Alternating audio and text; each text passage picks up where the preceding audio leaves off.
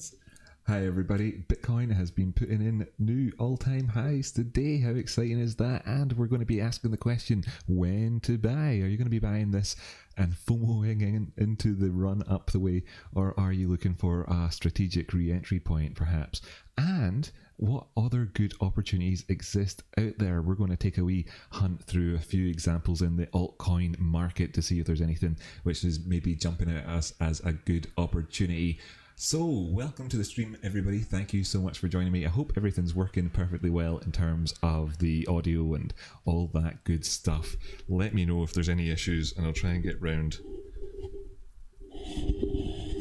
to fixing them in if you let me know in the comments there. So great, thanks so much for joining me. Welcome to the stream, everybody. Hi Peter, hi TradeSpotting, it's good to have you here. Up behind me, by the way, at the minute, or in the stream here, I'm in the habit of still saying up behind me, even though of course in this live stream format it's over to the side now. So anyway, up beside me at the moment is the Link Bitcoin chart, and that's one of these places where we will take a wee look and see, are there opportunities in the Bitcoin pairings altcoin market for us now that Bitcoin has gone up and changed the atmosphere somewhat for us in terms of the positivity in the entire crypto space. But let's dive on over and check in with these all-time highs that we're having at the minute. It's nice to see it. It's nice to see having taken out our key areas that we're looking at. I just actually go to the chart that we've been using for the last few days, but clicking around here, and where is she? There she is. And is that the right one? Is that where are all my horizontal lines? Is there something going on with this? This doesn't seem to be quite right to me. It's missing all of the horizontal lines that I had on here. Have I got to open in another tab? Of course, what I wanted to do was kind of show off the horizontal lines that we were talking about with regards to the recent price movement of the Bitcoin USD pairing here, and all of the targets that we had in mind. And I'm not really sure what's happened to it all. I'm on the 1 minute chart. That's what's happened to it all. The 1 minute chart. No wonder I didn't recognize anything. Right, here we are. So we've had a lovely jubbly price action with regards to Bitcoin today, taking us up to the 1414 Fibonacci retracement point up towards the top side. We bust through the 1272 at that 20,500 area and then kept on going up, but we haven't obviously found our way as high as the 1618 in there at 21,233 at the minute, but we're doing okie dokie here with regards to this. Now I was trying to also, let me just make this full screen. Pardon me. I was also trying to think about this in terms of, the conversations we've been having recently, right? So we put in all-time highs, van dabby dozy, and we were also talking about what a difference a high makes in yesterday's video, and of course looking with this liquidity zone here that we can see on the smaller time frames. If I dive back down the way again, that as soon as we made it through that green highlighted area here and retested it, we exploded towards the top side. So that was lovely jubbly with our technical analysis from yesterday. So if everybody enjoyed that, then fantastic. Hope you're all really getting along very well. But of course now we're up here at this point, which is extended up to the 1414 Fibonacci retracement point, going 100% retrace and then an additional 41% of that move up towards the top side, and it lines up, it gives us an ability to kind of line things up here with regards to these tops. And this is the 1 hour time frame, so I suppose I could choose a more appropriate one for it. And it means that we can actually put the context of the last few, let me just hide all the drawings for a second here.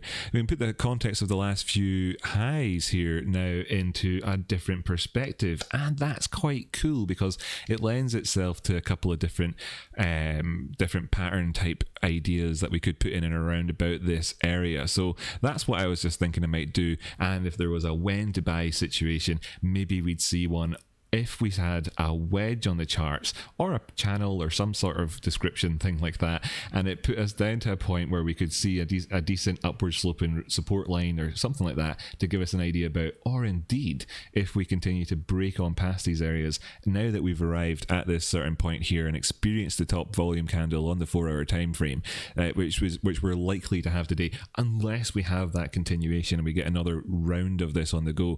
So like now that we're at this point here where the 4 hour hour candle here we have with 3/4 of the 4 hours left. Obviously 3 hours left coming in here. We've only got this amount of volume just so far. That's cool. We've just done this little movement. Is there the potential for us to get a better buy price? Of course, this is directed at everybody who has that FOMO feeling, having missed the move towards the top side now, of course, as well.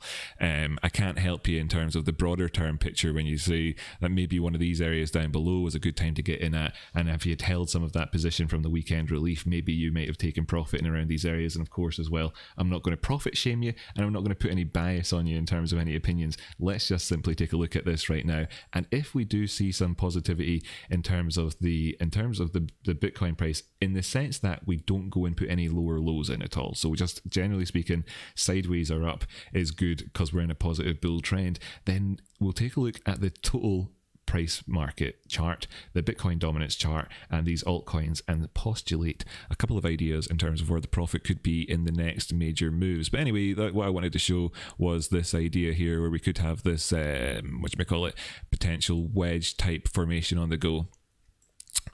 If we look at the lows here, now this is obviously laid out quite badly, just, you know, with the lines on there ready to be shaped on the live show for everybody's enjoyment.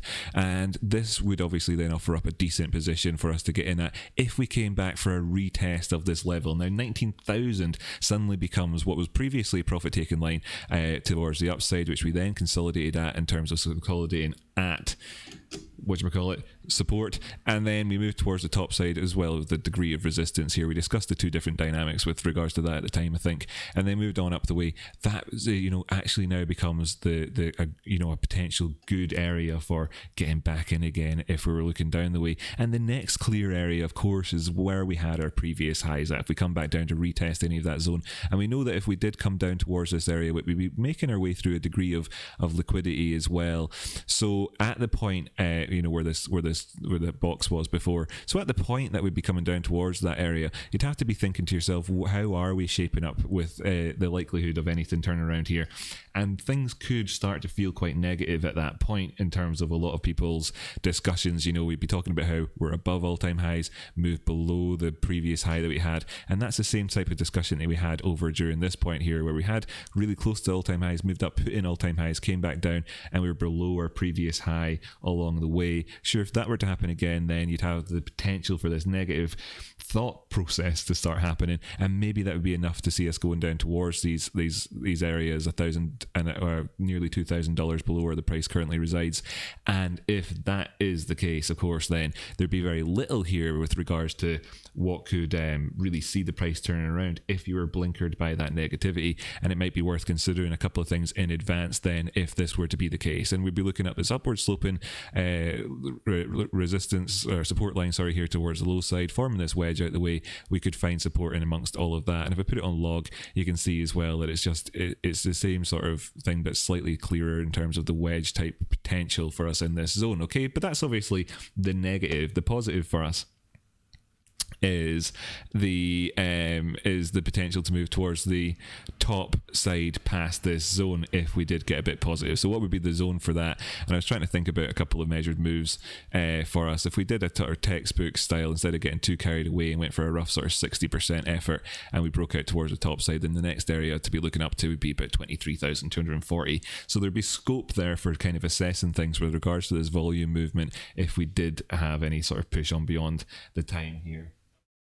And we hi to everybody, by the way, that's tuning in, to everyone all around the world that's tuning in for this one, for this global all-time high stuff. And if you want to hit that like button, I'd super appreciate it. Anyway, if we do go on past this stage, this where we're at now, having come up towards the zone, and the next area that we already spoke about so far is 21,233, or above 21,000, but kind of taking profit between that and 21,500, anywhere depending on how that kind of flux turns out, would be up at around about that 1618.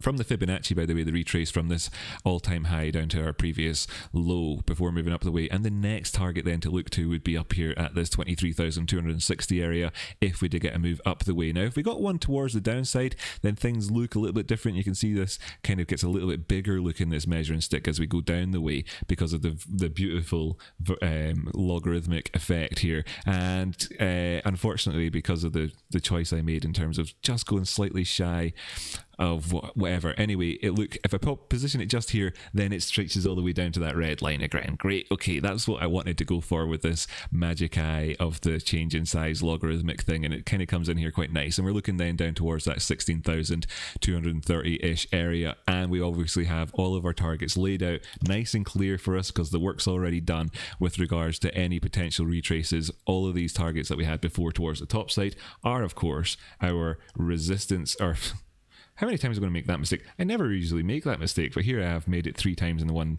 show so far. Our support points in the market. Desperation for a wee cup of tea there made me lose my mind. Right, okay, so anyway, we're not done yet with this necessarily. This is all very much premature.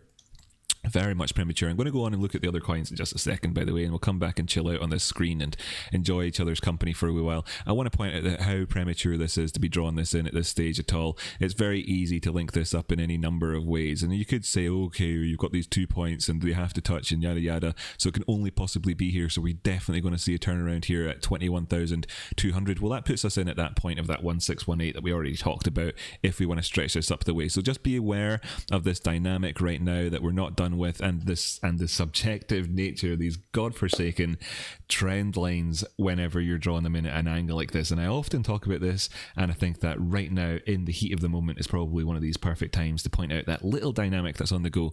Of course, with this, maybe it'd be wise to leave it up there for now, but I wanted to start off with it touching the pricing because of course that's the discussion that we're having. Should we see anything moving towards the downside, and how could we know if something like that was to start happening?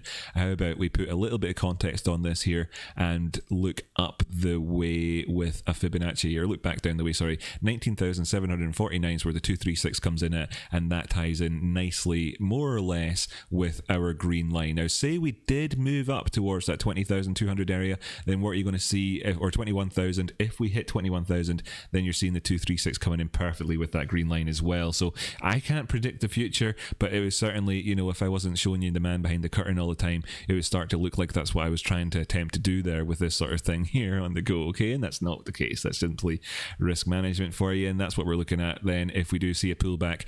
Now, there's an interesting thing about Fibonacci retracements, by the way, and somebody asked me to talk about them more in yesterday's video, and to perhaps make, or was it the day before? I don't know, and perhaps make a standalone educational one about it. I think it was yesterday's, and we will do that at some point. I would recommend in the meantime to check out TradeSpottins, who's a member of the channel here, and he's chatting away in the chat box there if you're looking for a Fibonacci retracement video, which is handy dandy good stuff.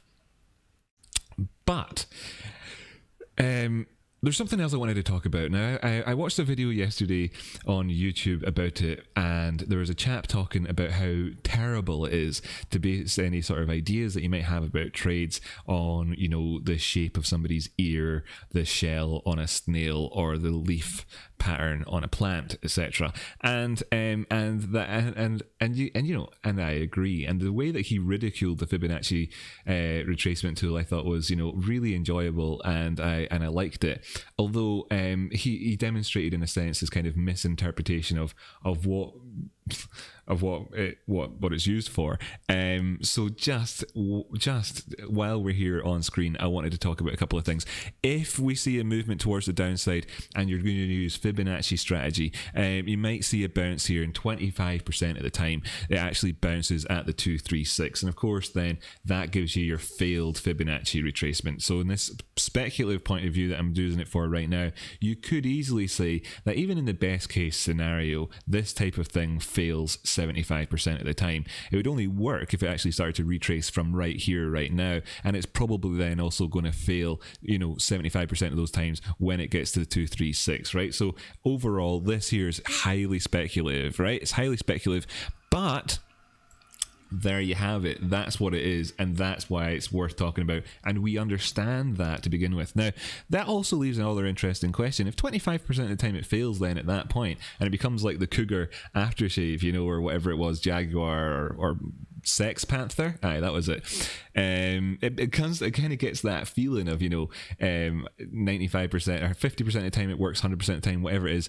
After that 25% section, there's a solid 80% chance, right, then after that you're going to then move towards the 382. Okay, there's an 80% chance after you've got to that 236. And how do we talk about them on the channel? Let's just kind of cast our mind back. We talk about valid Fibonacci's at that point and what the movements would really be. So Fibonacci strategy, in terms of back testing it against the historical action, the price market is going to have a great degree of subjectiveness when it comes to where you're positioning the points, obviously. And it's going to have a great degree of failure in terms of the pattern, even when you identify the clear swing points in the market and look towards them. If you're simply basing this on a sort of how much or what chance do I have to go from this point here, which is purely speculating and guessing whether or not it's a top, down towards the 618 Fibonacci retracement, at any given time you're talking about a minuscule chance of that actually working out. So as a straight up trading strategy, that doesn't work, but we don't use it like that, and I wanted to give that clarity, and there's a lesson for everybody with the context of the current Bitcoin price. So then you're looking at, if we do move down past 19,795, a nice solid, let's call that from this point right here, more or less, just call it like more or less in this area at 20,000 whatever, where we've had this high. If we move down to where our less green line is and we do not find support where we have previously had profit taking all-time highs, and of course support, resistance comes support, is here we are now looking at this, then you're looking at an 80% chance of it coming down towards the 382. And then with every subsequent movement down past the Fibonacci, you can knock like 20% off of that chance, so then you're looking at if going to the 382, you got 80, going down to the 50%, then at that point you're looking at like sort of 60% of them will make it to that area. Then of course when you get to the 618, you're looking at maybe something in the region of 40% of them actually managing to make it as far as that, yada yada yada, towards the downside, right? Cool. And this would be then the speculation that would carry you on past the point of the 382 all the way down to something like the 78 Fibonacci 786 Fibonacci retracement point at 17,175. if you were looking for a $3,000 discount off the price, and you're talking about 15% in your back pocket if we were to simply continue the upward side trend with the measured move off the back of that wedge done sort of somewhat conservatively using the textbook idea. Is that going to happen? No, I've never ever once claimed to be able to tell the future. I'm not doing that right now. But if that were to happen, a few days after it happened, you would look back at it, and that would answer the question off the thumbnail for this video. That would be, ladies and gentlemen, when to buy. Okay, in terms of when to buy right now, not so great. The upside target is going to sit in there. Still going to look at that and say it's a valid upside target. So let's keep looking towards it currently in terms of the 1618 in there at 21,233. But we could absolutely see things turn around from here, and at that point there where we go through those key areas, that's when we would know that that's actually happening. How does that fit together with everything we've looked at in the past? Well, just so happens to line up with it all almost perfectly. Nice. So we can be pretty confident that we're looking at the right stuff here on the channel. And now what we can do is do what I was actually going to suggest that we do as well earlier on, is we'll take a look at the total prices. But before we do the charts, before I actually flick them over, let me just kind of show you, no, that's wrong, that's not what I wanted to do. If I just kind of put this over like this on that screen, let me see if I can kind of do this on the fly. Woo, there we go, there's the favorites tab for us. And what we can see here is that we have, if you can read this on your screen, it doesn't really matter if you can't, is we have the total chart up here. This is I've been navigating slightly off the screen for the last wee while, behind the curtain with Rocky Outcrop. We can see that the increase today has been 6.58% on the total market cap for Dell cryptos. And what we can see as well is that Ethereum USD pricing is up as well 6.5%, and that we know that Bitcoin price is up 7%. So that we know that the two big stonky ponky coins in the markets have gone towards the toppity top side. Let's see then that they are probably the ones carrying this forward. Let's look a little bit at the dynamics here in terms of the by the way, this is obviously the chart that is up there, but I'm not really that interested in the chart currently, to be honest with you on that one. What we're looking at here then is of course over towards the Bitcoin dominance chart, which is a bit more interesting, where we have this potential kind of re-break of the wedge that we had on the go. If I jump up towards the 24 time frame, you can see, for anybody who's new to the channel and hasn't seen this for a while or whatever, this is how we were talking about this Bitcoin dominance chat for quite a while. We drew this wedge in back over here when we had 3 points of contact, then we broke towards the top side, came back down, and then retested the area, having left it on the charts just, nice and sort sort of expert lazy style for you, if you like. And now we've jumped out of this and gone up above the zone, and we've had this breakout, and we've hit the 236 Fibonacci retracement, and then of course that is an invalidation of what has of this Fibonacci. Bearing in mind the Fibonacci explanation I already gave there, we did see when the prices moved up before and they did the measured move off this wedge, that when we came back down past this 236 point, of course there was then at that stage a 25% chance or 75% chance, you could say, that it would go away from there, but we knew that it probably would go on more regardless of those statistics. And then we looked down and we knew that there was an 80% chance it would at least get to this point, a 60% chance it would get to there, and there was a 40% chance it would get in here at this ish. Now these are my numbers that I'm kind of roughly outlining. I'm not going to put this into canon, it's not the gospel, don't quote me on it necessarily. But then you're looking down here and we can see that it wicked down in terms of the Bitcoin dominance price and then moved back up the way. So we can actually see this performed relatively well and kind of did all of our targets exactly, with also a quick, nice and ready answer to you that it was done at that point, moving back up to past the 50. Obviously if we then drew in the Fibonacci, to want to compound out this idea, so if you know at any given time that there's a 75% chance that it's going to go one way or the other, you can also then get to the point here where you're coming in down a 618 and then retrace back above the 50%. Now, I've explained this numerous times before, and I realize that it's difficult for people to fit all of these different ideas together in their heads, but this is you've got technical analysis, you've got professional technical analysis, and then you've got really, really good professional technical analysis, second level stuff. And if you want to get to that level, this is the sort of thing that you're going to have to look at a few times, and it's no harm to forget it and have to do it all over again and whatever else.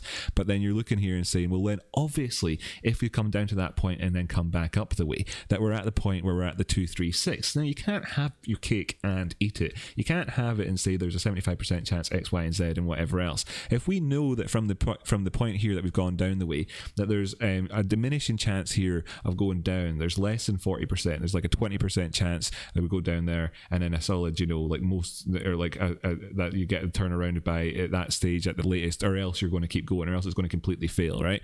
So if this has already happened and we've moved back towards the top side, and you're looking here and saying, well, there's this 236 here, but there's a 75% chance that we're not going to actually break that, regardless of the fact that there's a less than 40% chance that we're going to go any further down again. Do you get how there's that conflict there? There you go. That's Fibonacci for you, and I'm not going to bother explaining that in too much detail anytime again in the near future, but that is what we do, okay? So that's what I'm doing when I'm talking to you about these things. That's what that is, okay? It's just I can't explain this every single time I talk about it for the benefit of everybody who's already, aware of these things. But I've explained it this time, so hopefully nice refresher for everybody and all that good stuff, and we can kind of move on with that idea. But anyway, what we're looking at now at this point is whether or not that's going to be invalidated or not. As I zoom in, you can see that we've retraced away from that point just so far, and I'm not going to bother breaking down any of these ideas any further in terms of their specifics with percentages or any of that sort of jazz. But what we can see from this area is looking towards the top side that looks like a little bit like an area of resistance, and that looks a little bit like an area of support, and that this is potentially wedging for us. And the distance between these 2 points here gives you an easy sort of measured move in regards to this here, that if we did break down from the point of in and around these zones in the near future, we could be coming back and retesting that, and that would be fair enough. And if we did see something like that happen, then maybe we see this positivity move against Bitcoin pricing for the other coins out there that we're interested in. Now, the least of which in terms of that interest exists with regards to Ethereum. There is an interesting dynamic with Ethereum, and we're going to have to shelf the conversation that we were just having there with regards to all of the altcoin markets for just a second, but pin in it for just now. We'll come back. We've tabled it for now. If you're in the UK, if you're in the US, that means I've just brought it up, whatever.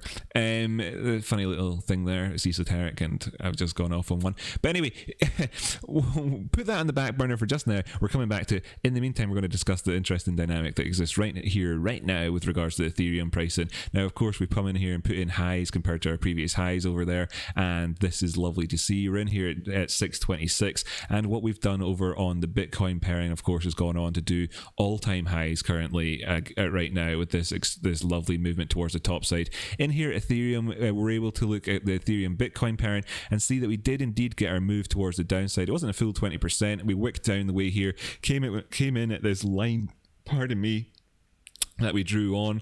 I'm not going to bang on about things, but this is the 236, so you can see how the Fibonacci type mentality ties in here again. And we obviously, you know, we drew these green lines in here because we were talking about this at the time. This happened. We're back inside this wedge again. So there's this this springing tension that exists between Ethereum and Bitcoin at the minute. So could be some interesting dynamics coming up. And what you see in terms of the Ethereum USD pairing is that we are currently, oh, let me just hide this guy. I forgot what I was doing there with regards to the screen, move it over a wee jobby for you.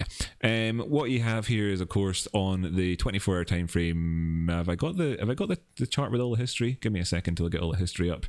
Yeah, there's enough here. Anyway, what we're looking at is that we have the kind of, you know, we're still within the structure of this overall upward move, right? As we were talking about before on the Bitcoin pairing. But you can see here that we've been within touching distance of this a few times in the last few days. Whereas over on the Bitcoin pairing, that's kind of annoying the way I've changed the screen. I'm going to have to fix this so it doesn't do that, because before I had it all sneaky weaky and I could flick between them, and this time now you're seeing them popping up, so I'm going to have to fix that. But over here you can see on the Bitcoin pairing that this dynamic which exists in terms of the same sort of chat that we're having in terms of their similarity, right, exists on them. But we're seeing a slight difference here in that we've only had the one touch just on that one, whereas over here on the Ethereum USD pairing you can see that we've had, you know, several touches towards the top side, you know, depending on how you want to draw this in. Obviously you can see straight off the bat that I've drawn that in wrongly, but I don't care. The point is being made really quite easily here.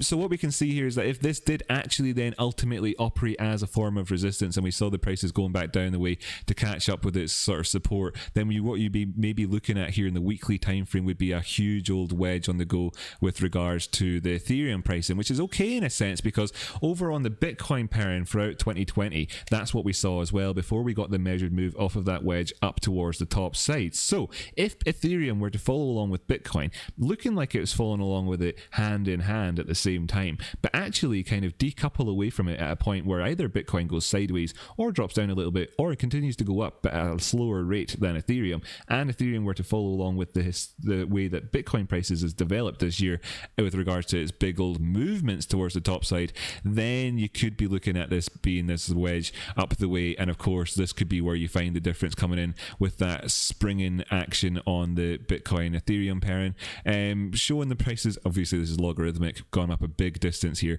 but you could be looking towards the prices perhaps going up to that $815, and that maybe of course is where you might see the Ethereum Bitcoin pairing getting out of the, you know, being able to express its way out of this move, out of this consolidation thing that it's been in for the last while on this chart here, right? Okay, so there's that interesting dynamic, right? Isn't that pretty interesting?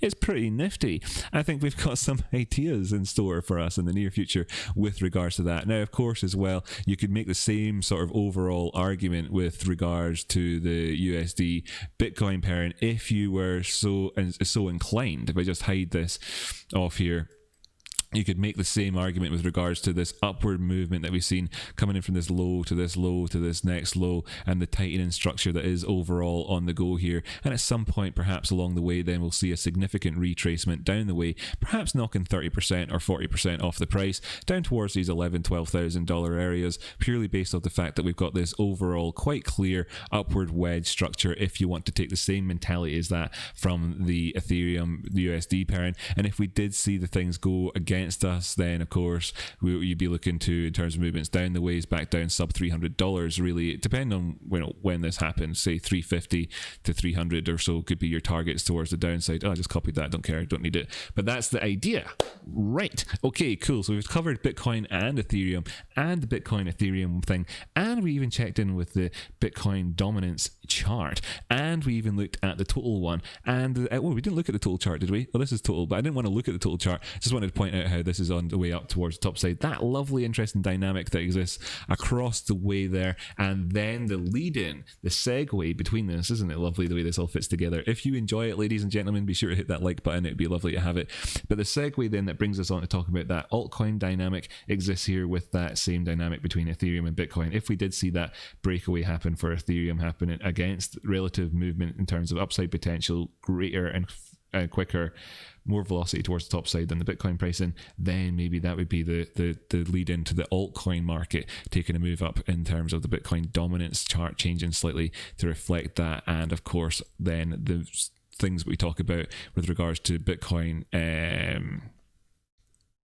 With regards to the altcoins really coming into play here. In terms of this chart now, a few hours ago when we put in the all-time high, we saw the Bitcoin dominance fly up towards the top side here, going up towards 65.50 before dropping back down the way with a wick over there. And if I jump on over towards the Tezos USD chart, you're getting to see behind the curtain there as I had my selection of favorites up to get the spoiler on there.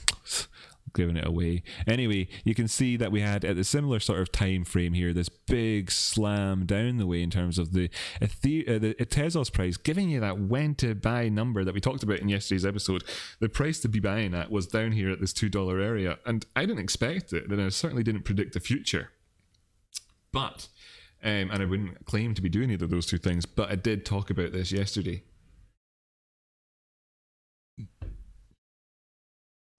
Nice. So for a lot of people out there in the world who are able to benefit from that, who were able to. Now, of course, that isn't saying that you missed out on something that, or somehow you didn't benefit from it. So I'm just saying, for all the people in the world who are having a conservative approach to looking at Tezos, thinking they might get into it and putting in an order after watching yesterday's episode, there's a chance that maybe they might went on to Tezos and put in an order around about $2 and something and thought to themselves, yeah, I'll just manage my risk easily in that $2 area for a long towards the top side. Then they are sitting pretty at already 15% profit on that move. So happy days, well done to you. That's really lovely.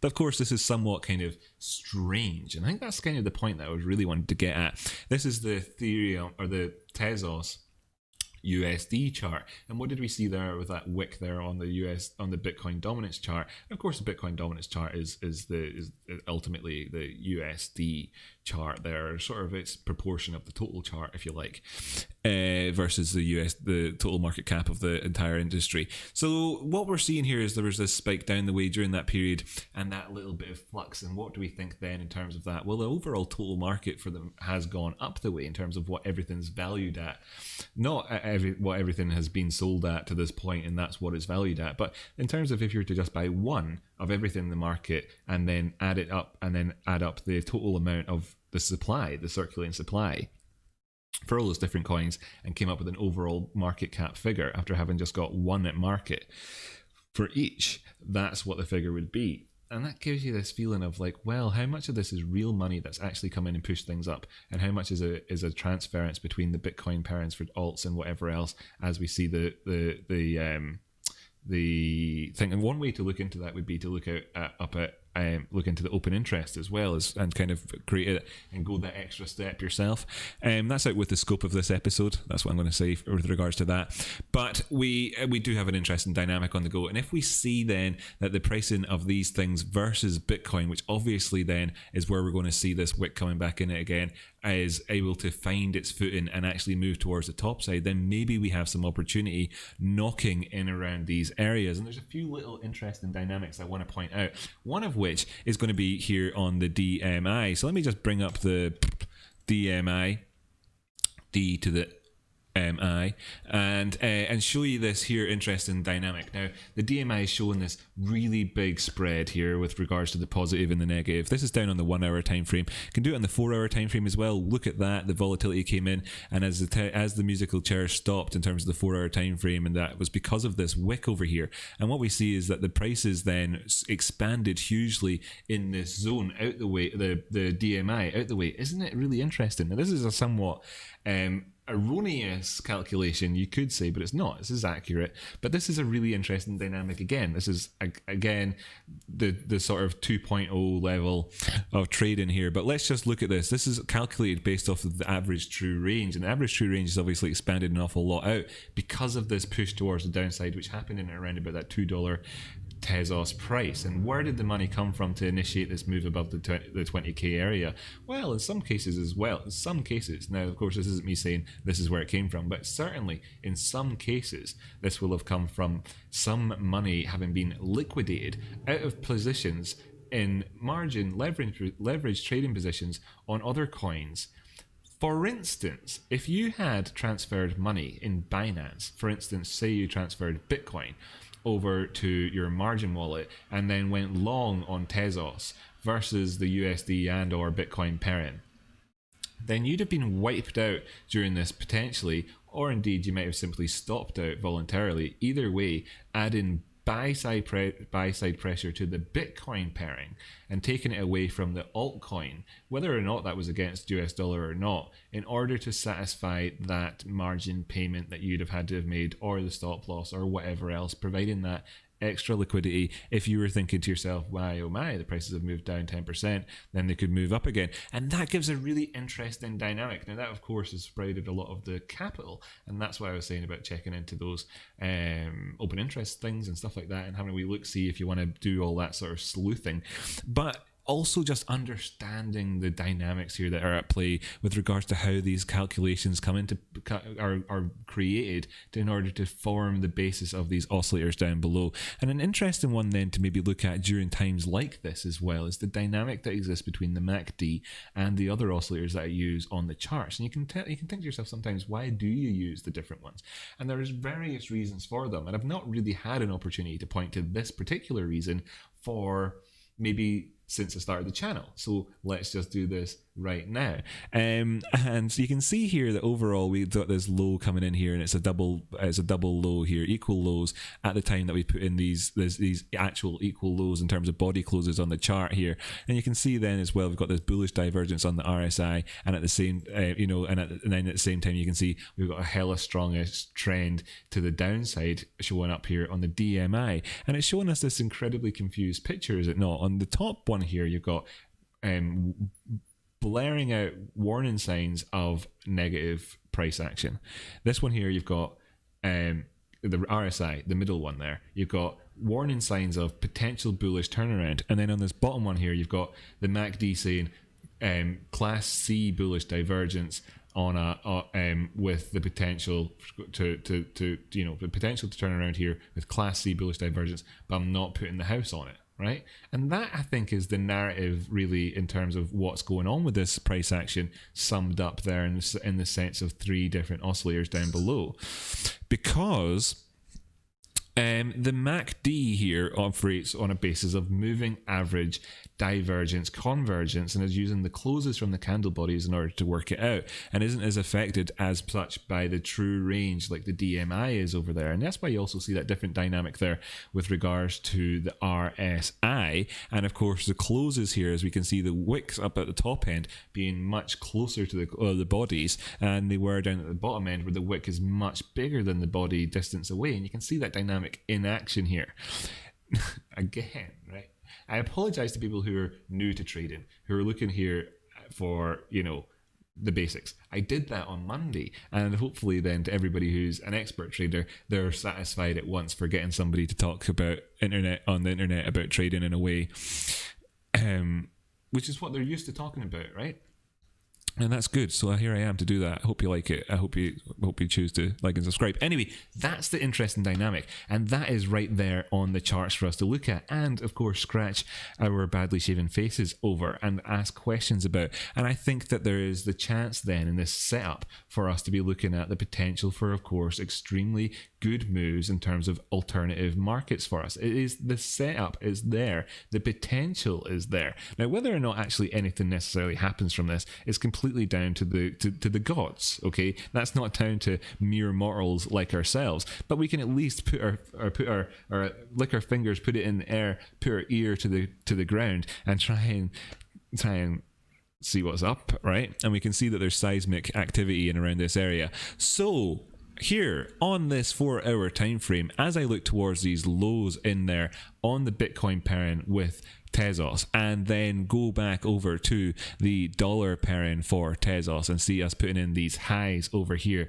and then look over towards the Bitcoin pairing, I have Bitcoin USD, I am wondering to myself if there is the potential chance of a sort of delayed reaction down the line and a decent setup for a trade there for us, and that might be worth looking into. Now, looking into that in terms of the Bitcoin pairings, which is perhaps what you should be looking at, or should have been looking at for the last 6 months now, just purely out of demand from the audience. I talk about the USD pairing nowadays almost, primarily. My focus is on the USD pairing. Personally, when it comes to trading, by the way, I trade between the Bitcoin pairings, and that's personally my own personal focus, which is handy enough in a sense that it doesn't create too much of a bias when I'm talking with create too much of a bias, like I suffer from bias anyway. I've got less friction there when it comes to what I need to overcome to present a nice balanced episode there. But looking here, I'm going to say then look towards the dollar pairings, okay, for yourself, and see how you see in terms of the strength of them, and make your own assessments then afterwards with regards to its Bitcoin pairing and whether or not we could see things, and also keep an eye out on that Bitcoin idea. So here we are in Tezos, and we've moved towards the top side, and we had a measured move here for us in terms of the potential for going towards the downside or the upside. And was this a measured move? No, clearly not. This wasn't the measured move. We had a measured move. There you go, bing, there's your measured move, and that's what's then ended up happening. But actually we've come back up the way right at this apex where these things were crossing over, and decided that instead of that, what we'll try is to go towards the top side. So if we do see a pullback at these points, obviously the orange line, I want to stay above that, ideally maintain this overall upward structure, kind of sort this out yourself in terms of how you've got it lined up there on the chart so it actually fits. I think the issue here was that I had it on linear. Oh, whoops, sorry, forgot to close that. I think the issue was I had it on whatever, but you get the point. So this is what you're to be looking for. If we see that we can stay above these two lines, then that's pretty good. In the future we want to stay above both of them as well, but we'll kind of come back across those bridges when we need to. But if we do see a movement back down the way, the happiest that I would be at this point, having come up here and put in the double top, the twin peak area between this point and where of course we closed in our previous 4-hour candle, then we'd be in a sort of 50% movement back towards the downside in terms of looking at this with a sort of cup with handle idea. And I really don't want to see any closures below $2.18 really, and of course 222 remains as that key area and the pivot point for us in the market. And I'm sorry to everybody then obviously that missed out on the 222 chat, both previously when we were above it and then of course when we were below it, in terms of over the last couple of weeks with the 222s and all the rest of it. But of course, now is not the time to FOMO into positions. Instead, now is the time to try and figure out when would be the right time to buy. And the right time to buy, of course, in terms of when would be the right time to buy, would potentially be anywhere along this line in terms of those dates. But of course, towards the price points,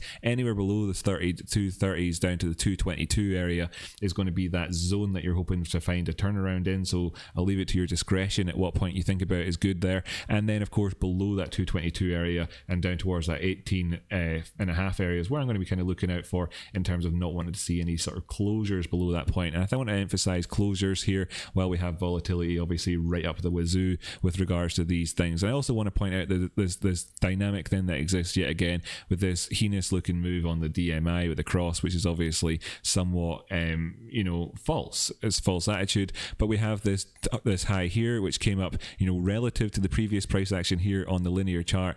What makes no difference if I'm on log or linear for saying that. I should stop saying that so much as I do at the minute. As we look between this low to high to low point to then subsequent high and then low to subsequent high, what we're seeing is a slightly reduced differential. So if we don't see continuation at the minute with regards to the Tezos pricing throughout the day, then of course then I am looking back down towards those areas for a pullback down towards the mid 20s for instance. But if we do see continuation on the way, then things look rosy because if you don't, then you're looking at a wedge as I've just drawn in here with that green line. Make it orange to match the lower one so you can kind of see the idea there. And then of course you're looking at the potential to come back down towards that 218 area thereafter. So looking at when to buy is going to be a case of how we've featured in amongst all of this different price action, and of course whether or not we're able to turn a failed wedge into a glorious channel instead, or something along those lines. Or even just kind of keep the beat going for a while longer by oscillating within it. Towards the top side, I'm not going to put in too much sort of resistance in terms of diagonal lines. I don't feel that there's very much benefit towards us doing that in a minute. And we've kind of discussed everything to death over the course with regards to Tezos and the clear price targets towards the upper and lower side recently. But just to put things back into context again, of course, movements above this 222 area is obviously taken out and confirming the 236, and we've come up here towards the 382. And what we can say from the episode so far earlier on, if you've been watching the whole thing, you're a star. I hope you've been enjoying it and taking away these valuable technical analysis lessons for you, is that we've come in and done what was most likely to then happen with that obviously completely phony narrative of the Fibonacci retracement doodads, with a sort of coming up here and touching the 382, which of course we were most likely to do 80-20 in terms of that split, most likely in terms of my sort of anecdotal experience with regards to these things. And that is where we've got to. Now, if we were to see the prices turn around and come back down the way, it would be of no surprise to me. And we would need to then also recognize that by the point that we got between these two zones, we would be much further away than where we would, ideally want to be with regards to this, to the 236, because the 236 is in there at the green line from where we've come up to touch the 382, from this low that we had in there. By the way, if you're wondering why that doesn't line up perfectly, it's because I just did it in real quick, as you saw, and you can see that comes in at 220 instead of 219, yada yada, whatever, who cares. So that's where we are right now with regards to Tezos. I hope you found that enlightening, or at least giving you a little bit of clarity or a bit of context with regards to how you're probably potentially thinking about trading this one yourself. And there we go. That's what I'm looking at right now. Of course, I could go into detail at this point here and take all of the stuff that I said from earlier on in the episode and reiterate it again with regards to that chart right now and all the different stuff, but I'm not going to, because I've already said it. It's already in here, and I'm going to put it on you to learn it. Oh, I'm so sorry, but what we're doing here on the Rocky Outcrop channel is we're developing a crew, a community of 1,000 really, really, really good self-reliant independent traders, and my mission here is to give you that independence and that self-reliance. And whenever you become responsible for your own actions in that way, you're going to be the type of person that I want to have around me, So this is the feedback mechanism. I've got like 2,000 subscribers here on YouTube. I'd be happy to stay at 2,000 subscribers for the rest of my life here on YouTube if within that group we developed 2,000 really, really amazing traders. I'd have exceeded my target by 100% at that point. So that's what I've got on the go here, and that's why I'm going to just kind of leave that with you with regards to that one. Are things potentially positive? I would say that much more so than what that DMI is suggesting, and overall we're going to want to look towards these different dynamics. Before I jump on to take a look at anything else in the markets, having gone through the 4 main ones there, and I'm actually going to, what I want to do in terms of looking for these gems is, have I done Link yet? I'll have to take a look at Link. I've done Tezos first before Link today. I'm going to look, I think so. I'm going to just jump over to the Bitcoin chart so we can see how we're evolving along there with regards to the Bitcoin. 20,000. I'll go red candle here at the minute coming in at that point. Well, we've already discussed this. We already know all the dynamics, and we also know that we're not going to get FOMO into either direction on this trend here at all. By the way, if we did see a turnaround at this point here for the price action, I wouldn't describe it as being particularly ridiculously unusual when we just look at certain examples from the past on different time frames of different oscillators. And there's also various things that we could look to in terms of ideas that exist there within the charts that, as you can visually see there as I draw them on the way for us, that they are there and they're very much visible, but I'm neither going to name or blame them currently for anything. I just want you to be aware of them and me pointing them out, and there they are. So all the good traders amongst you are of course armed and ready. So Link, right, great. And I'm really, again, I want to apologize to any newbie traders out there. If you're looking for that information, then go check out Monday's episode. Honest to goodness, Monday's episode full of educational stuff. It'll get you up to the point potentially where you could understand even what we're talking about here today. Otherwise, cool. I'm going to check in with the chat soon as well and see how you are all getting along. By the way, thanks so much to everybody for joining me. It's great to have 19 concurrent viewers here, as I see on the chart. Now, of course, it might say a different number for you. It flicks around. It gives me funny numbers here on the YouTube back end, but it's great to have you here anyway, so I really do appreciate it. Here's Link. This is ascending, broadening, wedge type idea, or indeed the sort of channel type idea from the when you flick it between the two different logarithmic and linear. We got our turnaround in at those two at the 11s as we were speaking about a few days ago. And subsequently we've come back up above the 24-hour 8 period exponential moving average and found our feet above this previous support resistance zone over there at the $12.66 area. Finding that today as well we've operated with regards to that as support, where our lows coming in at 12.30, experiencing that same sort of wickage action. I think the whipped wickage that Tezos did it have it or not? Actually, no, this one managed to kind of live a happy life, a peaceful life without that having affected it. But you can see that thing happened in Tezos, probably happened in a few other ones, and if not, well then that's an interesting curiosity for us to take a look at some other time. But yeah, what we're looking at is upward movement, bearish divergence here on the chain link price action here on the 1 hour time frame versus the dollar. It'd be fair to say that there is the potential for this to have some sort of pullback at this point, and a pullback would represent simply coming in for a higher low. Currently our previous low is in here at the sort of $12.31 area, so anything between here and 80 cents down, yeah, 80 cents, 90 cents, 80 cents down would be bearable. I don't want to see that happen though. Jumping up towards bigger time frames where we can see the potential for us to have kind of found support in an area here and put in this rather inadequate lower low overall. Maybe that's good, and we can have taken it this high, and we've done it without divergence on the DMI at least. No, we've got divergence there, and we've got divergence here. So we've got divergence everywhere. So there's going to be so with regards to Chainlink right now, really in terms of the small turn time frame, it is in its own court. The decision's in its own court, right? The divergence gives us the warning sign where we can look at it, and it's like looking at a long distance runner who's getting a little bit tired looking. And then the question for Link is, are you going to have that second wind? Because if you have a second wind now and you carry on up the way, then what you're going to see is a dissolution, that bearish divergence just simply kind of evaporating away. If you don't see that happening, then of course that gets confirmed and locked in, and then we look down towards where our next area would be at. And to be in all honesty, to say that this is the low is foolhardy in a sense. But if you do say that this is low, then we came up here. No. It's foolhardy to say that in a sense just right now, because we could take that out and still be putting in a decent term, overall, like, because on the 24-hour time frame you can see that this is in flux at the minute. If we lose the support of the 8-period exponential moving average at that 270 sort of 266 area, then of course we could go down towards $2.11 and do that move that we spoke about with regards to the 80-90 cents movement towards the downside, or maybe even $1.10, whatever. But it could be down, that could happen. And that would be okay to see, I suppose, but I actually just want to see continuation, and it looks like we're in for continuation because the 236 resides up there at $13.50, and that of course is where the next target would be, and we're within spitting distance of it. So but the point is in terms of like, can you get into a move right now, or would you get a discount on it? Looks like you'd get a discount on it. We could have then satisfied this in terms of being close enough is close enough if we move towards the downside, and of course that's when that divergence kicks in, and of course then you get this sort of that event happening, and you'd be looking at this drop off in the VPVR and saying the most realistic next target is going to be down there at towards $12. Okay,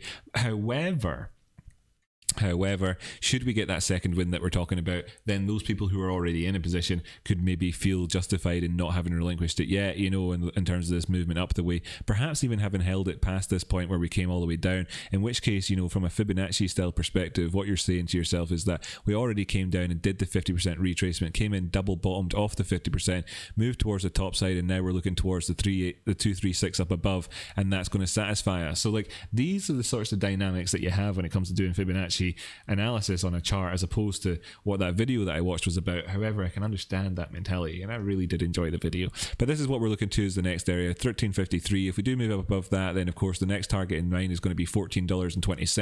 $14.20 being that lovely number. $10 is actually up from $4.20 whenever we broke up above that that pattern that we had on the charts all those moons ago with Link, and we really enjoyed the movement up since then. So this is really, $14.20 is going to be a nice number for us to be breaking up above. I want to look at this area between the wedge here and acknowledge on the one hand that we've got a big old Fibonacci on the go, and we haven't taken out the 50% target. Having moved down to the 382, and as you can see with this chat that we've had here, we moved down past it, came up, down past it, came up. And again, if you're going to analyze, overanalyze something in terms of back testing it to death, it depends on your sort of subjective take on this movement past the 382.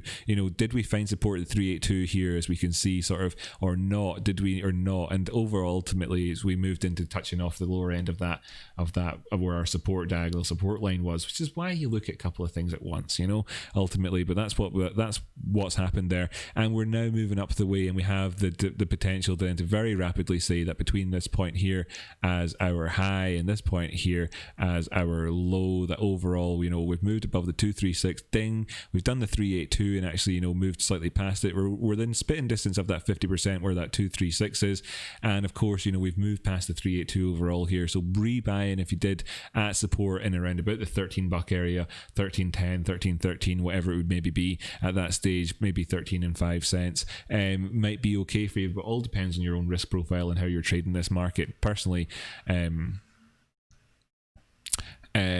all of that sounds good, and it's really going to have to come down to how you manage your risk, or indeed what you want to get out of it. If you're looking for this to simply kind of find its feet in and you're happy enough to suffer or whatever till $12, then the next area towards the top side that you could reasonably be looking at perhaps as a sort of payoff for that pain would come in at $16.50 if you're going to suffer through that point. Okay, and that's the way a lot of traders do operate. Okay, so if this sort of thing happens, then you'd be looking up towards there as your hopeful next target. And of course, you'd have to manage your risk in at that line and look towards the downside and say, well, if we actually break past this, then perhaps then the chances of us going on down the way and at least faking out would be there, and we could revisit the idea of buying it at that sub $11 area again. But of course, we're going to have to cross that bridge when it comes to it. Now, if we then jump on over towards the linked Bitcoin pair, and seeing that this is of course down 2% on the day, whilst the dollar pair is up 4% on the day, and then we look at this lows that are coming in here, and we kind of just more or less take that in there, bearing in mind that I've explained 1,000 billion times already that I don't need to talk about the touches and getting things perfect, because that's not what I'm all about on the channel. I'll leave that all to you. But you can see here that there's this wedge structure that we're on the, and this will obviously has the strong potential for a bullish turnaround in terms of price action, which does offer up a really lovely move in terms of the Bitcoin pairing for this coin. If we were to do a breakout at any time here, just say we did it in around about the day or two, instead of being super rapido on it. What's the date today? The 17th, right? Or the 16th? The 16th today.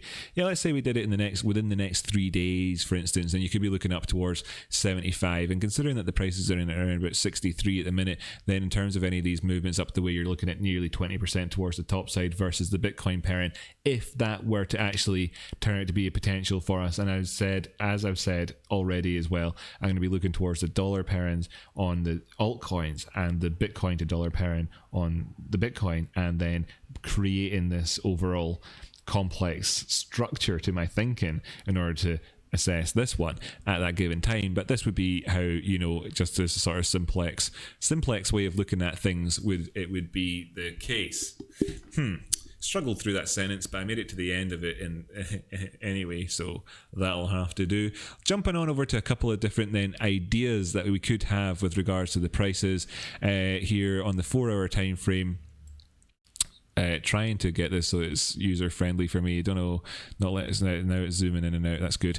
We've had the measured move off of our ascending while with ADA, that's just cool. We've come back down, retested that since, moved towards the top side, and we have another potential for this to be happening again. So there's more on the cards right now than in terms of the potential for us. We overall have an upward trend in this equal opportunities triangle. Then I would say that of course that finding our feet in at 14 if we need to, and then getting past 18, which we would need to be outside of fake out territory, could lead us into a decent move up perhaps into this 20 zone as well, if we take it off the back of this, looking up towards the 23, 24 perhaps for Cardano. How great would that be in terms of a movement? Pretty nifty looking at here. And then in terms of percentage gains and whatever else, where you're likely to get gains at in the minute, if you did get something like that, you're talking 47%, right? So if you're looking for something like that to happen on Bitcoin, then it's not happening today or tomorrow, but we have these ideas. That's the 24-hour chart. That's Cardano versus the USDT. That would be decent. Your profit taking target coming in at around about 24, should it be the case. Anywhere in this region, of course, is trading within the range. There is going to be profit taking potential for us if we don't break through the symmetrical triangle, coming in there at 17,130. If we pull back down the way, then of course we've got two areas to look to, one of which being $14 or 14 cents 40, where we have the 236, which is of course what we've currently invalidated as a result of coming back up the way. Now, and this is one of those instances where you could say, look, we went past the 236, but we didn't manage to go down to the 382. So everything you said earlier on is complete horseradish, Rocky. It's horseradish. Look, we confirmed one candle closing below the 236 here, and crypto just makes everything seem so fast. We did have the one here. As soon as we came in for the next day, we opened towards the top side and went above it, and that's just the reality that we've faced with this one. Sure, we got the 236 kind of come in here. 75% of the time it'll fail. This is so often what it looks like when that's a failure, not necessarily just that so you always have to be slightly ready, flexible. Anyway, we've moved back up since, and that's taken out a different Fibonacci area. And what is that? Well, that's the 382. Now, the 382 on the move from the high over there on the chart on the 5th of May 2018 down to the low, all the way down to the low down there. Yeah, with that wick and everything included down there at 1.5. Or sorry, what you call that? Yeah, 1.5 cents ish area. That's where the 382 for that one comes in at. So we've done the 382. Now, if we were to then expand this conversation out, let me just hide the smaller Fibonacci so you don't get too confused, because I know what I'm looking at, but you might not know at home. If we do manage to do what we're doing here currently so far, in the sense that we managed to maintain price action above this 382, we don't slope back down below it, we don't take out the moving average in it, etc., and we don't come in for a third test, then we absolutely could, and there would be your when to buy moment for Cardano. Is anywhere in those 14s is pretty tasty, really overall, providing that you're not looking above 15.7, then the next target comes in there at 20 cents, where the 50% Fibonacci retracement is, and then there is still a chance thereafter that we could go in for 25.8. And if that were to happen from where we are right now, in terms of moving up the way, you're talking about 58%. So in terms of risk to reward, because of the volatility in these things, if you ever hear somebody saying that you need to have money in your account to be able to survive things, well, if you're trading things on a leverage basis, you certainly would, because even in terms, if you're looking for a 5-to-1 risk to reward ratio on this one, then you're looking in terms of percentage movements at being fairly hefty, because even from where, if you were to trade it from where we're looking at here in terms of this 382, which is sensible enough in there, that area, then which is sort of 15.7, then for you to get to your sort of stopping out point, you're looking at losing 13%, and that's not necessarily feasible for the majority of traders and that who are looking to stick within a certain framework. And this is the sort of problem that a lot of people have when they trade forex, for instance, actually finding themselves getting stopped out of positions because their approach to it goes way beyond the risk management that they've identified as being a sort of cut-off point for their account, in which case you're going to have to trade this on a more sort of a tempered basis, where if you were looking to sort of lose less than that. Now, of course, as well, if you're trading with leverage and whatever else, there's going to be certain dynamics for you to bear in mind with what your tolerance would be in terms of I'm not going to explain any of that today, but you might want to be thinking about things a little bit differently, and then that of course makes this slightly harder to manage your risk, which is why perhaps overall is why I keep referring back to this symmetrical triangle as being the easiest way to do it in general, in terms of thinking about this dynamic rather than focusing directly on the line. And we often talk about zones as opposed to actual hard lines. So the hard line itself comes in there at 0.1555555, for instance, right? But that is just so right on the penny, and instead it's going to be it's somewhere between the sort of 14 cents and 16 or 17 cents. Okay, so we're talking about a huge percentage range there, and in terms of us trading within this triangle. So that's absolutely what's to be done for now, with the general expectation that there could see some profit taken there. However, with the way the markets have been today and whatever else, and these opportunities that we're trying to identify, that would be one of them. So then if I then sort of jump on over towards the Cardano BTC pairing, just to give you a quick look at that, just so you can see where we are. We can see that we've had this turnaround look towards the bottom, bullish divergence coming in here, nice cross between the DMI.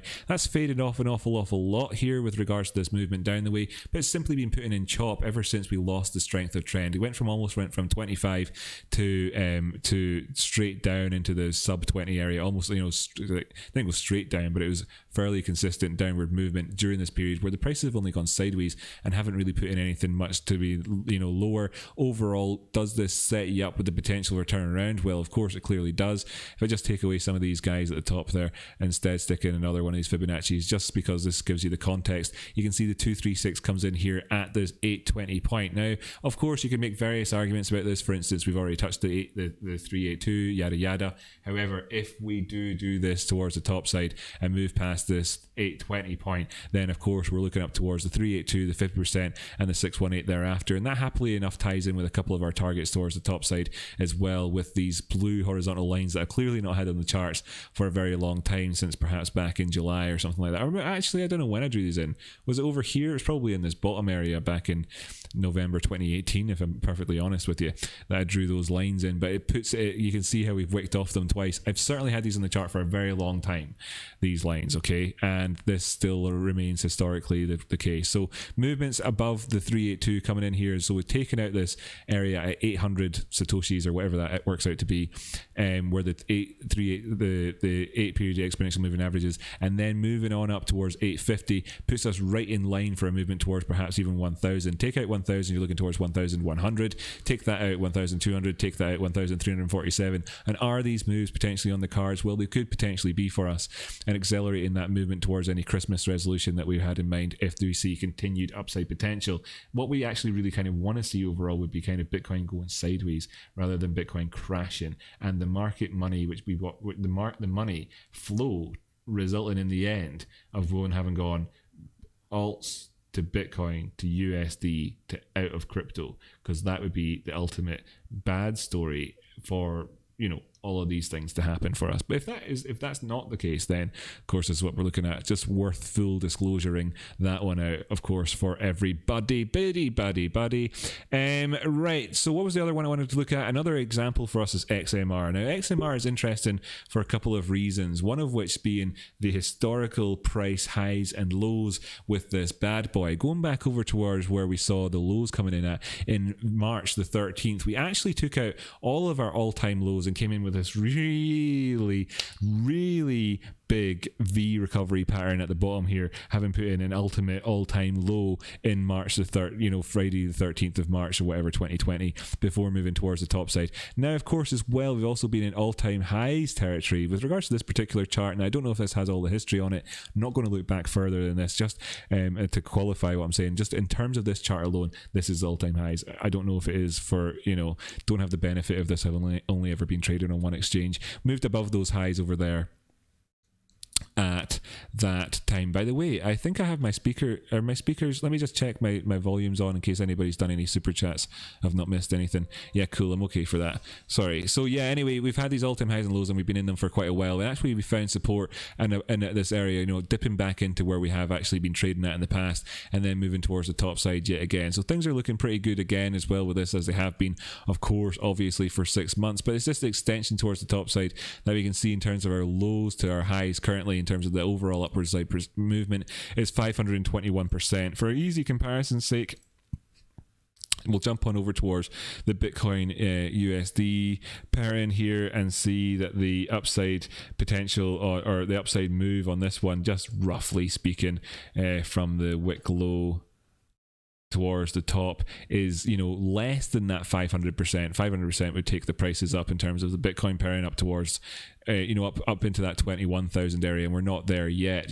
So they've been moving very well overall together. Now, what can we see then? Would we see this with this translate across? Overall, I'm more tempted to say that the Bitcoin price is going to have a bigger, more dramatic effect on the Monero price. So if we did see a turnaround in Bitcoin, would we see a more dramatic turnaround in Monero? That would be my worry on that one, unlike some of the other altcoins, okay? Unlike some of the other ones. Not all of them, only the ones which I think are worth looking at. However, if we see continued rise towards the top side, is it fair to say that the trend so far has been more positive on a dollar point basis for Monero than it has been for Bitcoin? And we can say that. So that's an interesting dynamic that exists with regards to this one. So far then, with regards to these upper side targets in terms of, you know, the highs to the lows, the all-time highs to all-time lows, where's our next moves up the way? Where could they be? And we've all come in here at the 2172, you know, pulled away from that, moved towards the top side, and we're looking towards the 161 area where the 1414 is. Maybe that's where we find our next high. Of course, if we don't find our next high, you know, in at this area, just with seeing that there's the potential for this to be rounding out at the top currently, you know, there's the potential for it. As we look at the DMI and see that we've got this bearish divergence and we've crossed over the ADX and whatever else, and as we look at the, no, we don't see the divergence there so much on the RSI, or do we? Come on. No, it's 13th of October is where I'm looking there on that one. Yeah, no, we don't see the divergence there on the RSI. Things looking okay. The MACD, oh gosh, moving things around, also looking good. So we're looking really good here in this. And I want to see then, you know, that question, if Bitcoin were to turn around, would this turn around harder? I want to see how that gets answered at key support levels if it needs to be. And the area for that right now at the top of this chart is going to come in here at around about that zone there of $135. Movements below that, I think the next clear area for support coming at around about 107, maybe move that up a bit to 110 or so. But then if we do move towards the top side, we've got two targets, of course, in mind, which we want to really be paying attention to. And that's, of course, the 1414, and that comes in at 160. Could that be the next turnaround zone? And then thereafter, the 1618. Now, if we do continue to stair step towards the top side, ding dong, stair step on up that we've gone to, one of these two could be our next target, and then maybe we see a turnaround. So it could be that we go up to 160, it could be that we go up to 180 in this movement, and then find, you know, the next level of support thereafter, and then I'd be looking to one of these to then operate as support thereafter, just as we've seen kind of along the way, more or less, not necessarily bang on the prices, but more or less kind of coming in and saying the overall idea in that we didn't really take out our previous highs with our subsequent higher low in that nice upward movement. And by doing that, you're not going to create a wedge at any time. You know, if you think about it, if you think about the where the high came in at, and then where your next high comes in at, then if you take out the low and how that formation could then go if that kind of tightened out the way, whereas if you kind of contain this other area, it's more like a channel, right? So that's what you're kind of looking for. And then of course then we want to see that coming back in that bit. 140 area would be a decent buy price, or 160 would be a decent buy price if that was the case. Now if we do see a turnaround at the minute, it puts in around about that 113 area, or whatever as being a decent buy price. And there is one more area that really does warrant being mentioned that exists between those two prices, and that of course was this other high that we had in there, $122 or so, and that would be where I'd be looking to if that were to be the case. And there was another one I wanted to look at now as well, VET USD, and then I'm going to jump over to the chat. I know that this episode has been on for an hour and 11 minutes, and I've been doing intense high-level technical analysis throughout, so I now realize this is not everybody's cup of tea, because of the requirement to kind of, you know, think fast and all that. I'm going to go over to the chat and we'll chill out a little bit in a wee bit. We've just put in all-time highs on Bitcoin. We're in and around that zone. This is maybe one of those episodes where I can deliver real value to people I really care about, which is all of you out there, of course, right? So that's what I'm trying to do at the minute and get through that value section. Hopefully everybody's getting along fairly well, and I'd love to see that there's chat going on in the box there, and I'll come back in and check in with how it all looks in a wee bitty. Cool. So I've obviously got some drawings on the chart here. What was I saying here? Oh, this is kind of cool. This is kind of cool. I've already kind of laid this out. This is handy for me. If we see that we're able to get through this liquidity box kind of that I've drawn on here, evidently here with this green chunky zone, and move past this zone, then we could even be looking towards nice decent upside potential. This is the VET USD pairing. Hiding all of that off there so you can see how we've done today. We have got this kind of ascending triangle look towards what we've had on the charts. Now this is more or less the same story that we had with Bitcoin, say back on Monday, if you want to look at that for instance. This is then of course course, the hopeful outcome from that would be the follow through that we've seen, you know, today on Bitcoin from what we talked about on Monday. And I think that a fair enough easy way of looking at this would be to say, if you simply took a measured move from this zone here, stuck it up towards roughly where we're looking at in terms of the highs previously in here, then you're coming up towards these upper areas in terms of your measured move off of that, and that lines up with these lines up above. Is that a blue, nice pretty blue color? Oh, I need to collapse that, sorry guys, ladies and gents. Yeah, so that would be taking us up towards the 100% retrace. Groovy. And along the way we have to, of course, make sure that we're able to take out the 236 clearly as well, and that is important, and we can ditch that Fibonacci off there. And then so the 236 giving us that line at the top. This is essentially the $19,800 line on Bitcoin, if you like, recently, for instance, or $20,000 line, or 90, whatever, right? That's what the equivalent is here of this one. So that's what you're looking at. There's every reason to think that that's possible in terms of this chart, every reason to think it's possible, in which case you're looking towards potential upside move, and from that towards there, in terms of these two blue lines where the 236 would go towards the 100%, is a 28% move towards the top side. So in terms of what we did in terms of the analysis of this, must have been back over here. Then what are we looking at in terms of well, stop saying in terms of, Rocky. If we did get the full move, yes, a solid 50% rise still in the cards. Topside target for VET 25 cents. That's nice. We've come halfway towards that point already, so I'm somewhat satisfied in that anybody who watched this video back in around these zones has had the chance to get in on this, and that's a decent move for them. And we also talked about this. Has it done the cup with handle? Has it done the cup with handle? Let me look at this. This is the chat that we had the other day. So let me just retrospectively quickly check in here with this one. We went down and we moved to as far as the 3.8. Oh wait, that's the wrong way around, but still. Wasn't that remarkable? So we did the 50% movement back down here off of this, then we moved towards the top side. We got the two X's here giving us our two lips. We got the basin in there, we got this move down the way, and of course this is the cup with handle that we were talking about before. Done that perfectly off of the live stream the other day.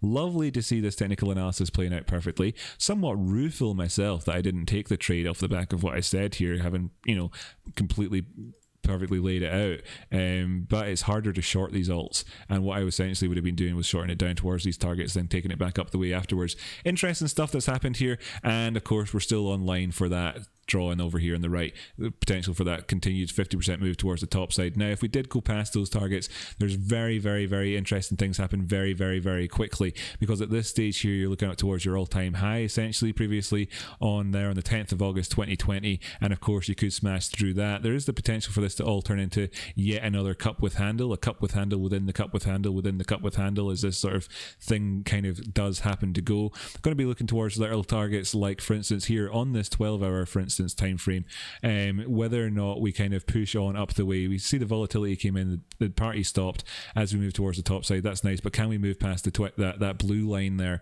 and go towards the top side, continue that up the way? And we'd be looking for that across the different time frames. That was on the 24. After the volatility stopped, the party started. Here we go, or the volatility started after the party stopped, whatever way you want to talk about that. Moving towards the top side, nice cross there, but it's not resolved into a strength of trend yet. But these things are setting themselves up in such a way that because they've come in here and with the potential for this divergence, you know, with the potential for no, not the potential for divergence on the MACD either. Because we've had a good chance to solid burn off of any chance of bearish divergence here, we can then continue on the way and go on up towards the next side, and perhaps we find that we come in for the overall upward trend to have resolved like this towards the top side in terms of this. Oops. Well, I just did something there I didn't mean to do. There with this one, and that could be super interesting and bring us on up, not only for that target, but towards you know, ultimate movements up the way thereafter. And let's just quickly then get an idea about where they could be at really quick with VET for us. So the 1618 comes in at 31 cents. So that would be after the 25 point. Let's see where this lines up in terms of the in-betweeny guys, these two here. Seeing then that beep, seeing that our targets that we've already identified ourselves are as follows: 22 cents, 25 cents, 27 cents, 28 cents, 31 cents, 40 cents. Thereafter are the vet targets. That's what they are. That's what I'd be looking to if we get massive follow through from what we've got here in terms of positivity. Now, of course, if we do turn around here at the 23 cents area, would not be surprised at all, at which point I could even potentially be looking for, at that point, a move along these lines down towards where we find the prices in at around about 15 cents there, so a couple of cents down from where they are at the minute, but where they were recently with this area, and that would be where your handle would take you to, and that would make sense given how the VPVR lined up with that 50% move, and of course our own liquidity area and the various historical supports and resistances. So that's what I would look to with regards to that one. That is VET USD. In terms of movements towards the downside, of course, 16 cents offers up a pretty good buy entry with these easy enough to manage risk. I'm not a financial advisor, none of this financial advice. 15 cents offers, or 16 cents offers you that up with easy chance to stop out, you know, without too much pain against you towards the downside there if we did push on past it. Key areas then towards the top, if that's an option. If it turns out that this turns into an inverted head and shoulders, then it'll very rapidly become an option as well. This is ascending triangle breaking past the 18 cents area. We're at 17 at the minute. Breaking past 18, maybe that's a bit too tight. I mean, I ought to say something like breaking past 18.8, something like that. Then you're looking at the ability. Yeah, that's where this orange line is. 18, 19. That's where the ascending triangle is really going to be kind of, you know, happening for us. If that fails to happen, by the way, and we see a turnaround from where we are now, then I'll be looking for this to evolve into a symmetrical triangle, which then offers you up, if we don't get follow through now to go in for anything else, the opportunity to buy in there at that 16 cent area where we'd find the lower end of the symmetrical triangle. So we can then make the same sort of comparisons by jumping over towards VET BTC, and I'm going to join the chat there. I don't anticipate me doing any coins that anybody suggests, to be perfectly honest with you today, because I have because I've done all these additional ones anyway, unless somebody wants to pay me for them, right? Fair enough, okay? So unless somebody wants to give me a tip, I'm not going to be ruthless about it. It's just that I want to go on and enjoy the day and take part in this volatility, speak to friends, eat food, do all the sort of stuff that you normally do. But if somebody wants to do it, then I'll absolutely honour that, no problem. Here for us, just a second, and I'll come back over to the chat to sort something out in the background. Cool, so let's take a look at this versus Bitcoin. I hope you're okay with that, by the way. Also another thing is that for people to suggest coins, I think now what I'm going to do is what Mitch Ray does, okay? What Mitch Ray does. Mitch Ray does a minimum $10 donation for you to look at a random altcoin, and that's what I think I'll probably start doing. Let me know when I get around to it. Let me know what you think of that idea in the comments. What do you think of it? Minimum $10 donation for me to look at any altcoin or anything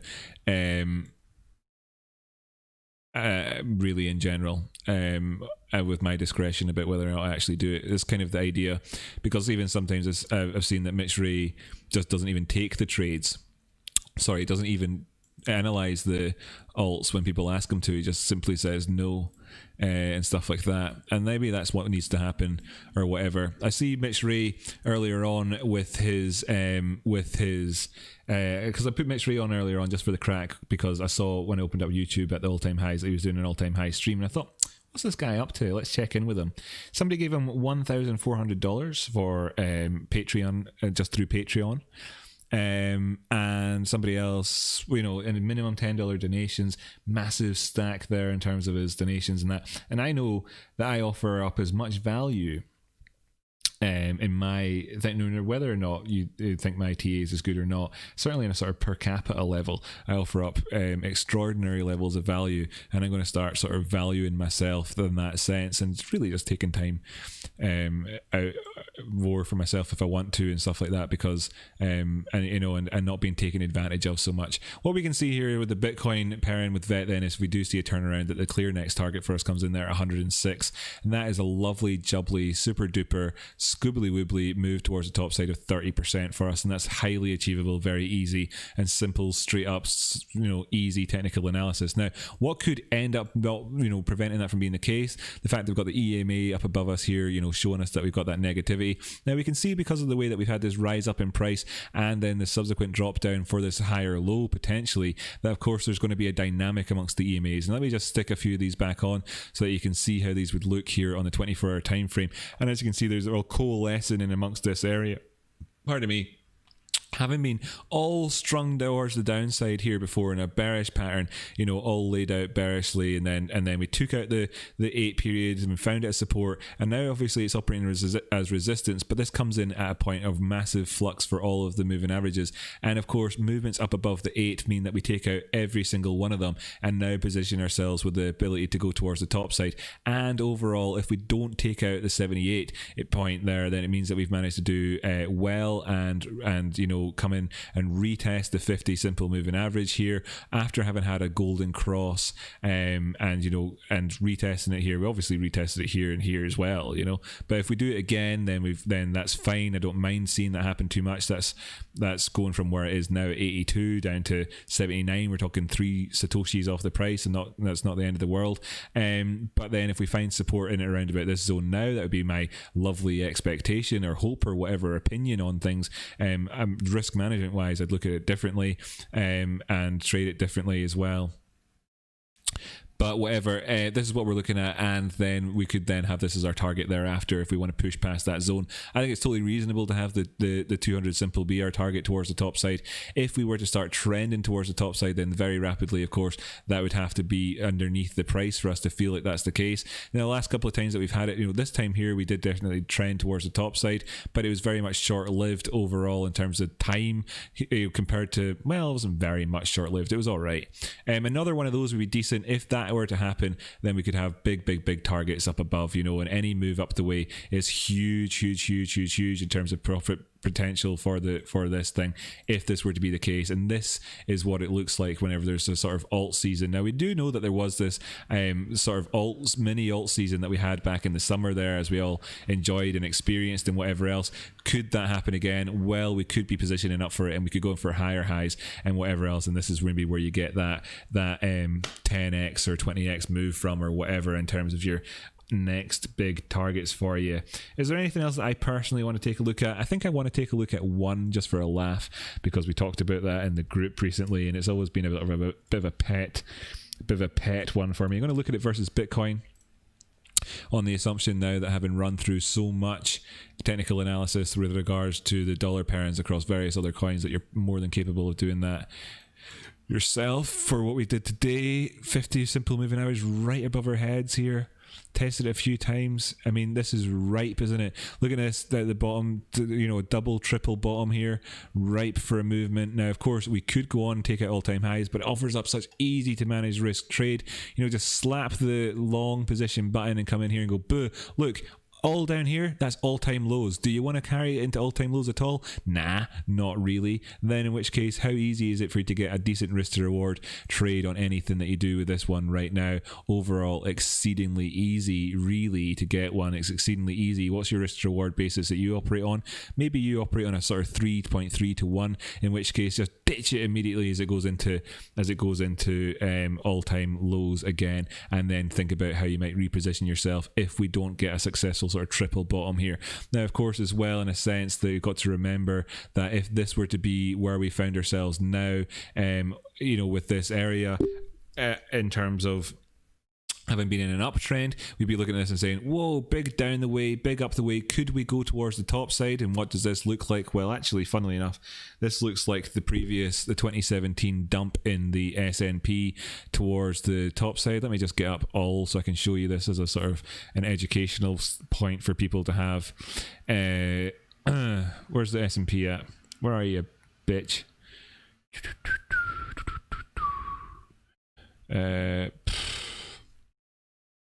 Where are any of my traditional things? Why are they not on my list there? do we just go to the DJ? We'll go to the SPY here. So what that kind of looks like is this type of idea. Of course, they've got this one in 2020. That's that one, but it looks more like the 2018. Sorry, 2017 was Trump's good year. Sorry, I forgot about that. Then the 2018 V idea. So we came up here, we tested this down the way. Things looked very shaky. You can remember everybody talking about the yield bond curve changing around there. Came back up, put in another high, pulled down the wee bit, then went towards the top side. So what were we talking about there just a second ago? It was one coin, and on the inverse,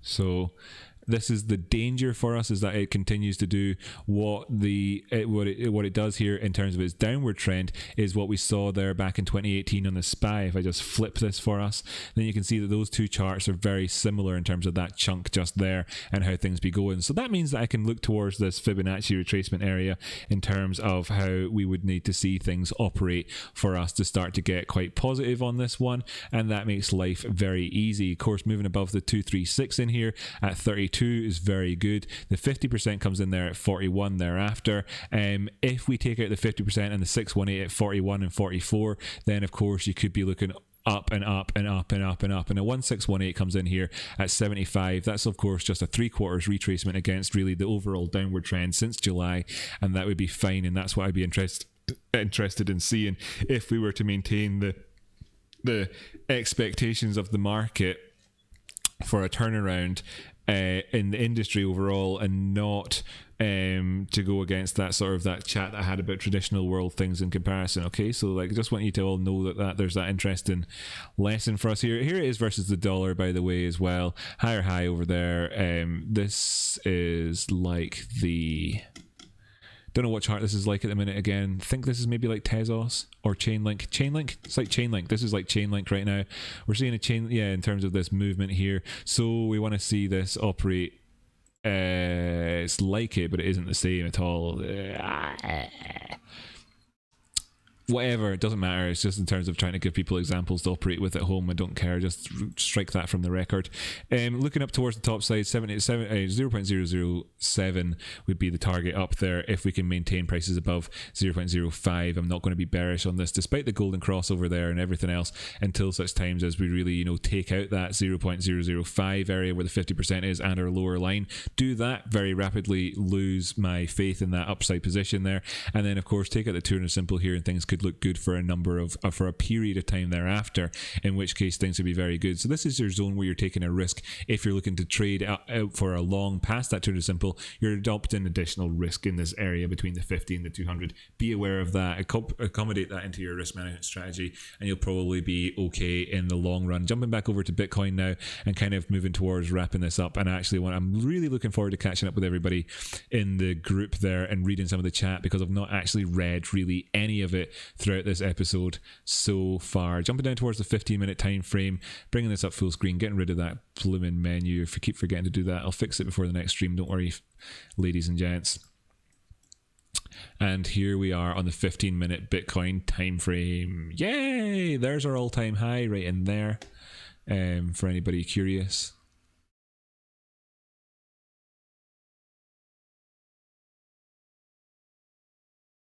How do I spin this around? Do I not get to spin it around? No? Okay, there's our all-time high for anybody curious. Ha! Not that there is anybody. We all know what the chat is. Right, great. Moving on over to see how the chat's going. Who have we got in here? Scroll up to the top. Peter Hewer, good to have you here, buddy. It's always good to see you. Sorry for being so out of touch on Discord recently, by the way. I need to catch up with you and see how things are getting along. I really hope you're enjoying your time in Italy right now. Hi, TradeSpotting. Good to see you there, Jamie. Hi, WallQ. Is it me or low volume? Oh, I'm sorry about that. I hope it's doing okay just now. I only want to long the top, please, kind sir, says Dissonant Shadow. Bruno Telagini says hello. Good to see you again, Bruno, my friend. Hi, K-Doc. Good to have you here, buddy. Hey, gang, says TradeSpotting. Thanks for keeping the party going in there, buddy. K-Doc, I'm not positive. I'm pissed off, says the red-faced K-Doc. Funny how I missed opportunities burn more than bad loss. That's so true. Yes, that is so true. K-Doc with his 24k by the other day chat, very much bullish in the chit chat as we experience a drawdown, and then not getting in there on the movement towards the top side.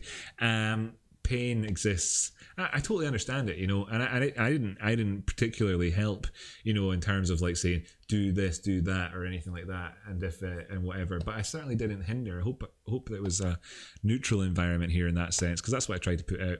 I need a hug. Everybody give K-Doc a hug. Hi guys, we did it. Congratulations everybody, except K-Doc. R.I.P. bro. Sorry mate, says Sonar. Oh, sorry. That is funny though. Nice to see you giving him a hug, then a sucker punch. That's exactly what happens. This is the Scottish way.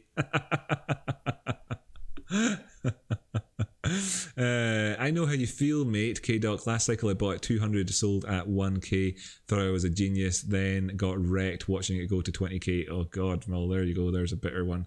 Right, cool, just going to scroll on down. I'm going to miss out on a chunk of chat here, but I'm going to catch up with it afterwards. I see that Mr. Shadil is here. Oh, we got a new subscriber, Jay Dabrowska. Nice one. Dabrowska. Quality, nice one. Thanks for joining us here. And if anybody wants to hit the like button, I'm not going to tell them not to.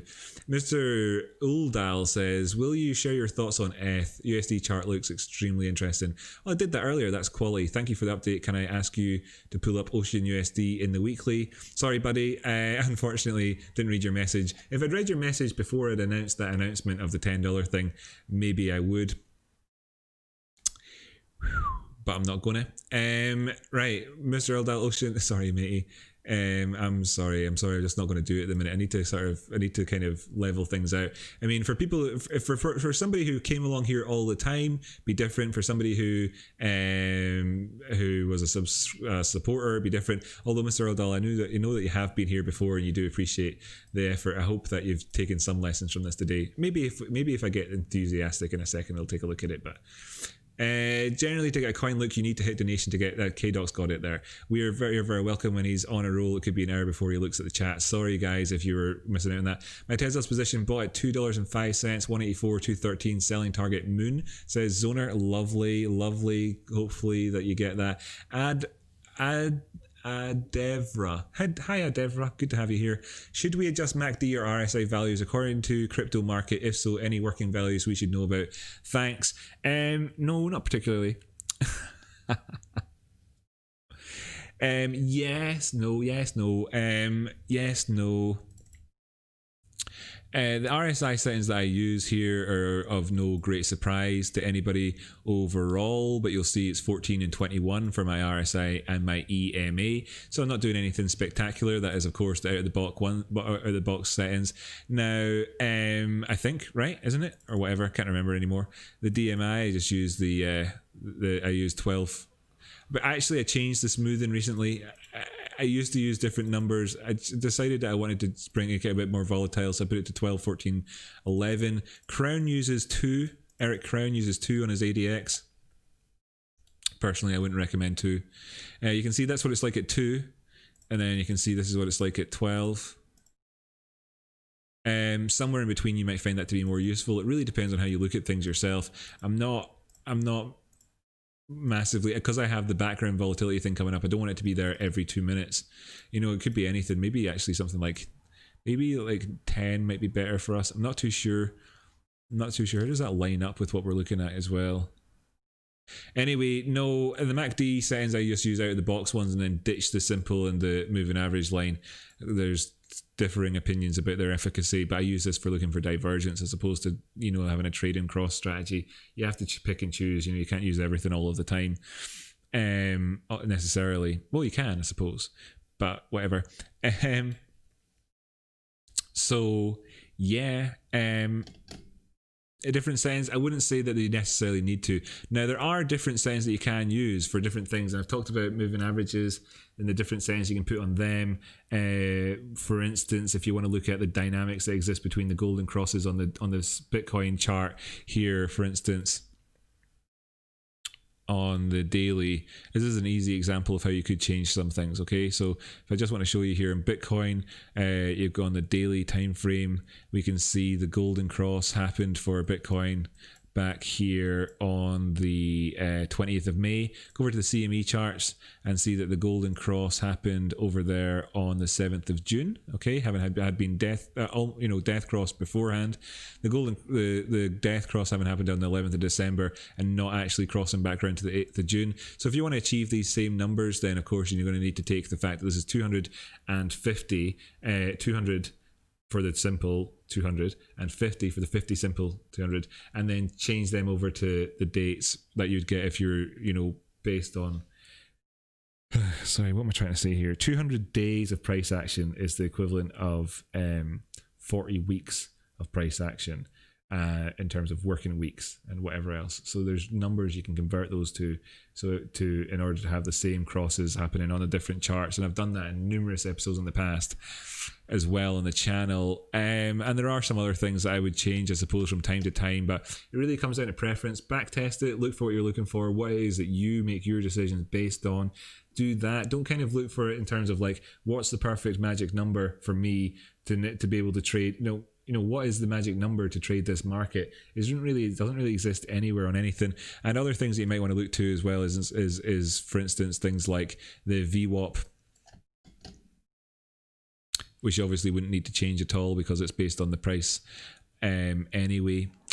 So that might be easier for you if you're looking for crypto in terms of an oscillator which has that, or not an oscillator, but at least an indicator of one form or another, which doesn't really have that market dependency. So that might be interesting for you if you're looking for one of them. Bitcoin's dumping. Woo, said somebody earlier on. Well, we'll go back to the Bitcoin chart. I'm on it right now. Yeah, I'm on a Bitcoin chart. It's not dumping. Not really. Bitcoin dumping. Good one. So what did we dump from? We dumped from the all-time highs down to 20,500. That was a big move. Right, cool. Anyway, then this is me catching up with the chat whenever I mentioned the price. Love a bit of ADA. That's cool to see that TradeSpot was liking what I was doing there. Doodles, love it. Dvorkas, yeah. I did have them on the chart, didn't I?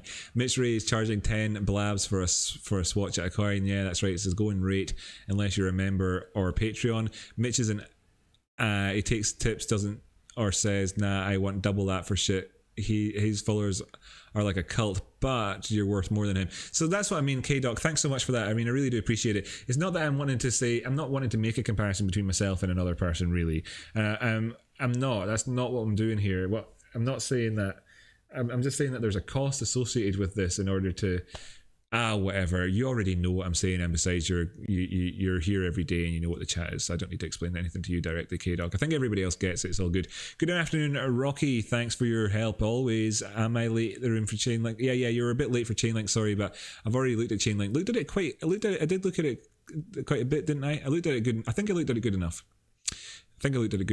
I think there's also something to be said about other aspects of things, like when people see the money coming in, you can imagine, like throughout this stream, for instance, we've been up and down. People have joined in and left. Now, if people could see that there's donations coming in, they would be able to recognize that this is obviously one of the foremost technical analysis channels on YouTube. People don't necessarily know that. Mitch Ray might even be live right now. Is he live right now? Anyway, people might not necessarily even know that. And seeing that happening, that's pretty funky, and it helps people get that idea. In fact, you know what we could do? We could go take a look and see if Mitch Ray's live at the minute. There goes the fire brigade. I actually like Mitch Ray, by the way, overall, and that I talk about these guys and say that they do good technical analysis. He's one of the better ones. Is he live right now or not? No, his stream ended an hour ago. But you can see in terms of like what he does for the channel and everything for stuff, and what he's getting out of it. So you obviously know already yourself, K-Dot, because you've seen his channel. But for anybody who hasn't seen his channel, I could maybe load this up. What you'll see over here is a completely full tip jar, really full of crypto stuff and people donating stuff all the time. And him just sat there not even doing any technical analysis. Now, what I do on a daily basis on the show is intense technical analysis. And I am considering what's the best approach, the best work-life balance, and maybe just scaling right back the way in terms of technical analysis. But today, you can see I delivered delivered on Monday in terms of the newbie type approach.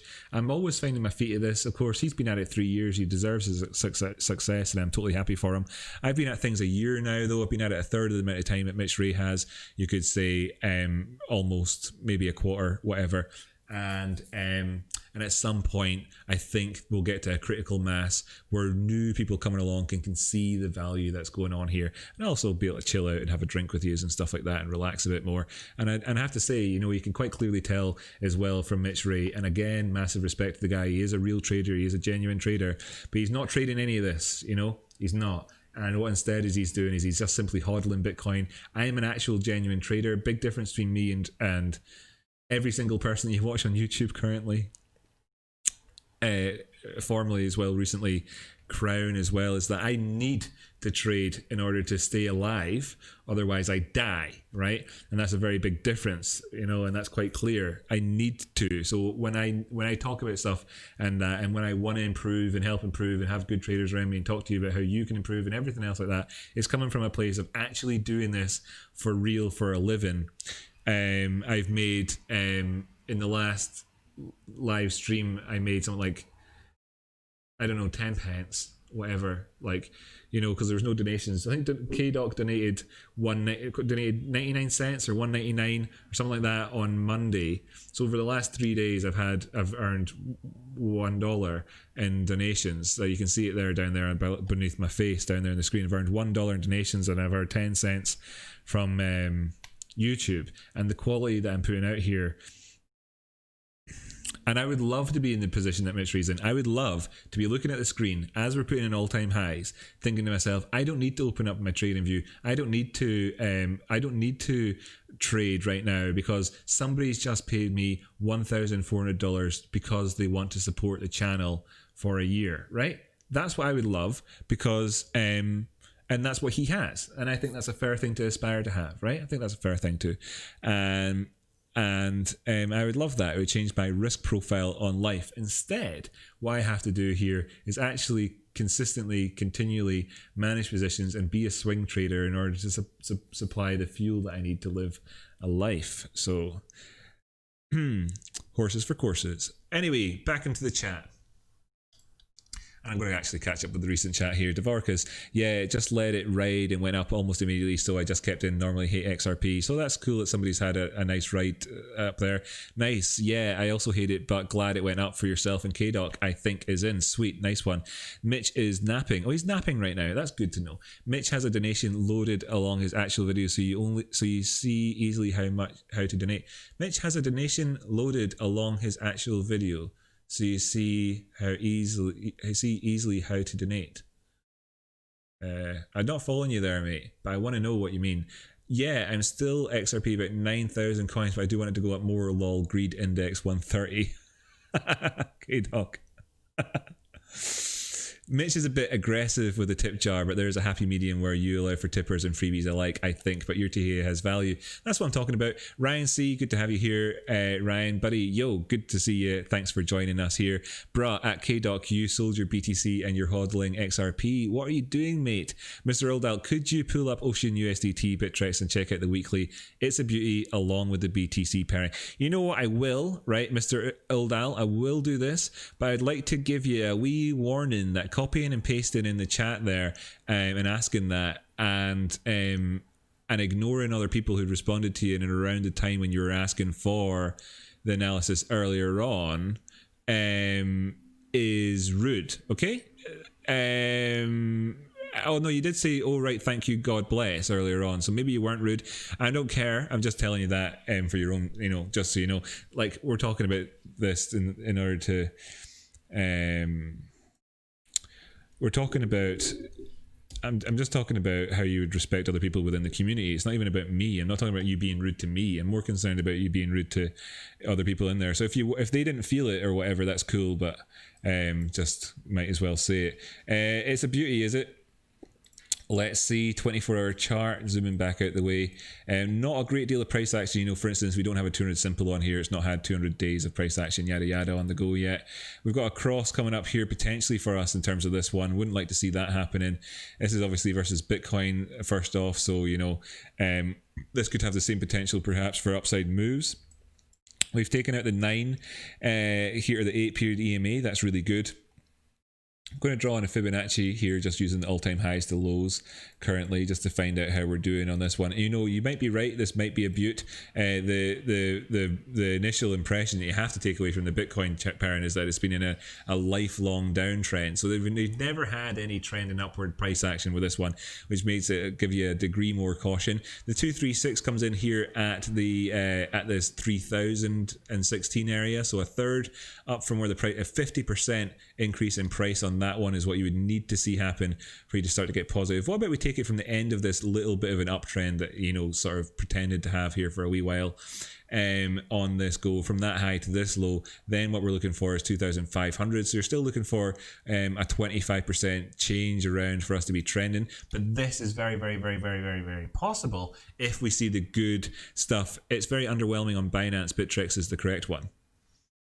Okay, cool. But if we see this turnaround versus the dollar, right? So Binance, very underwhelming on okay, cool. So we'll go to Bittrex. Ocean BTC first off on Bittrex. Presumably it's got a lot more history there.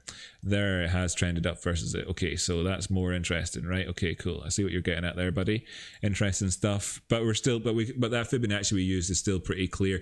Obviously it had this rise up because it was going to get listed on Binance. I mean, the insiders traded this up the way. People found out about it, then insiders and all that dumped it on the Binance market. So the volume that came in post Binance listing has been simply to buy everybody from this and historically prior to that, out of their positions historically have dumped it on the market since Binance. And that's all that's happened. That's cool because that happens with most altcoins. That's the way they go. Binance, Coinbase, you name it. It's an insider scam, that, right? That's cool. That's accepted. Oh, I need to close this. But yeah, is there the potential there? Yes, there is. Then what you would see in the 24-hour time frame is the turnaround here and the prevention of the death cross. Oh, perfect timing for that. So that's a good thing as well, Mr. Ildal. That's cool to see. Of course, we're going to have to come up and test this as well. You know, there is a lot of potential in this one as well. There is a lot of potential. So let's do it. Let's jump on over to lol trades button. Thanks, Mr. Ildal. It's good to have you as a subscriber. I just want you to know that this isn't like the other channels, right? This isn't like Crown's Crypto Cave, which I really, really like. Great guy, great community, love everybody in there. But this isn't a scream about dildos, masturbating with sandpaper and screaming at me to do coins thing, okay? That isn't what we're doing here. And then it isn't Mitch Ray's one either, where I largely ignore everything that any individual says and just not care about the community or the TA necessarily, but talk about it like it's the most important thing while I sit there and whatever and talk about it like these things. Instead what I want to do is cut it down the middle between the two, where people can feel like when they say something in the group that I will read their comment and genuinely take it to heart and care about it and respond genuinely, you know. And it has to also be not rude, it has to be like clean and not rude and respectful to everybody else and a big friendly community thing. And all of that kind of is important to get really clear at the start, because whenever then, you know, because you don't see, the point I'm making is that you don't see inside Mitch Ray's streams people self-policing, and you don't see that inside Crown streams people self-policing, but you inside mine you've already seen KDoc and other people come along and respond. And if for that to continue, needs to be top down, okay? So that's why I'm doing this right now, and I totally appreciate you. I appreciate that you come in here and you think this is just like any other one. I'll just slam it with requests and copy and paste and put it in again. That's fine. I get that. However, what I want to create here is an environment where that is also self-policed out of the community, and that it naturally, organically, just doesn't ever evolve into any of those sorts of things. Now, of course, I'm ready to be told that my everything went to shit with my plan on that front, if that's the case. Down the line, but I'm not going to. But I'm trying at the minute to at least aspire towards that. So that's why I'm being that's why I was a bit heavy on you for being rude. Don't mean to be, and also do massively appreciate you subscribing. Just hope that you get that, and then that you yourself can contribute to that. So if somebody else comes along in the future, asks for a coin, doesn't respond to other people in the community necessarily, and copy and paste stuff, then you'll know that you're free to say to them, "Hey, buddy, man, look, we're here to get along and have a good time. We're not here for that." go to Crypto Jeb if you want that, or Kirby's Crowns Cave or whatever, or pay me money. You know, if you're going to be rude, then pay me money, right? To be rude to me, because like that's essentially. I mean, if that's what you want, then just pay me money. I don't care, right? Mr. Elder's become a member. Boom! There you go. Completely free. You've become a member. There you go. There you go. Like that. Oh, War Orthodox back. You want to be rude to me? Pay me money. There you go, Mr. Oldell. Come back. And be rude anytime you like it. And of course, as well, by the way, people who are members, like our new best pal, Mr. Odell over here, are get the right to request a coin. So you have the right to request a coin as a result of that. So you've already paid for that. Brilliant, great. Everybody give Mr. Odell a big welcome there in the group, and make sure everybody says nice things to him. Now, say nice things to Mr. Odell. He's my new best friend. Cool. So right, what did we do here in terms of the dollar pair? We went down the way, came up, got our golden pocket here essentially, which I've knocked off the gizmo. Where is she? Where is it? Where is 6-1? Okay. Oh no, it's just the golden pocket that showed. We went past the golden pocket. We probably got a 786 actually then in that sense. Let's see if we did on that one. Yeah, we got the 786 then in that there, and then we dropped towards the downside, came in and found support again at the 236, and we didn't invalidate this currently, you know, overall, although we have kind of in a sense completed it. But that's cool because that gives us this dynamic then to look to. Oops, just hit the wrong button. Gives us the dynamic to look to in terms of this high that we had down towards that low, and where we find this price coming in at is 0.4104. We broke past it, we came down, we retested it again. That's cool, that's good to see. The 618 golden pocket zone comes in at around about 5, which in terms of percentage moves is of course from, well, if you had to take it from the 236 is up towards that area, is a 28% move up, so that's nice. That has that potential. So yeah, like okay, right here on the 24-hour time frame, I guess we probably ought to be looking at this on Bittrex again, right? Let me just go on over to Bittrex. Is it there? Yeah. Right, because we've got the history. Where's the 200? Oh, perfect as well. With that move down, we tested the 200. Okay, cool. So we've done everything that we really needed to do from the broader term time perspective in order to maintain this upward trend overall from, you know, the really broad term perspective, while we've had downward price action since we got listed on that other exchange. Interested one. In a sense, that's quite good. And this does follow along in terms of a micro fractal, if you like, of the Bitcoin pair. And if you think 2017 highs down to the December lows and whatnot, up to the following sort of June ones down to the December lows thereafter. That's sort of idea that we've seen. So we're kind of, you know, going along there doing stuff that's fairly typical movements range wise in our acts and our thinking. Let's talk about the top side of this then and the low side of this here, and think about this as being a potential triangle really for us, which means we're in the midpoint of it, offering up a degree more risk in a sense if we you know, were to retrace from this area, but giving you as well that opportunity to look for a measured move towards the top side to go into the all-time highs zone and get a target up there if we wanted one, and that comes in at 1.015. By the way, for everybody who's interested about Fibonacci stuff, yet again, here's another thing. This could be the Fibonacci episode. I'm not going to take it from this wick down here because that looks like almost like an error and might be a Bittrex sort of exchange error or something like that. But for anybody interested, what you want to be doing on is probably being aware. What you want is to be aware of the dynamic here that exists between the fib levels and not the fib levels on log scale. As you can see in the background there, that flicks it around quite a bit. If I just make it visible enough for you, you can see that changes that dramatically. Now, what the difference here is a visual one. Okay, so in terms of actual values, if you weren't using a chart at all and you were thinking them in your head and you're like, oh, the price was this, then the price went to that, then the price went to that, what you're doing in that calculation, apologies for the siren, what you're doing in that calculation, if you think, well, the price was at 100 and then it went down to 80, and then it went down to the price has been trending down from 100 and went to 0, then it went up to $23. Then what you're saying there in literal terms is that is the exact value, dollar value, right? And that is in a linear scale, that's fits perfectly on there anyway. You flick over to log scale, and what you can do is you can leave it so that the fibs aren't based on log scale, which is what is obviously then is the linear value, the absolute value between two price points that you've chosen. So and you can do that on the scale so that between the high and the lows, just so that you understand this. Now this is something that a lot of people don't understand at all, right? But between the high, say on this log scale here, between this high and this low, I wanted to look at the actual values here. Then of course what you have is the actual literal value where the top is and the literal value where the bottom is, and those 2 points are going to be the same on both the log and the linear, right? But then when you change this point here, you'll see that the in-between values, as you can see in the background, this yellow line here stays the same place, and this I actually don't have the let me just draw it in here. So you'll see the 1 and the 0, which I'll just make red for this purposes. So those two red lines there, you'll see them stay in the same place when the ones in between change, okay? Because it's a visual thing, right?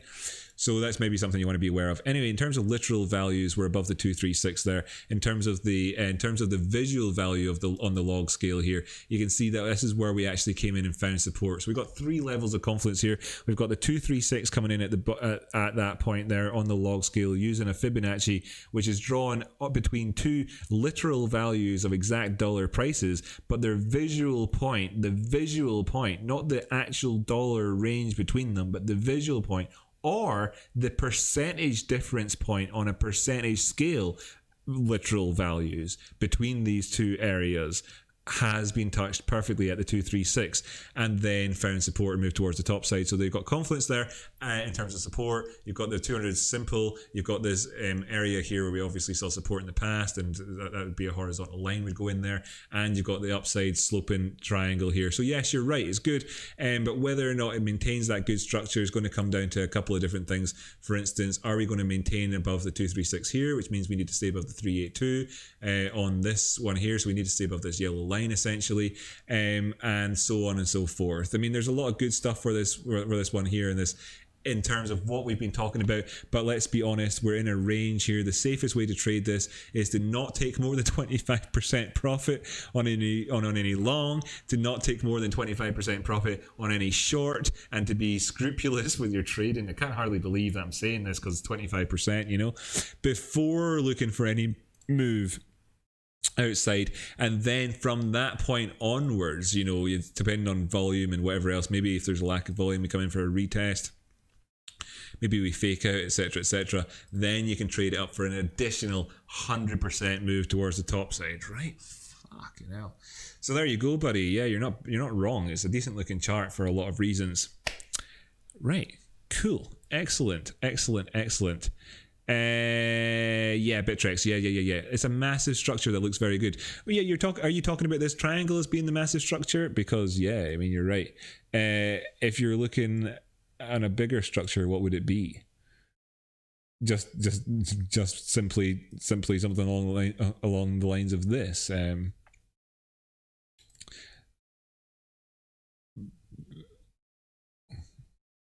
How's that not working? Well, unfortunately, parallel channel tool doesn't want to work, so I can't do that example.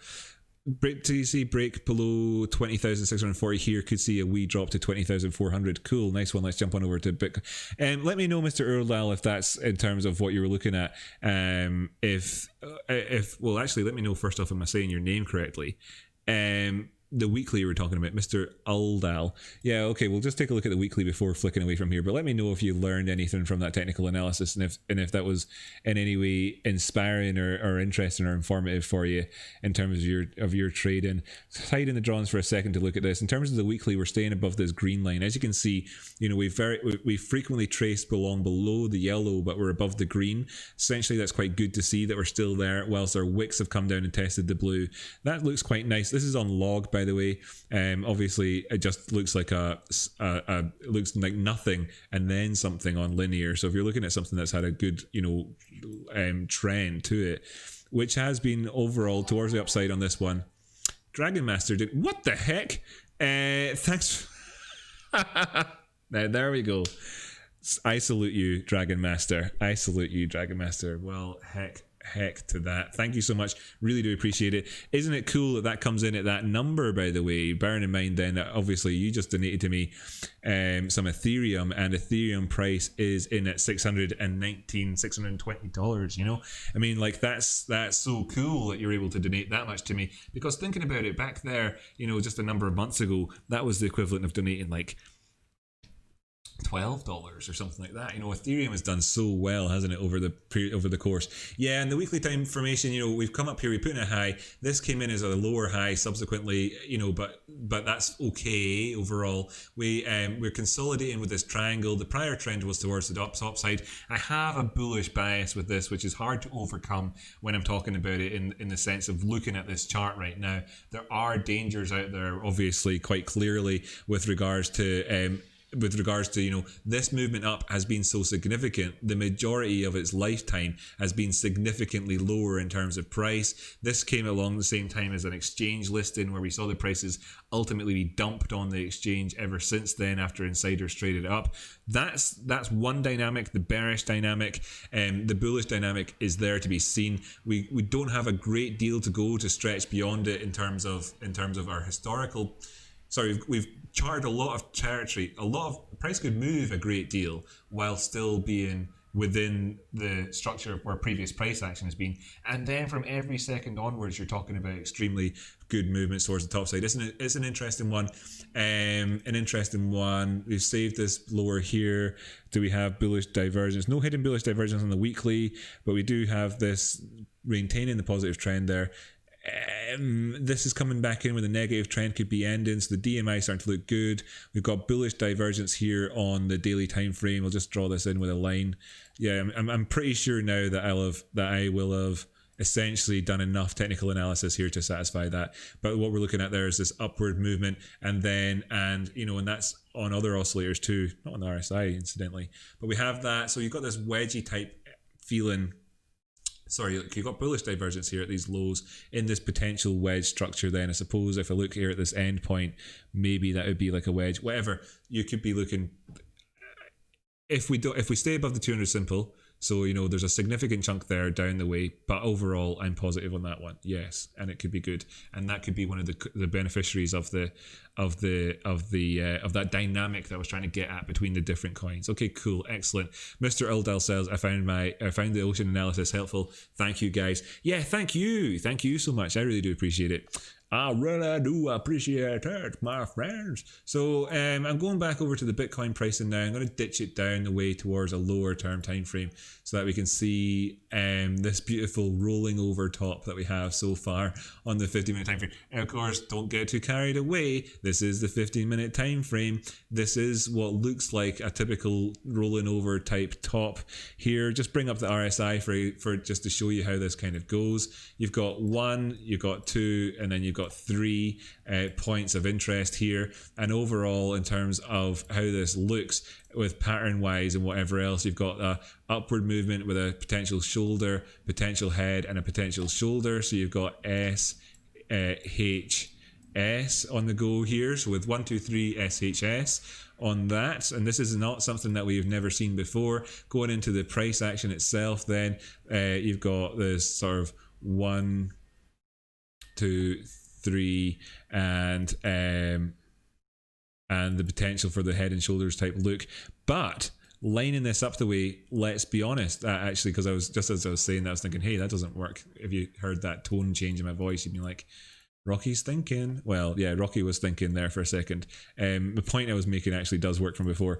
So you've got actually over here, what you've got is 1, 2 and 3. So what are we seeing here in the prices? This high, this high, this high. Over here in the RSI, what are we seeing here is this high, this high. Oh my god, massively bearishly divergent. Head and shoulders on there, breaking down past a swing failure point, because when you've got divergence on the RSI, as we do between our actual high and our second highest high on the price action, whereas these 2 points here, then you can look towards your previous low in terms of the swing failure. Now at this point here, the previous low was in 2 places, really, depending on how you looked at it. When we move past this point here, the initial low before the divergence, that's whenever, of course, we move down, that's when the prices really started moving down the way, and we moved on quite significantly there, I suppose. And then we've done it all over again, and this kind of lines up with where we find this head and shoulders. So it's a beautiful rolling over top example. When people say, if anybody ever says the tops are rolling over, or you're looking at a distribution pattern, or any of these sorts of things, it's all those things are just reductions. When you say, oh, it's a Wyckoff distribution. Wyckoff talked about two things in his book, more or less. Like in his book, he talked about like two things: distribution and accumulation. And we've distilled that down into Wyckoff distribution, Wyckoff accumulation, and stuff like that. But it's far more in depth and everything than all of that is to do. But this would be one example of those things. But people talk about things like saying, oh, it looks like it's rolling over. Well, that's one of them. And of course, what it boils down to is whether or not we take out the any sort of suspected neckline. If you want to be horizontal, if you want to be diagonal, is about that sort of an idea, for instance, just now. But let's be very, very clear. This is short-term time frames. We're finding support in the 18, the green moving average that we were talking about for Ocean just a second ago. If we get supported here, move towards the top side, we've actually achieved as a result of this is we've boiled off the moving averages, because look at this, we were right up there in that oversold territory. Now if I zoom over to the left and just keep going left and left and left, we only came up there once, dropped off right away in terms of price action. Big drop down straight away afterwards on that one, and I go back and I find another time when we came up. So obviously, what we see here is that for us to maintain upward movement in the face of this was highly unlikely. So we've needed to boil that off a little bit, and that's what's happened, right? That's what's happened. So the bullish case scenario in terms of this concept, because everything has a sort of two sides to every coin, right? And so if everything goes well, it's bearish point of view from what I'm talking about. The failure of that is the bullishness, where it comes back in here, having boiled off the divergence with the chance to then with boiled off divergence for one done, and as a result of this divergence come back down here and giving us another chance to go through all of this glorious stuff that we've done a few times already today, whereby looking back, like whereby we came up, we boiled off, went down, pushed on up, came down, pushed on up, pushed on up, came down. So that's where we are right now with regards to the Bitcoin price. And for every, oh damn it, I left that thing open the whole time, what an idiot, sorry everybody, but that's what we're looking at. So if we see things turn around, now this low is lower than that previous low, so let's just kind of visit in on this real quick and say it's not bullishly divergent right now if you're looking at this as a downward trend on any of them. There is the potential for this to turn around. Look at the DMI way up there. This is the argument about what number do you want to have as your DMI coming back into play here again. Stick it down to 3 or 2. Does this look to you as being any more useful necessarily than with this? Does it look to because if it does, go with it. That's the point. I'm not saying that it doesn't. I'm not saying that it does. I'm saying neither. I'm neutral on this. This is the way Crown likes to look at it. Would you like to look at it like this? Because if you do, then, well, for one, let me know. I could probably do it this way all the time in the chit chat. But then also, is that any more useful to you than this? And I talk about this in terms of the overall thing, and we can see here in terms of it rolling over that either way it would work. Nice to see you, Artie Pal. You're late to the party. It's been an exciting morning. It has indeed. Welcome to the party, matey. It's good to have you here. And let me just go back up the way and catch in with some of this chat, because I want to see it. I've missed out on some chat there. At 250k, you can probably afford them. I wonder what you're talking about there. Maybe Lambos or something. Rocky, how do we become members? Asks a smart chap. Oh, there's a link in the description down below. So if you open up the description to this video, you'll find the link to the donating thing there earlier on that Dragon Master did. Great guy, look at that, he's the top donator. Oh, in fact, I need to change this. Just give me a second here. Dragon Master, you will be pleased, I'm sure, hopefully, to get in on this. So we've got the largest donator. How do I change the color of this thing? I want to change the color. Make it bold for a start. And can I change the color? Make the background color on it or something. I'm sorry, I'm just essentially just talking to myself here as I go in and change these settings here. So what I want to do, and I want to change the writing. Smoking Token, he's number 2, so he goes down, he gets relegated, and Dragon Master comes up to number 1 on this one. This is pretty cool to have this at all. I'm loving it. So number 2 goes to him. Number 1 goes to Dragon Master. He deserves the. If I could type, he deserves the shout out for that there on there. So let me just stick this box somewhere visible. I'll just leave it there for now. I'll figure out a place for this box later, but yeah, there we go. That's cool to have it there. By the way, Tracepoint, it has massive traction already, and it's working with BMW and other big car manufacturers. Ocean's integrating itself into. Oh yeah, is that one? That's what Ocean is. Yeah, Ocean has done well. Ocean has done well. The suspicion regarding to altcoins. Yes, okay, I understand the suspicion. Yeah, same. I do. I have that. I entered it with that. I started talking about it with that point of view. Ocean seems to be consolidated into the hands of just a dozen whales or so. Really, Emperor Dragon. Why is that? Because it's BMW and they're using the coin and is there? Are you saying there's a big risk of developer dumpage? Whatever. I wonder. I traded the entire 2017 bull market as a noob trader, 20x my money, and lost it. Oh, the pain.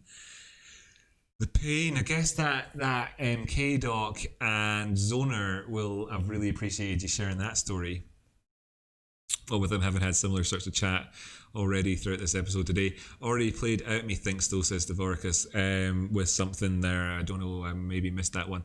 Thanks for the welcome, says Artipal. Oh man, you're so welcome. By the way, there's plenty of people I've maybe not said welcome to here so far. We've got Emperor Dragon, we've got KDoc, Artipal, Tradespot, Dvorkis, Dragon Master, Zoner, Artipile, Mr. Uldal, Peter said earlier on at the start of the show, just don't want to miss out on anybody. I'm sure there's a couple. There's AB Lopez. How do we become members, Rocky? Oh, AB Lopez. Oh, the way you do it. I'll just get the link myself up here for everybody on the show. As you can see, I was looking at cameras on YouTube earlier on. You may be interested. This is the live stream that we're watching right now. Hi me. That would be a disaster. Don't worry. I'll just cut that volume out there. The way that you do it is you go to the description right here, and you can see there's 3 ways of sort of the standard ways of doing the channel stuff other than super chat. And what you have here is the support the stream with fiat, support the stream with crypto. Those are ways you can donate easy enough, and then join as a YouTube member over here, youtube.com/channel/blah blah blah blah blah. There's a link in here for how you do it, so you click that button, and I'm not entirely sure if this will work for me, this link, given that I am me. Oh, it does work. So then you hit join. Wow. You hit join, and that's how you do it. So it's in the description of the video. That's the way to do it. And okay, cool. And that is the link there for AB. If AB wants to do it still, I mean, of course, there's no obligation on anybody. I really do appreciate people wanting to help the channel grow and all the rest of it. And this is what's going to do it for me, you know? The ability to do this and do what Mitch Ray does and everything else in terms of the income and everything else like that, I think is a positive and aspirational goal to have. And it would certainly motivate me to keep doing what I'm doing now. And if I can maintain this degree of levels and education, you know, talking about stuff in a way that really I think empowers people so much, and I put it all on you as well, but it all back towards you. I believe in you to become that realist, that whatchamacallit, self-reliant, independent trader. I believe in you so strongly that you actually can do it. That it's less about the cult of Rocky Outcrop or whatever, and more about the community of Outcropticians, which is all are. Outcropticians, by the way, I thought of the name in the past when I was looking at outcrops in a field in Yorkshire. I've talked about this in the past, but I like the way that, you know, that these formations in the chart can look like outcrops in a sense as well, and I think that it's kind of nice that. Oh, I forgot to put the number in on Dragon Master's jobby. What was it? 6282. So let me just stick in the old number there. Can't have the number not being on the screen. and then I'll catch up with the chat again, and then maybe we will tune out or whatever. What do you want? You suggest to me what you want to see happen here. Do you want me to kind of just chill out for a wee while and look at how this all progresses with this, if this rolls over or not? You know, it's a bull trend, right? This isn't. I'm not saying to people you got to short this right now or anything like that. I'm not. So don't get me wrong there. But I'm also not saying to everybody, quick, get in on this now. You know, we really want to keep riding this all the way up, even though I do recognize that the next target up could be up at 21 grand or so. Haha, I swear when I get in, I'm never selling it again, says K-Doc. Trace one, truth is you made money, sold at good area, and the game goes on and on and on. Well, that's it. Trace one's reviewing like the thing. Never profit shame yourself. This is something that people do. It can happen so easily in group settings, okay? Especially, for instance, with people back when we were looking at Chainlink, for instance, you know, taking profits along the way. Anybody that took profits between $10 and $20 before we reversed on the way up to $20 felt so bad at $20, right? You know, they felt so bad. But then the prices went back down. Where did they go? Below $10. So that person that started selling there could have then bought below there and then made an additional 10-20% just to get back into where they'd already, and by that stage, you know, they're thinking life ain't so bad, right? But on the way up, you know, as it's getting up and up and it gets to $20 and that, then what can also happen is that you get into this situation and the next time around you don't sell and then it crashes and it goes against you. Better off to have a bit of a system. If that system says to you when a coin like, for instance, Chainlink was at 7, if it goes from here to 14, I will sell. That's 100% increase. A massively amazing trade. Could be the best trade ever make in my life. Don't feel bad when you see it going to $20, okay? Because asking for 300% increase in your money is too much, and that is too much. So never ever profit shame yourself in a group setting. Congratulate other people for what they've done. You know, congratulate them. If somebody made loads more profit, congratulate, support each other in your endeavors, because if somebody's doing something then and they've made more profit you than in this trade, it could very well be the case that they lost more in previous trades because they've got a different risk reward ratio or a different tolerance, you know, to their risk, or they're trading on a different time frame. So when somebody else does something and you do something else, don't confuse it. You know, it's different people, horses for courses. So congratulate other people when they do well. Don't negatively shame yourself and say you should have done better. That is a route to bad habit forming in trading, okay? Instead, keep grounded, and a good trade is a good trade, and that is always the case, you know, always the case. What's going on here? Emperor Dragon McLeod from the clan McLeod. Learning patience in trading is a discipline. That is so true. It is so true. We were talking here in the live stream the other day, and somebody said, if there's one thing crypto trading or crypto markets has taught me, it's patience. That was it. Who was it that said that? I can't remember off the top of my head. Who was it that said that though? If there's one thing that crypto markets trading has taught me, crypto trading has taught me, is patience.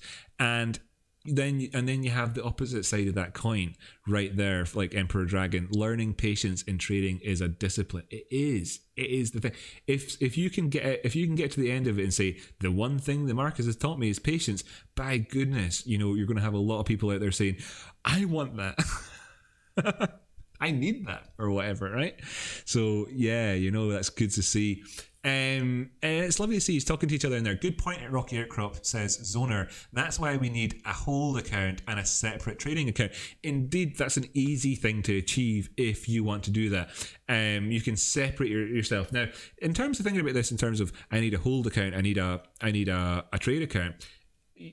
You can choose to do, I mean, for instance, you might just have one Binance account, and you could use your margin wallet or your fiat and spot wallet, for instance, as a way of having that sort of discipline in terms of separating things out. You could use separate accounts. You can do a variety of different strategies, and you could also just simply have it all in terms of your mentality. It's a question of how do you compartmentalize, and do you need to have tangible things to framework your compartmentalization? And if you don't, you don't. You don't need to do it. if you find what Zoner's saying, like a separate account works really well for a lot of people.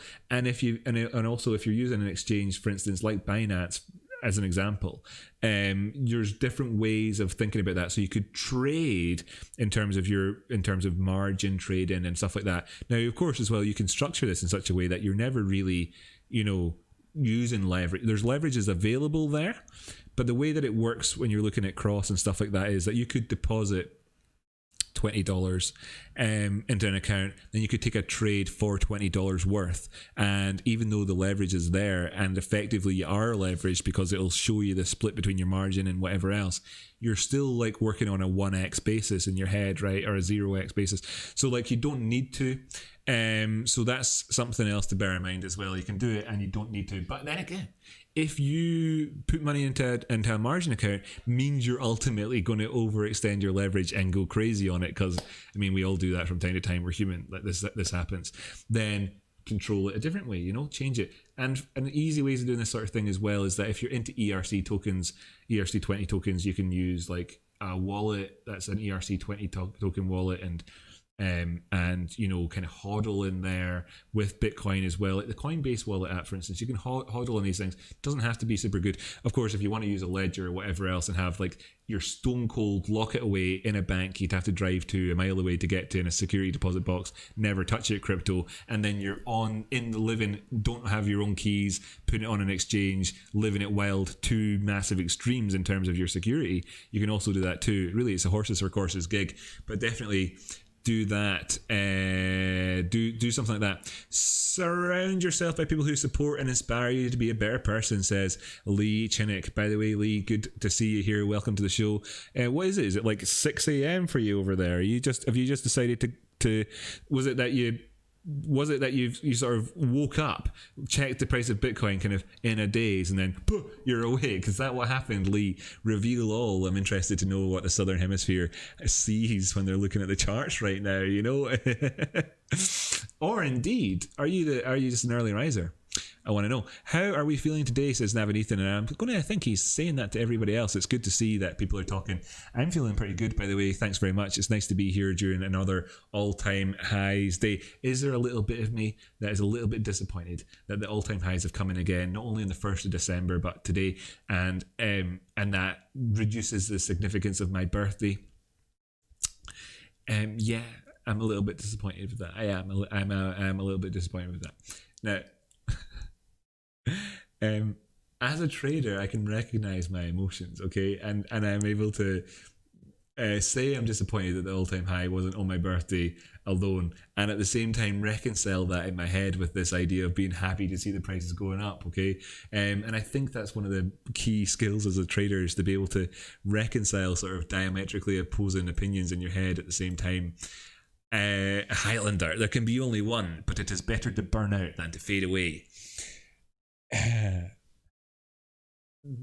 Did Highlander say that at the time? What came first? The original Highlander movie or Kurt Cobain blowing his head off? What was first? 10 points. I think, if I'm using my own memory back to the time, Kurt Cobain blew his head off in what, 1994 was it? 1984 was it? And on his suicide note he said, it's better to burn out than to fade away. And then was it 1996 that the Highlander movie came out? Which one happened first? 5:13 a.m. I looked at YouTube, saw 1 million BTC videos, so checked the price, was happy. Lol, early riser, but woke up an hour before my alarm today. There you go. There is something in the air tonight. Fernando. So yeah, you were drawn into from slumber and into checking the prices because your spidey senses were maybe tingling there with that one. And well, welcome to the awake world. 5:13 a.m. over there. This might be, depending on where you are, this might be the nicest time of day. I've not been to Australia myself, but I know that if you were in Darwin, for instance, right now, then take advantage because it's about to get very, very hot.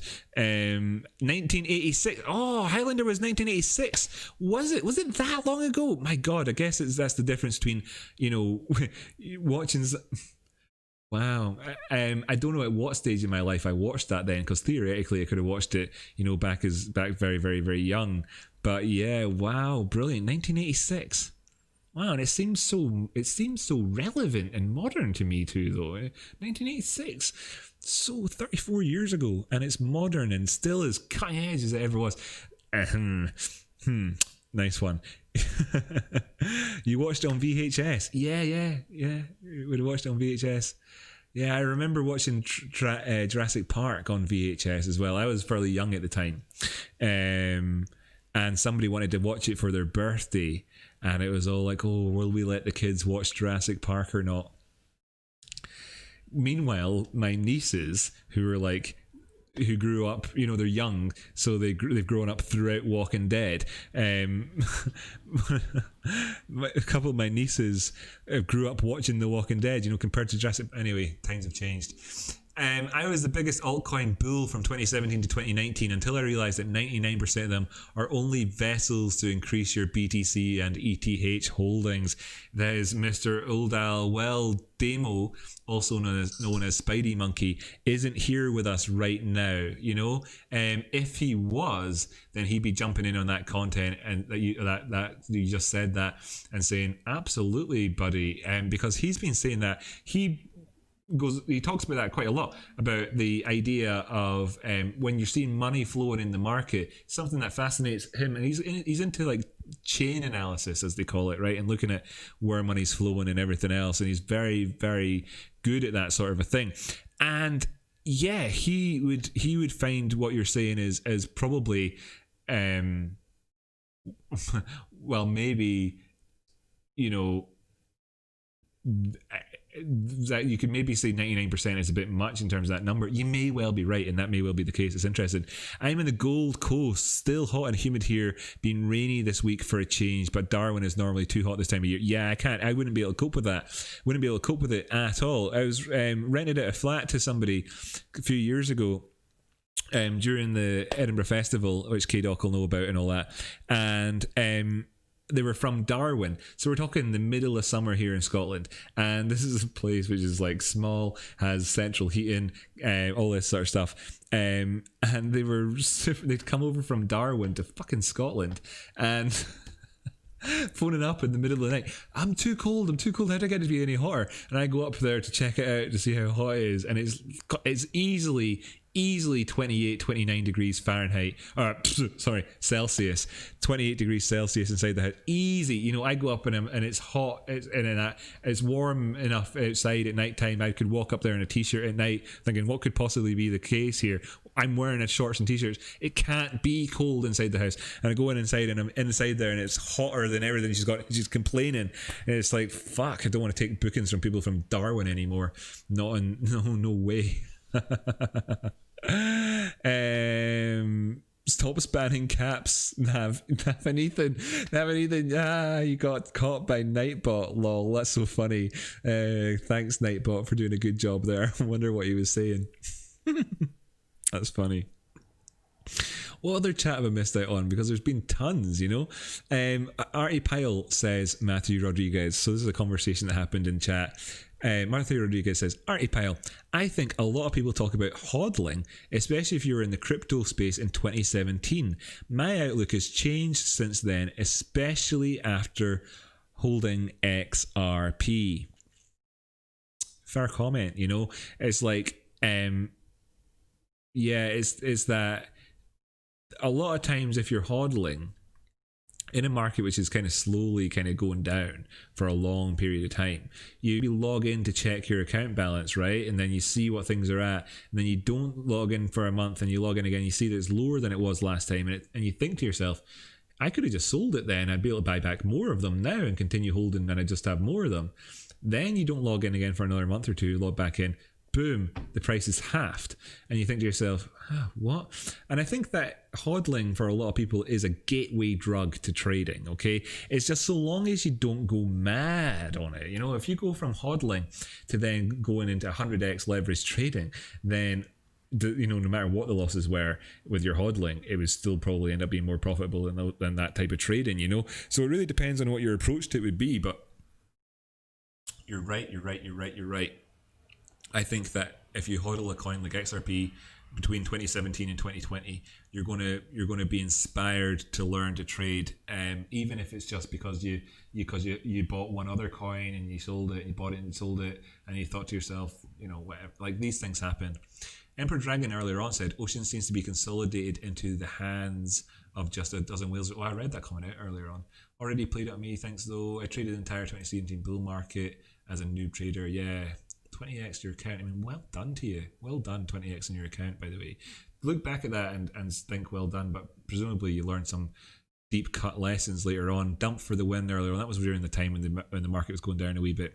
Interesting stuff. I'll catch up with them, what people have been saying with the latest of chit chats. Yeah, my mum came over last year from Brora. She melted. Yeah. It's worse going the other direction. I think in terms of like at the extremes, when it gets to really too cold, you can always put on more clothes, light a fire, drink some booze. But when you get too hot, there's like so little you can do about it. I was in Spain back in like 2007 or something. Me and TradeSpot went to Spain together, and it was 50 degrees centigrade, 50 degrees. The news was full every day about everybody dying all the time, And there's like nothing you can really do about that. And the government starts handing out fans to people for free and whatever, but they're dying. It's like, it's because your body literally starts to die, and your cells get denatured above 40 degrees centigrade anyway. So like that just happens, So yeah. But having said that, if I had to choose, I'd probably go out the hot way, because oh my goodness, I love hot weather. I mean, hot weather is my choice every single day of the week. And when our family came over to visit us over there in Spain that time, they just could not cope, and I was sleeping under multiple blankets, 50 degrees centigrade, but there I am like, I need to have my blankets. And seeing how people adapt, and the human body adapts, my god, it adapts so good. So then of course coming back the way is even worse. Cool. Are you in Toronto too? Says K-Doc. Hello to Mrs. K-Doc. Mrs. K-Doc. Is there Mrs. K-Doc in the house? Or have I missed something? My Mrs. from Toronto, so minus 40 degrees centigrade over there is normal. She loves the mild weather here, thinks it's lovely. I'm gonna pack up my shorts and t-shirts. I'm going to Scotland for some mild weather. You see, the thing about those places though is that when they get that thing that we so often miss out on, that we're in this bracket of not getting the fantastic weather. Like in Toronto, they probably get like snowed in properly, where they go to the downstairs of their house, and from floor to ceiling it's just snow, and they're trapped, and they can go up to the roof and jump off into a big pile of snow like Scrooge McDuck into his goldy bitcoins. And that's what I would want to do. I'd love to do that. Jump into a big pile of snow, being snowed in and all the rest of it. So they get that real extreme weather, and we kind of just get I don't know, grass is greenery. That's probably what it is. You need to find a shopping centre with aircon in when it gets too hot for a swimming pool. Yeah. And some places do that. Some places do that steam. It's not steam, mist. They just spray out water in a really fine mist, and you can just stand there next to it and let it cure you. Yeah, they get the extremes 40, and then summertime's 40 degrees hot. See, now that is what you're talking about. They get the extremes where you can be super hot in summer or super cold in winter. And the other good cities in the world are places like Granada in Spain, where you have the Sierra Nevada up behind you, so you can go skiing and snowboarding and stuff like that in April. Right up until right up April, May is when the season kind of ends for the snowing on Sierra Nevada, the skiing on Sierra Nevada, and then you can go back down to the sea and swim in the sea on the same day. Places like that in the world are absolutely amazing. So extreme temperatures, whether it's seasonally or extreme temperatures available within 1 day activity where you could do two things like that, amazing. Scotland, on the other hand, where you get where you know the difference between 10 different types of rain. You can look out the window here in Scotland and go, It's raining, sure, but is it the type of rain that you need to wear a jacket for or a hat? No, not really. There's different types. There's this dry rain that we have in Scotland, which is actually just the difference in attitude, and stuff like that. That's what we cope with. It's like the Eskimos having 7 different words for snow. We have it's raining. It's pissing doon. Whatever. I know 14 degrees C in Scotland. T-shirt off. Somebody. Aye, taps aff weather. That's what we call it. Taps aff weather.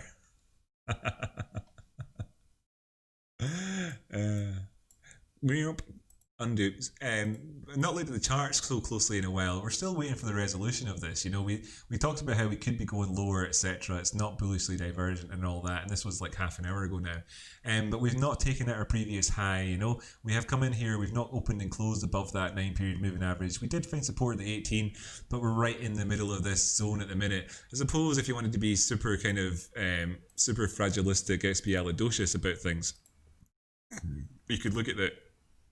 Shall we go down? Let's go down to the 5 minutes or the 3 minutes. Let's go down to the 3 minutes and use my wedge here as the thing. So can we go in for all-time highs yet again? Can we slam dunk it into all-time highs, or are we going to roll over? A measured move from this going the full whack-a-dackles move would take us up into additional all-time high territory. Of course, a failure here would take us right down towards the 200 simple. So maybe in a way, despite the fact that I'm now down on a lower time frame and looking at a kind of, from a broader term perspective, I thought something that doesn't even exist in terms of a pattern. Like there's your 4-hour candle, and I've just drawn this fin on the side of it. In terms of the bigger time frames. But even though I'm looking at that could be where you're looking down to. Excuse me about the inevitable siren noises outside. Taking out the 50 simple here in the 3 minute time frame, jolly good. But let's just kind of bear in mind this sort of the fake out territory in terms of this move is going to be in this box just here. Looking in at these previous highs. So we'll just wait and see how this goes with regards to this one. It'll be kind of cool. Dry rain, is that the same as bullish dump?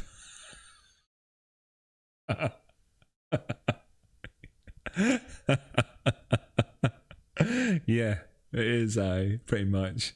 Dreary, pishy weather. That's Scotland. In fact, if you saw the channel at the start of the year, I was putting out videos where I was like, I was talking about Scottish words and stuff like that. And yeah, we have got, having words like dreek and dreary. Well, they ultimately mean the same thing to a Scottish person. They've got slightly different kind of meanings, slightly to the extent that you can say it's dreek and dreary. That's we can see 152 million different shades of grey here in Scotland.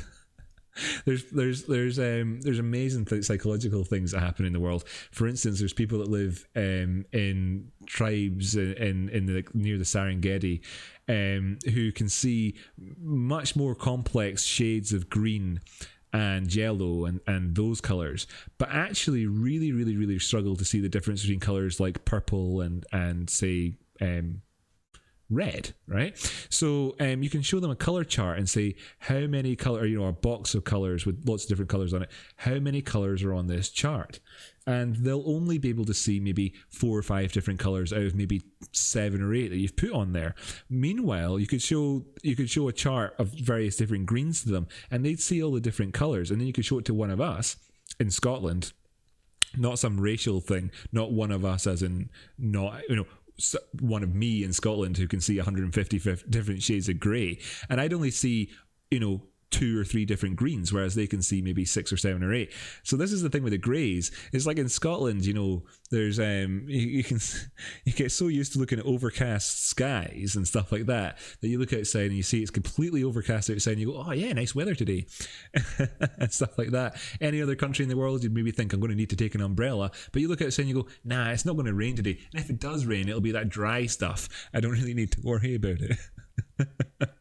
It's a wee bit dreek, aye, yeah, but it's not. I wouldn't say it's dreary yet or whatever. Oh, the Irish get more than their fair share of rain. Aye, Ireland does. Ireland is wetter, and I think that they've got slightly greener coloured grass than us. Emperor Dragon says, "I am out. Thanks, Rocky. Catch you all on the next one." Emperor Dragon, thanks so much for joining us here today. Super duper awesome, coolie schmooly of you to be here. By the way, if you do want to subscribe, you can do that. AB Lopez, did you get that link? By the way, did I tell you if you wanted to become a member? Of course, you don't have to. Where's the bloody video at? Oh, these tags. I should probably stick some tags into this video that I'm doing just live just now. But what I wanted to show was the thing to AB. I don't know if you were watching earlier on, but if anybody wants to do this, then they find the link. You can find the link down here in the whatchamacallit. There, just over on the left there. Somebody can copy and paste that or whatever if you want. AB Lopez, what a day. Yes, indeed. Must be too much to talk up in the Inuit areas. Exactly, yeah, with all their different types of snow and all the rest of it. I did, thank you. So cool, right, cool, yeah. I didn't want to push you into it. I just wanted to answer your question. I didn't want to pressure you in any way. Let me get to editing this video though. Obviously it's still live and you can see I'm hitting the edit button. We did this the other day. Those tags, not very good. This description, not the best, but I tell you what, is a lot of fun. I really liked it. I really liked it. What do I want to put this in? I don't want to put it on any particular thing me, but I'll stick some tags in. I don't know why I don't get the option to do this whenever I'm making the stream in the first place. I didn't actually talk about band or zill or drep. Actually, this is really bad set of things as well. Did talk about VChain though. ZRX, whatever. I'll fix that later. God, not the tags again. No, mate. No, it's cool. I'm not doing the tags.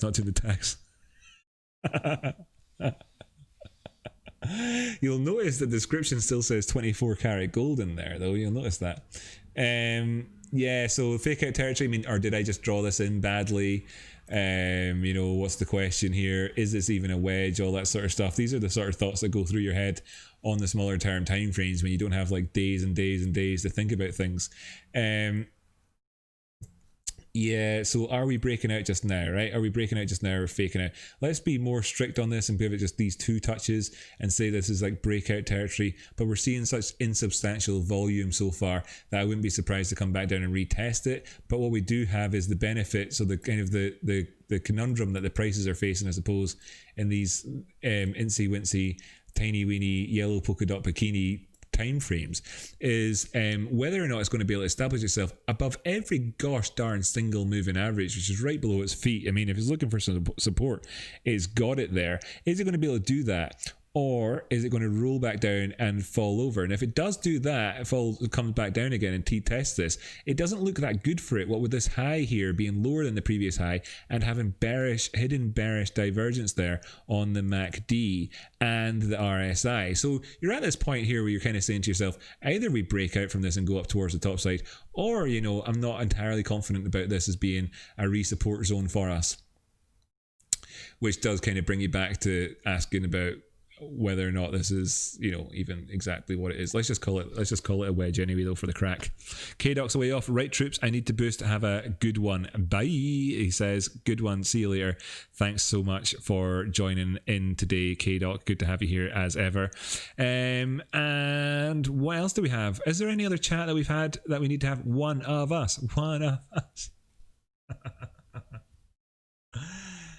Is there any other chat that I need to have anywhere, or are we all just gagging at the bit to go and watch Highlander and look up clips from the Highlander movie on YouTube and see Sean Connery do his Sean Connery with his accents?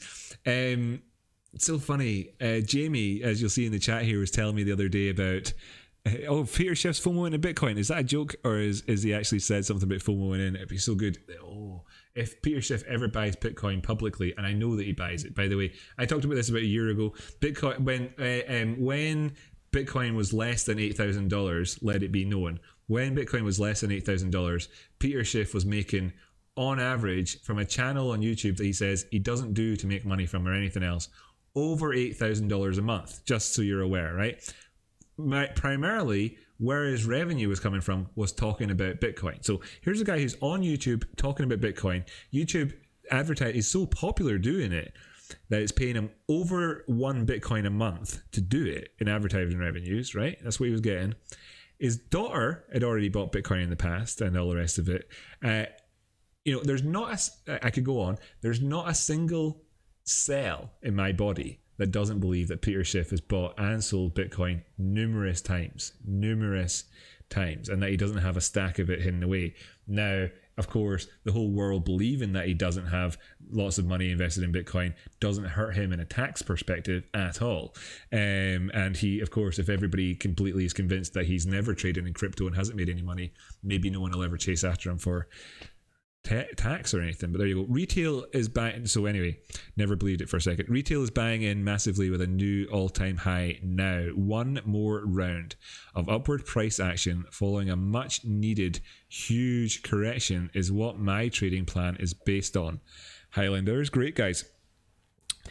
I've had the same sort of idea, roughly speaking, as yourself there with regards to what you just said for a wee while, but of course we've subsequently come in and put in the all-time highs, and it's, I've been thinking along these lines in terms of, if we go up, how will it function, and will we go up to the extent that we're able to sustain moves past certain areas without having too punishing a drawdown in prices. And essentially, what we've seen with the prices arriving up here in the 20k area is that if we wanted to go in and fill that gap at 9k, 9.7, we're looking at an over 50% drop in the price, which is not ideal, right? So of course it might just live on the charts for a while longer.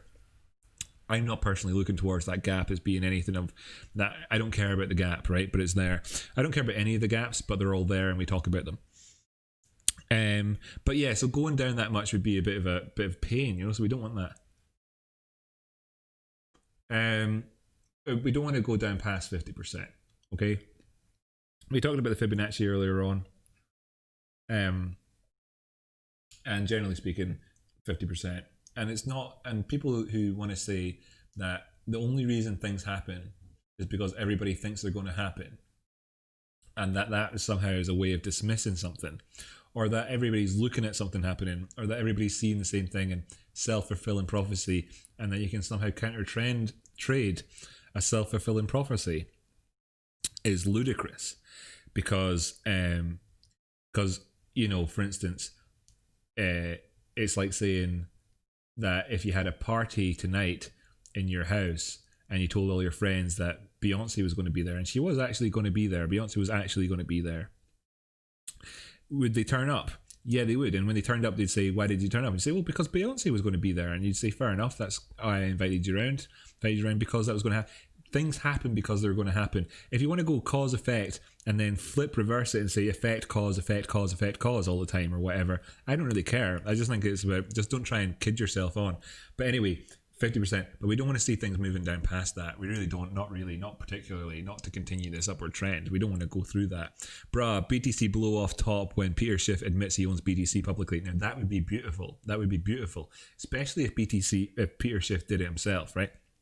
Especially if Peter Schiff was sat there with 1 million Bitcoin and he looked to distribute them out to the market, and he was like, I'm going to create such a fuss over a period of such many years, earning over a Bitcoin a month in terms of YouTube advertising for a number of year on year, specifically talking about Bitcoin, saying I don't own any, and I'm going to accumulate so much that when it comes to me selling it, the only way I'll be able to sell all of it is if I, the Peter Schiff, tell everybody in the world that it's finally the time to buy Bitcoin to provide me with the liquidity to short into. That would be hilarious.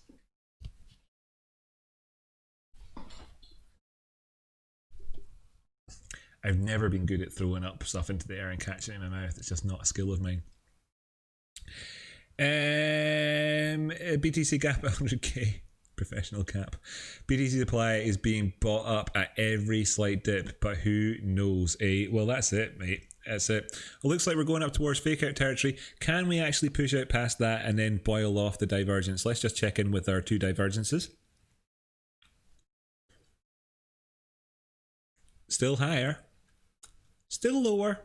So still hidden bearish divergence. Should we not succeed, it'll be the same on the RSI. We knew this was the case, that this is our sort of fake out idea, regardless of where the triangle was. If we don't see it going past that, I've already talked, I mean, the world just doesn't change rapidly enough for me to be able to reanalyze this, having done it there 5 minutes ago. Third time lucky, let's go. Peter Schiff walked out of a 60-minute show in furious anger recently, being asked about his tax evasion. Ha! There you go. So there's a guy who makes, I've gone through it so many times, but just add what TradeSpot said onto the list there. He walked out of his show because, or what Mr. Uldal said, sorry, there is, he walked out of his show because because we would talk about tax evasion. You're trying to tell me that guy doesn't own any Bitcoin? Crazy.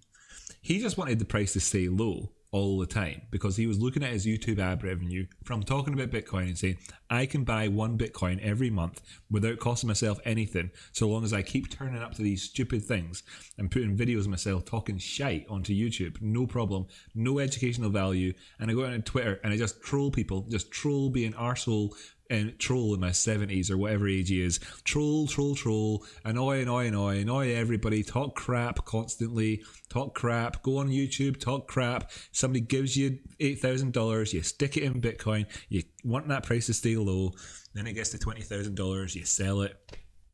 Easy life, easy living. Wouldn't we all want to have Peter Schiff's lifestyle if that was the case? It doesn't get any more professional than that, mate, at TradeSpot. Good to see you chatting with each other. Lol, lovely jubbly, everybody's chatting away. Well, in terms of time, because I started off today earlier, it's 7:45 at the minute. There isn't a great deal in terms of, we're coming up towards the end of the 4-hour candle before the last 4-hour candle of the day. That's the most significant thing I can really say about 8 p.m. End of day trading in the USA.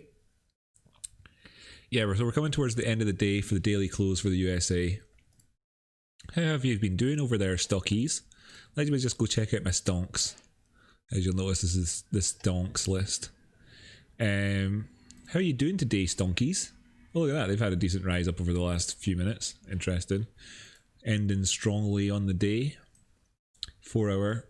Putting in a, strong 4-hour close without taking out our highs. Interesting. NDX. That's the 100 companies in NASDAQ. Got the high up there. I never got NQ in here.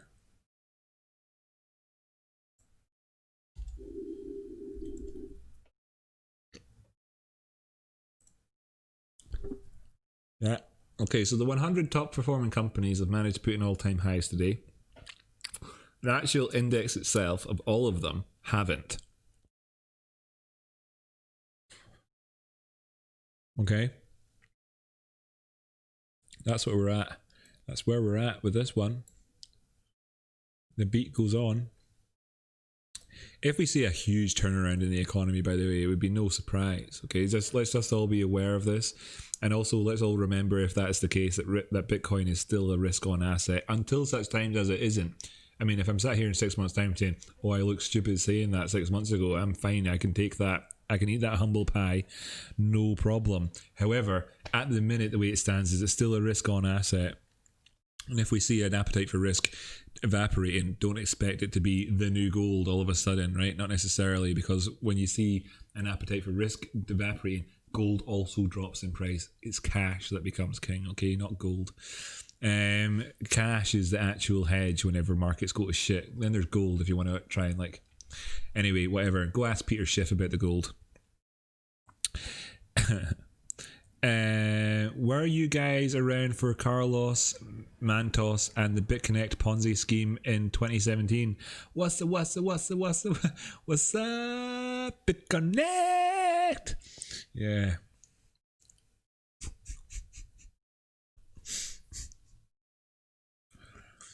Right, anyway, that's how traditionals are doing, slightly down in terms of the up from its up on the day. Clearly, very nice day for it. Not coming in and beating those highs quite yet. If it were to do it, it'd be doing it with divergence. The NQ, the top 100 companies in the NASDAQ are putting in that high with that divergence. So you've got a divergence between the two aspects of that index. Dow Jones, well, it's kind of a bit of a fucking mess at the minute, excuse me. SPY, lower highs. So far, and it's just so far.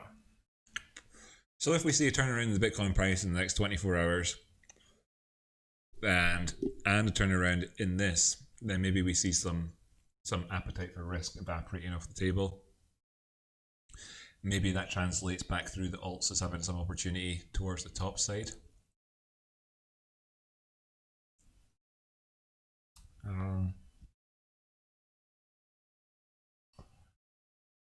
I never was into F mining so much because I wasn't a massive gamer. I had a PlayStation and everything else and played games. I liked them all the time, but I wasn't like some of these people that was going out and buying a 1080 Ti or any of these things. I'd be, you know, and if I was doing that, then I'd be using that in my downtime for mining Ethereum.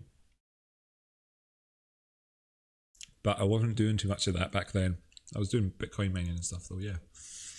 And other coins. Like I said in the episode the other day, I mined Quark coin on my old computer, lent that computer to my friend.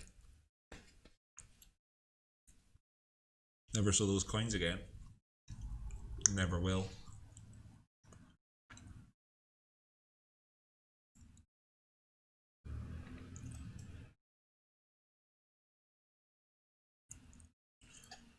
Wow. Not that I missed out on much. Lol. Give me some real crap exchange. Hit BTC versus US dollar.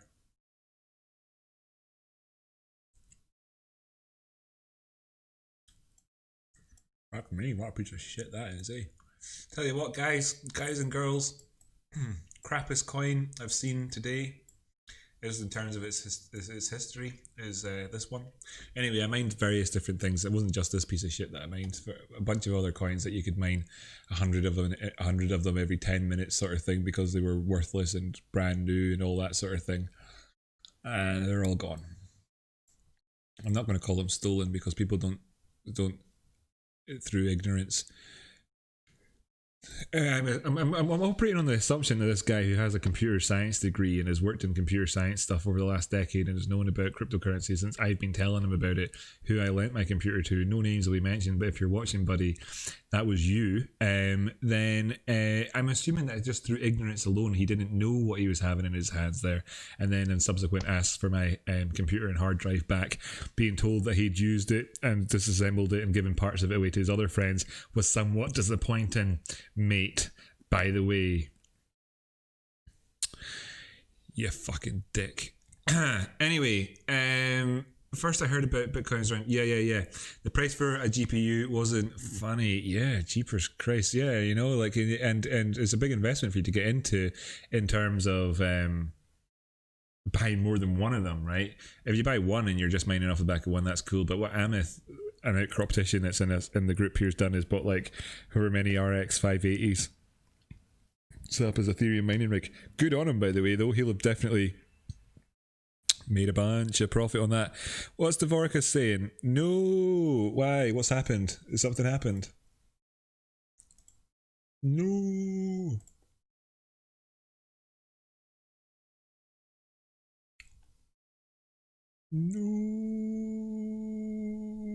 No, nothing on the Bitcoin price has happened quite yet. So I don't know what that knows for. Maybe I've missed something. The graphics card held value well to boot. Yeah, that's the funny thing about them as well, is that the graphics card industry, you know, they were cheaper when people started mining. Quite a lot of people bought a graphics card, mined using it to the point where you would have thought under normal circumstances that it would have lost a lot of its value. And also you'd have thought after a year or two the thing would be worth less anyway. Meanwhile, the prices went up and they sold them for more than they bought them for, having used them in between to mine. Now that is crazy. Is there a part of me that feels a bit like Ethereum's a bit kind of designed for the benefit of other people in a sense? When I look at that, yeah, there's a bit of me that has that. I mean, again, an emotional person, need to realize, oh, that story hurt my soul, Rocky. All right. Yeah, sorry. It's a crap story, isn't it? It's a crap story. Do you want to know another story? Oh. I don't even want to talk about it. Just that you'll know that Butterfly Labs made ASIC mining machines back in the day. If you do, you'll also know that they ran a pool as well. You'll also know that this was like before the days of Mount Gox going and everything else as well. That like these guys were very early to the whole scamming thing. I lost some bitcoins with my miner. Apart from the fact as well that compared to that story about the graphics card, you know, it obviously became worthless almost immediately. Anyway, there we are. We're right at the fake out point. Can we actually push past it? We're doing it now. That's nice to see. Coolish mooly, right? Cool. Get rid of this crap. Off here. Bring back on our wee measuring stick for the crack. Remind people that this would be the next area to be looking to if we did move up. I mean, is this even really fair? Not really. I mean, it's not really. This wedge idea where I've got one touch, two touches at the top side and two touches at the bottom side and saying it's broken out of it now, it's not fair to do that. It's not how technical analysis is supposed to work. We just full disclosure then, you know, if something like a parallel channel kind of happened and or whatever for a while and then formed some sort of bear flag or bull flag or whatever, then, you know, I would look stupid having talked about it that way. I only did it for the kind of the lols in terms of this small term time frame stuff. However, we do have it in there. That is a thing. This is what people will be looking at, and it is where the next target towards the top side exists, and yada yada yada. So it could be good. I think I will tune out soon, okay? I think I will tune out soon. I ate that bun because I was hungry, so I suppose I probably have to deal with that somehow as well. And then I will I'll probably tune out soon. So I'll just catch up with the chat and see if there's anything anybody wants to talk about and all that good stuff. Just deleting some brush marks. Sorry, folks.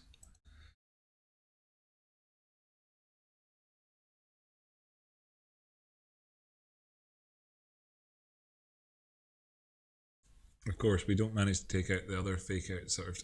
Maybe I should have drawn this in as fake out territory over here with this initial impulse up, so that we could have then evolved it into talking about Head and Shoulders or something like that thereafter. Whatever.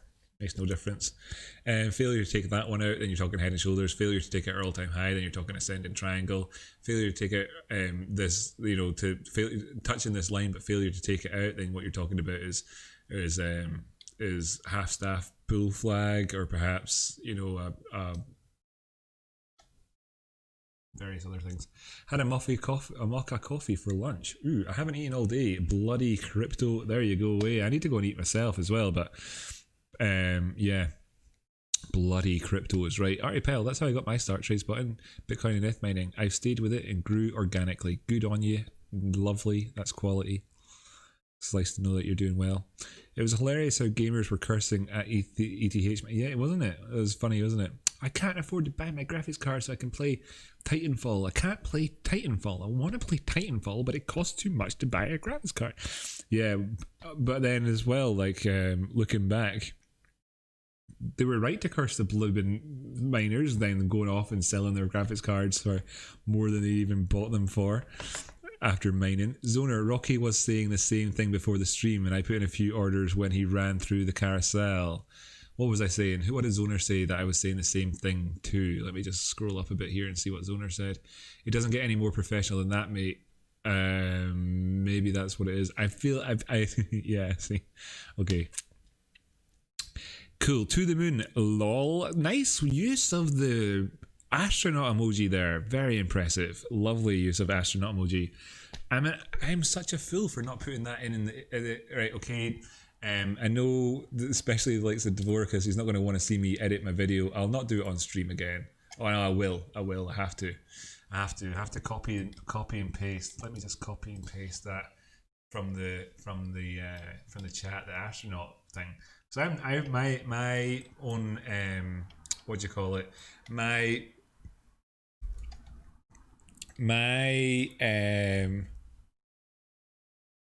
emoji game is poor. So it's good to have that to be able to copy and paste. Am I also hitting the correct button? Game is poor. Just hit save on that one. Cool. Okay, back over to the charts. Thanks for the astronaut. Wasn't Nvidia found to have sold most of their chips to miners recently? Is that right?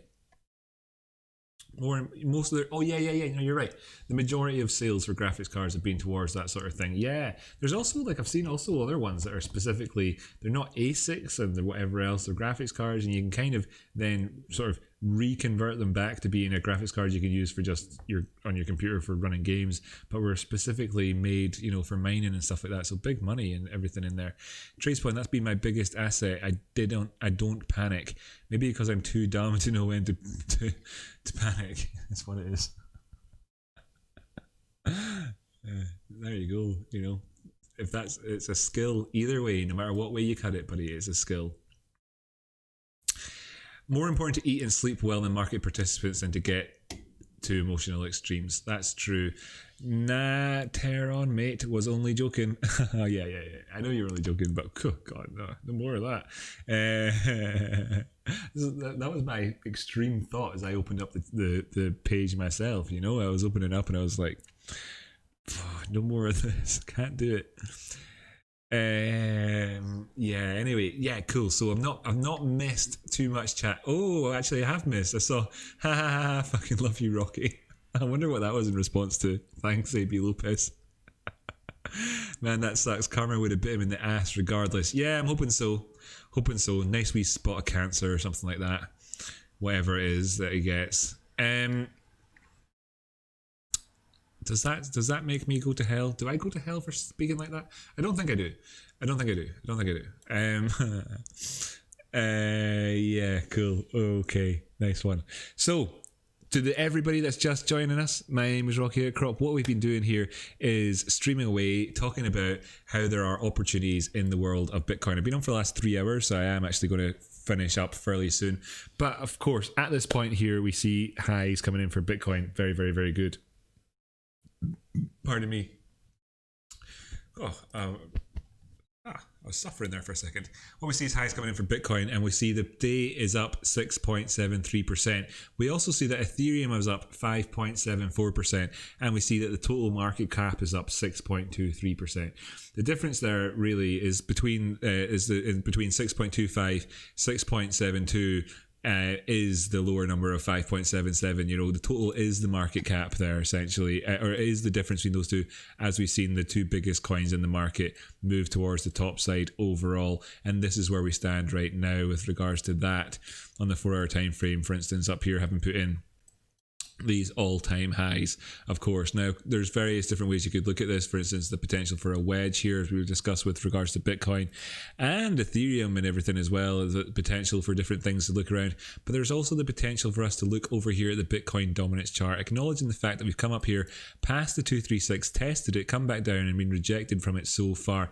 That isn't the big deal. You know, if we get past it and move on up, great, everything goes great, everything's fine for that, and Bitcoin can still keep living on, king of the castle and all that. But if we see this operate as a rejection, us come back down to retest this zone over here, then I would start to kind of get into that point of view where I want to ask questions with regards to, for instance, this list over here, the Binance list. Did anybody see my idea, by the way? Look at this yo-yo coin. Look at this as yo-yo coin in the 4 hour time frame. Did any of you follow me on TradingView and see my idea with yo-yo coin that I published? Here we have the idea. Let's just kind of go, you know, let's see this. Let's hit the play button on this idea. Oh my goodness. You can't see it because it's behind the micro. Anyway, that idea. Pretty good idea. So if we see, you know, so now after having had that pretty good idea play out, what I want to see happen is for some of these things to have the potential for some movements towards the top side. We're seeing these big downward movements on a lot / basically all of the altcoins here. I've sorted it by percent change. There's very few that have done very well. Earlier on, Zilliqa was up 10% versus Bitcoin. It's pulled back subsequently. The ones we're seeing up at the minute is this PPT coin. I don't know what the hell that is.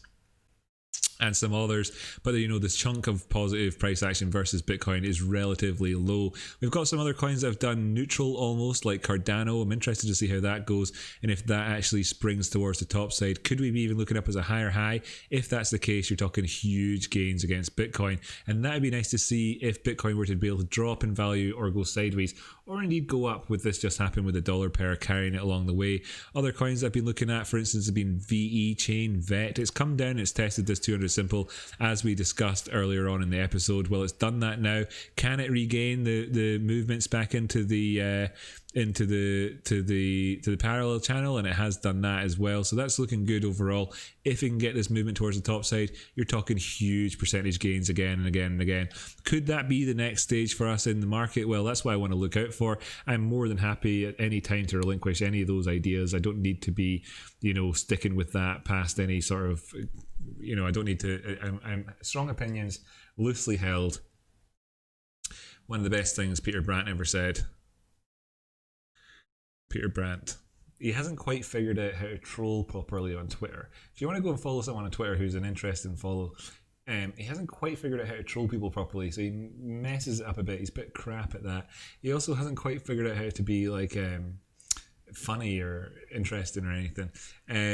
So like, he's a good one to follow. I enjoy following Peter Brandt because you never know what you're going to get. If you're going to get him saying something that's just like a great phrase from himself, you're going to get him see him, pushing some of his own nonsense out there to try and make money from people, or if you're going to see him promoting one of his pals who he works with to try and get their reputation to increase, or indeed simply if he's going to just say something.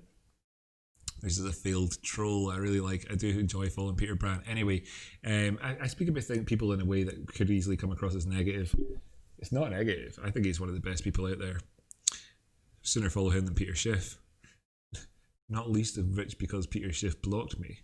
I see Bitcoin dominance pumping all the way to 83%. After that, we should see a great alt season in Q1 21. You really think so? Do you really think so, buddy, that we could see BTC dominance pump all the way up to 80%? I mean, are you talking about this in the face of what's your Bitcoin prediction at the same sort of time? If you're talking like we could see this dominance chart go up towards 80%, then we're talking about highs that we've not seen in Bitcoin for the very longest of times. We're talking back over here that it hasn't been this way since the 2017, before the altcoins really existed, essentially. When the altcoins existed, it kind of changed the schema of things. So are you talking about Bitcoin price going up too, which would facilitate a rise in altcoin dollar prices at the very least, while they might not against Bitcoin? That would be an option if that was the case. Are you talking about Bitcoin price going down and Bitcoin price dominance going up, in which case that alt season you'd be wanting to kind of hold back a little bit, keep some of that powder dry so that you can get in on some buys? Because if that were to be the case, you'd be looking at pain, blood, pain, and all this. None of the things you listed are good qualities to have per se, lol. No, they're not. No, they're good qualities if you want to follow somebody on Twitter. In terms of him being a trader, he's actually really good. I reckon the guy in real life really good. If you want to listen to him doing audio stuff, is good. He talks, he's good. He's a good public speaker. Got a lot of good skills. Probably an empathetic and sympathetic and funny and caring person and a good parent and all this other sort of stuff too. Probably all of that sort of good stuff, right? But that's not what you follow people on Twitter for, is it? And I follow him on Twitter kind of in the hope that I'll see him making some sort of faux pas and stuff like that. Whatever, I enjoy the guy. I think, and he, generally speaking, he doesn't. I mean, I also follow what's he called, McAfee on Twitter. I think I do, or else I stopped following him recently. I'm not, whatever. But there's different qualities you look for in people. Now, meanwhile, I love my mum more than anyone, but I wouldn't follow her on Twitter. So, there you go. The Twitter game, yeah. Lols, says TradeSpotting. So cool. Yeah, I think we're coming to the natural end. What have we got here? 8 minutes. Oh, 4 minutes past 8. Sweet. I've made it to the 4-hour close. Let's just kind of go on here then and take a look at the 4-hour closes on the different charts. And as we can see here in the Bitcoin dominance chart, as I zoom back in, that we came up towards the 236, we pushed above it, came back down, we had this open and closing candle. Could we be consolidating on a smaller term time frame with the view to moving up here and putting pain on the alts and giving you those potentially better entries, or are we looking at potentially just, you know, this here coming back down and revisiting that wedge area that we're talking about before? Over here on the Bitcoin CME charts, we can see that we've got 3 clear lines here, 1, 2, 3 in terms of our 4-hour candles. We're actually between the hours on this one because it's 2 hours left on it. So that one closed there, that one opened there, and then this one where we find ourselves right now across those 3s. How does that dynamic in terms of the 4-hour candles play like onto the spot prices? Well, we see we've got 1, 2, 3 here stepping up the way, so that's interesting to see. The volume is not continuing. You know, the big volume candle is at the big move up. The next candle, you know, significantly smaller. This one's significantly smaller as well. We are primed for a nice turnaround, having come up towards our target of 2092. I say that as if that's what that is, but that's just the end of the Fibonacci retracement in there. But we came up towards, you know, we had targets in around whatever. There's various different ways of coming to this idea. Anyway, we came up to these highs. If we put in a line here, which could potentially be like a wedge coming in like this, then of course we could see a turnaround. Now, I was also remaining cautious on that front and saying that these two connect nicer if this goes a bit higher and maybe we see a 21,500 target. Is it worth trading from here to there in terms of percentage moves? Here to up anywhere up that's up as high as 21,210 is a 2% move. Bearing in mind that Bitcoin has gone up 6% already today. So is it good value? Well, simple maths tell you that it's 3 times crapper than any move we've had today so far up to this point. So, you know, the risk is obviously increasing as you look towards the top side, but you know, things are okay. As a result of this price action today, we managed to push past the high that we had on the 30th of November in terms of looking at divergence. Now, there are clear other highs for us. For instance, if we go back over here towards the 18th of November. Now, what I was talking about before, the last time we talked about divergence, was to take a look at the impulse up the way in terms of the movement towards the top side and the movement towards the top side on the RSI. Now, we knew in these areas when we went in to have retracements thereafter that, of course, this was following on from divergence. So this was going up, going to be divergent, going to get a retrace, going to put in a higher low, continue up. Got to their next high, going to be, well, it wasn't actually divergent because these were lower highs, but same sort of idea, put in a higher low, move on up. Now we've come up to this area here. Are we going to put in higher lows or higher highs, put in any divergence at this point? I wonder. The initial impulse up, however, where we find ourselves now, compared to the impulse up that we had over here on the 24th of November, which was a significant move up, you know, taking us from enduring that before a downside action came in, were very much divergent against that point in these highs, which makes you ask the questions about these sorts of time frames in between. So that's the 4-hour time frame. So if you go over towards the daily time frame, do you get a degree more clarity with regards to this? And you certainly don't currently. So if you go up towards the 2-day time frame, do you get any more of that as well? Can you say this is the low and this is the high and this is low and this is the high?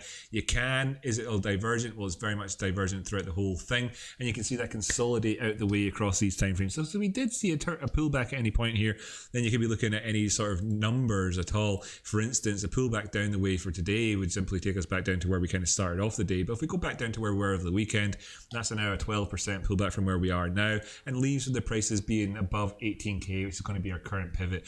If we move down below 18k, then the next area to look down to is actually 17k, and then you're starting to look about real big moves down the way with regards to these percentages, going from that 12 initially down to 17, but you're still within that easy to kind of digest feeling of, if we did get some play out from some divergence, could we put in a 30% drop down in price and come in and visit our 50 simple moving average? And if we were to do that over the next wee while, if we were to see a turnaround, then we're looking towards $14,288. Now, we are in an uptrend. So the trend is your friend until the end of the trend, until it bends. And that was the bend section that we were talking about. If it didn't bend and just continue to go towards the top side, then we may never see the end of the trend. In that case, you got to look towards your first target of 21,233, I think we spoke about earlier on, but you could just easily say 21,500 if you really wanted to. and then thereafter you're looking towards 23,200. Was it at that point that we said? Don't know. We covered this in the Bitcoin sections earlier on, chatting about things. It's hard for me to remember off the top of my head. With regards to Ethereum, we're not actually in at all-time highs, and as well with regards to the 2-day time frame, you can see, the Ethereum Bitcoin that we are up here higher with the same divergence that we saw on the go with regards to the Bitcoin pairing and divergence here, giving us a swing failure point that lines up with the head and shoulders on the RSI. Again, we're in a bull trend, but if we see these things start to get taken out, then we'd be able to actually take a shortened move towards the downside if that were to be necessary. Of course, we're in an upward trend. Everything's looking fairly good. We've got higher lows coming in. Now, we put in a higher high.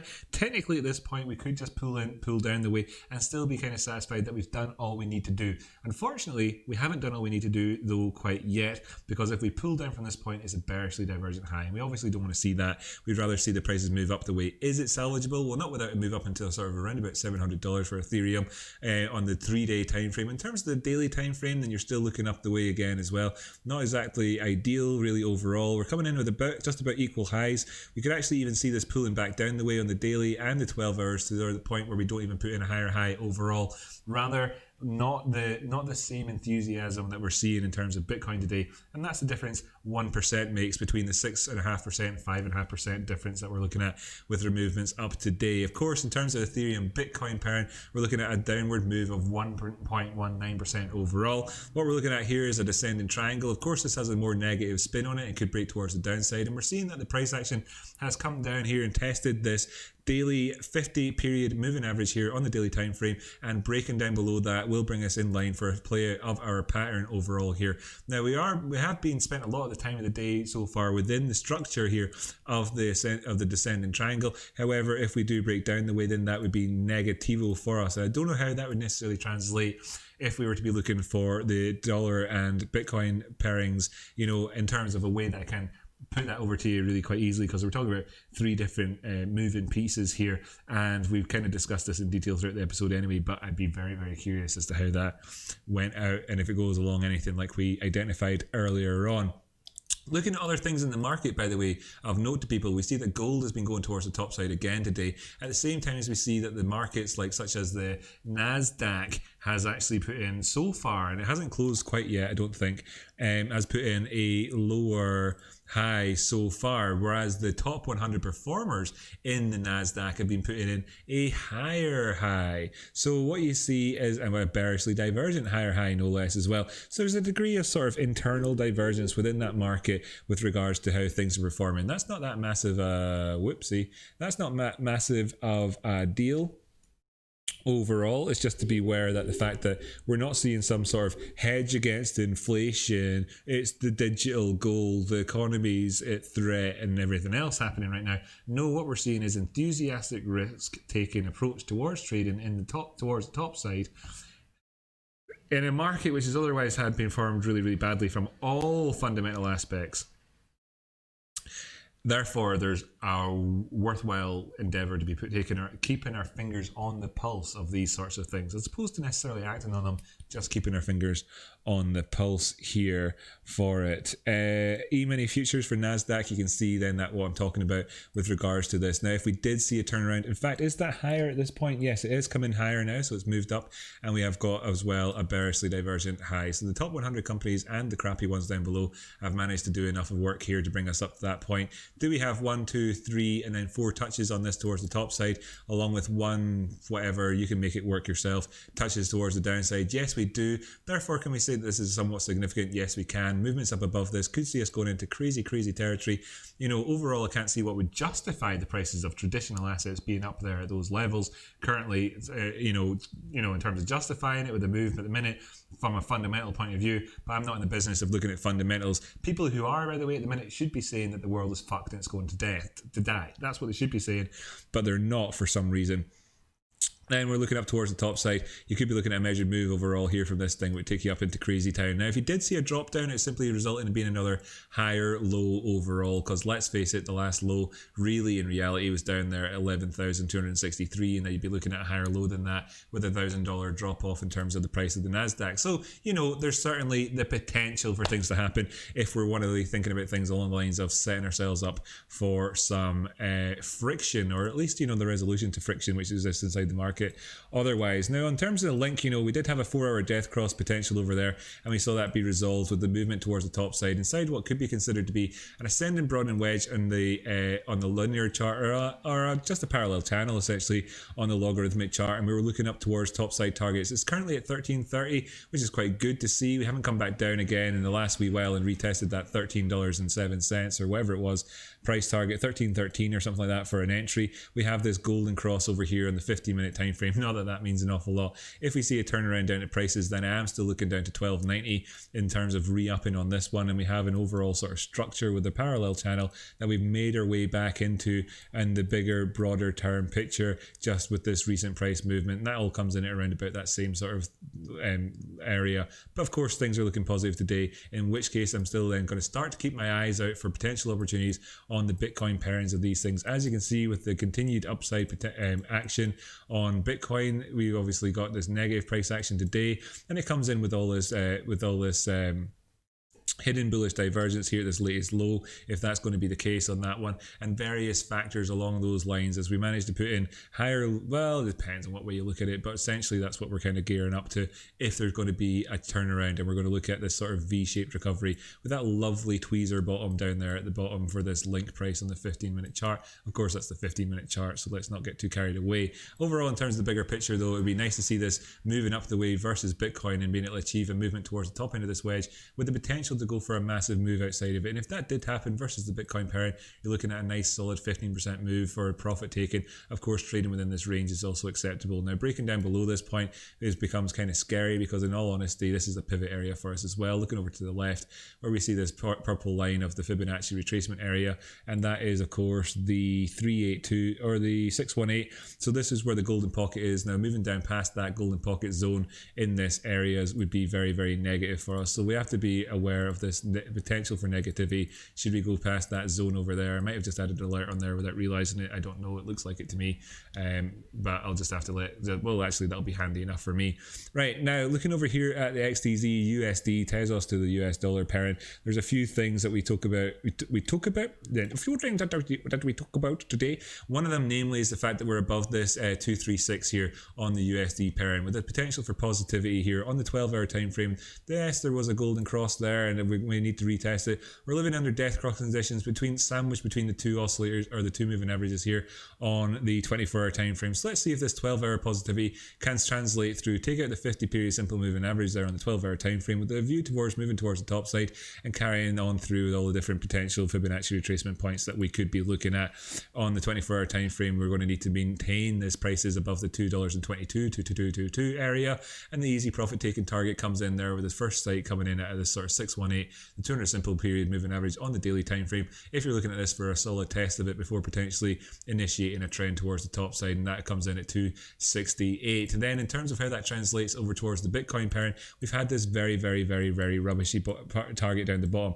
We do know that Sunny Boy's trade is the best. This is the best trade at the minute, is looking towards this area, and he's still within it currently, not looking to stop out until he sees the prices go down below that 10,000 Satoshi level, and indeed looking at taking profit somewhere perhaps in and around about the 23,000 Satoshi level. Moving up past this zone could be very positive. We actually do have a lower low currently though on this Bitcoin pairing, or the Tezos prices, given that we come in here with the Bitcoin all-time highs today, giving us the chance then to look into 13,050, I suppose, as being the area for a pivot in the 236 turnaround on that one for us. And that's of course the Bitcoin, Ethereum, Chainlink and Tezos main pairings summarized for us there.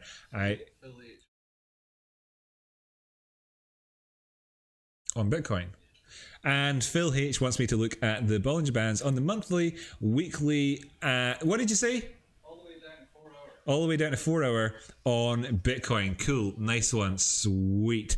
Excellent. There you go, Phil H. Delivered directly from your fingertips into the chat room, into the mind of an actual living organic human being who walked over here and told me through my ear holes that you wanted to see Bitcoin on the Bollinger Bands on these bigger time frames. I'm going to hide all the drawings. I'm going to do this twice. I'm going to take off the they're going to take off the VPVR. I'm going to take off the volume. Look, by the way, I mean, the volume just there is a distraction for us at the minute, is it or whatever. You can make any assessments you want to make off of that, but we'll look at the Bollinger Bands in isolation and take off those moving averages as well and pop the Bollinger Bands on. By the way, for anybody who's watching along and curious, I'm just using the out-of-the-box settings for the Bollinger Bands. I have changed them around a few times in the past. Don't find there to be a massive amount of benefit towards doing so. Here we are, and we'll start off on the 24-hour time frame. As you can see here in the 24-hour time frame, we are indeed pushed outside of this zone right now. Now, of course, we could close outside of it. Casting our mind's eye back, we can see that this happened over here in the 20th of October in this rise up the way, and that was a nice little period, you know, where we closed outside of it. Pardon me, one day and the next, without a pullback.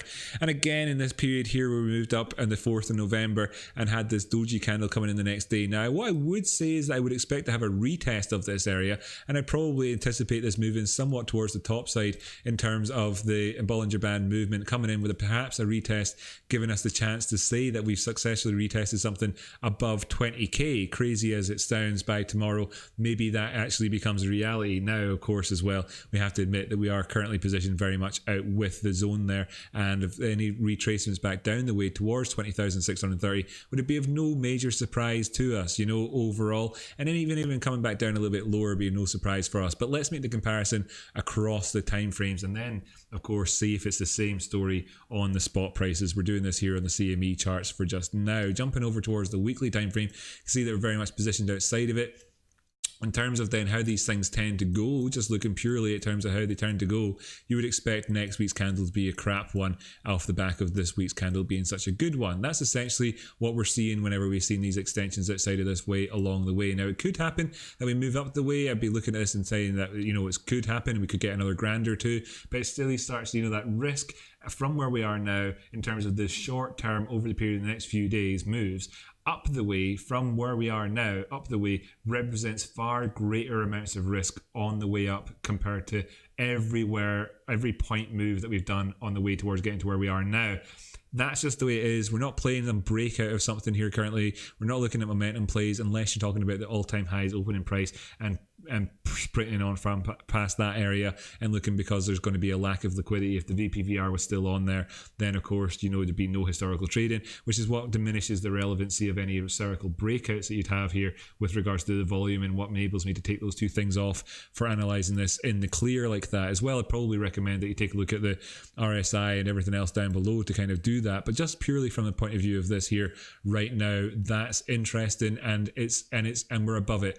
Could we continue that on? Yes, this will continue to go towards the top side, but the one of real note for us as well is the monthly chart. And as we can see here, this is something, and I'll jump over to the spot one in a second to show you. As you can see there, ding on there, we actually have done what we speculated about needing to be done. If we saw the prices go on towards the top side as they have done today, we would see the Bollinger Band therefore be dragged up as a result of this moving average being dragged up as a result of the price being moving towards the top side. That's that obvious circle for us. So what we see here then is that the pullback that we had previously, which historically wasn't good enough to satisfy us, sees that we're out, so we've now satisfied the Bollinger Band, which gives us a nice clear area to be able to talk about in terms of needing to not see movements going back down really below this sort of area over here. Really, you need this to kind of end up as being a little green doji at the very least after all of this, so that we don't immediately cast our eyes over towards a horrific pullback fairly quickly during this at some point at some point down towards 17,900 or so, or wherever the Bollinger Bands would happen to be at. Now if we do go down below that area, it's going to push the Bollinger Band down a little bit and increase that impetus towards the downside. Of course, for next month, looking towards 18,000 to 18,500 is a retest off of that area. Dropping back down the way then, you know, the weekly time frame looked like this. We have the it's obviously incredibly bullish. It's not just bullish, it's incredibly bullish. That's what we're looking at here. So that's good, but you know, at what point and what time frames will we see a pullback happening on these things? Because you'd expect it to happen at some point. 3-day time frame is the most positive in terms of gaps up above us before, you know, to look towards the top side. However, pullbacks from any point of view on this 3-day time frame would seem like a bit of a failure with regards to the Bollinger Bands in terms of our ability to stay up there without kind of, you know, consolidating or moving down the way, putting in a bit of negative price pressure on there, whether that results in sideways or down with regards to not being able to fulfill that move towards the top side. 2-day Bollinger Band isn't a distinctly dissimilar story, as you can see here. So, you've moved up the way, come towards the top, moved down the way or sideways, come up to the top, move down the way or sideways, come up to the top, move down the way or sideways. Can we then continue on and continue the trend on the way? Well, we've not done that so far, and it gets to the point where you start asking questions. Now, if we did push up the way, we'd have to see how that follows through thereafter, because the 2-day and the 3-day exist between the weekly and the daily, right, in terms of that differential there. And on the daily, what we see is that we're outside of the Bollinger Bands, and on the weekly, what we see is that we're outside of the Bollinger Bands. So something's got to give here, and we can see on the 2-day, 3-day that we don't have that extremely positive price action type format that we have on the others. And we do also have a clear area where we could arrive at and then pull back from over the period of the next few days. There is 1 day and 2 hours left on the 2 days, so there's plenty of time on that one, and 1 day and 2 hours left on the 3 days, so there's plenty of time for that sort of thing to evolve out the way. Now let's go sub 24 hours. In terms of a 12-hour time frame, of course, very much outside of this zone, and this is when you kind of start to take the comparison points of the divergence. As you can see, very much divergent, looking between these zones here in the CMEs, and that is obviously kind of ugly looking at this point. And do we get a bit of a pullback? I'd say that it would be reasonable to anticipate one, but where could that come in at? It wouldn't necessarily be reasonable to anticipate one any more necessarily than $500 back down the way. 20,500 was a previous profit taking target. Now we have to acknowledge that it has its ability, or it's the potential for it to then become resistance, become support idea. The profit taking target in the past could then go back, retest it, see how we support it at that stage, and that would line up with the Bollinger Bands if we were to be acting in that way, looking at that story. So that's what we need to look to. Looking down the way, the 4-hour time frame we can see is already enacting then the sort of thing that we're talking about from on all of the other time frames. Moving outside of it, seeing this red point as the Bollinger Band moved up to meet it. So you're up there at 20,900. Then next thing, $300 drop down the way in order to satisfy coming back in and retesting this thing and giving the Bollinger Band the chance to move up and the prices. So we have to look to see if this continues to trace on the 4-hour or disconnect. A tracing up the way is going to see the positivity in terms of the 24 hours at least kind of remain in place. There seems the overcoming of the 2-day and 3-day issues that you have here, and then a potential for the weekly time frame to sustain itself in at least decent enough area for the Bollinger Band to do a degree of catching up with it. Moving on down the way though, and talking about it in terms of negative stories, if you were to go on down, then obviously your next target towards the downside comes in there at 19,930. If you break past the 20,500 area, 20,000 being a round number itself maybe qualifies as being the area to look to, but the other thing about it is that you could look down to the actual sort of resistance level, which you could expect to potentially wick beyond and back up and down again and around about these zones. If that were to be the case, you can see the same story again then evolving out the way in terms of the 2-hour time frame. We went up and we spent a time outside of it, came back and touched it, and then moved down the way.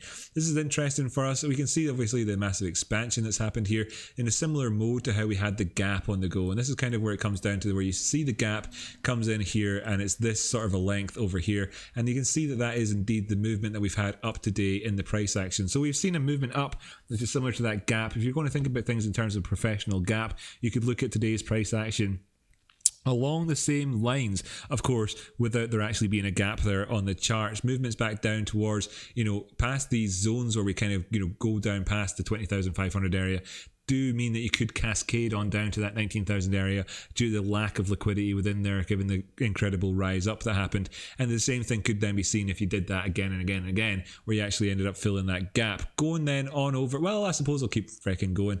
In the 1 hour time frame, you see that we're going sideways. Got the 20 simple moving average coming up here, and that lines in at around about the 20k area. If we just go down and revisit the 20 simple, we can see here that we often do such, and like find support on there, so that wouldn't necessarily be too much of a surprise.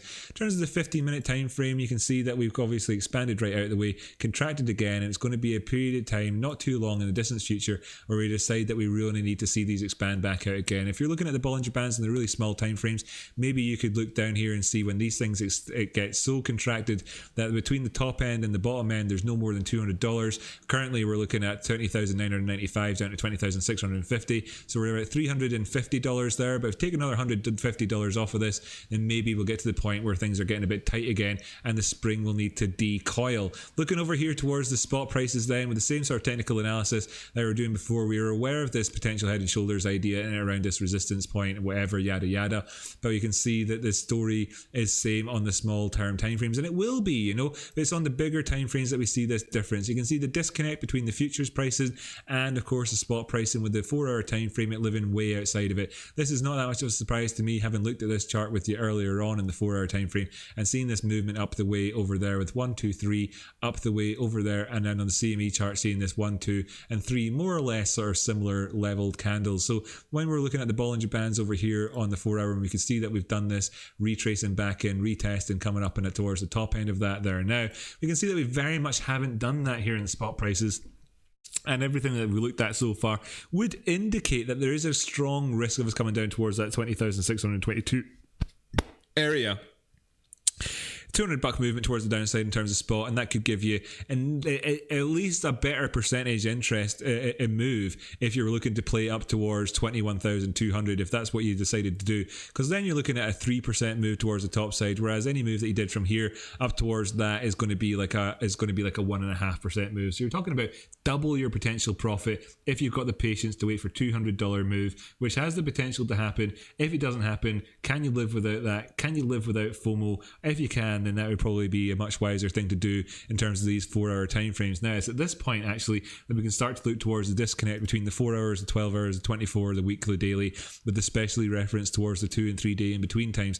Over here in the 12-hour time frame, you can see we're very much extended up beyond it, and that brings us back down towards the low 20,000s at 20,299. And equally over here on the 24-hour time frame, we can see that target in there at 20,500 as being your next area. Of course, like I said already, the top upside target that we had before in mind whenever we were looking at the green line and where we could go if we broke past that on the charts, well, we said 20,500. We arrived there. That's great. We've now got that as a potential to operate as support for us if we look back down the way. But that does strike a different question, because when we go over towards the 2-day time frame, we can see that movements down this way will take us away from that zone, and we've come up towards the top end of it here on the spot prices, putting you in that position where you could actually see a turnaround.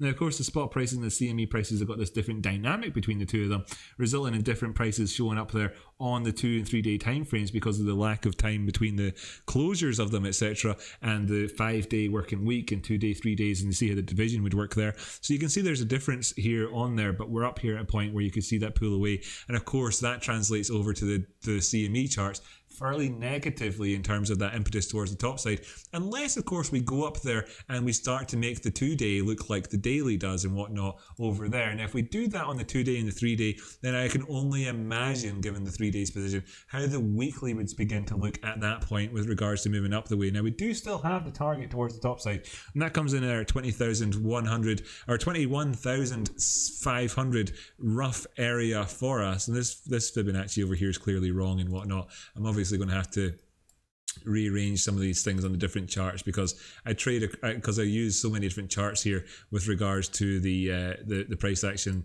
with regards to I've locked it as well, with regards to the Bitcoin pairing, that of course it takes a lot of maintenance to update the charts across time. So I'll just hide that for now. Anyway, looking up towards this side, that's given us that threat in terms of the monthly time frame. Then you can see as well that the green candle comes in here, and the reveal will happen when I remove or hide anyway this orange line from the chart here.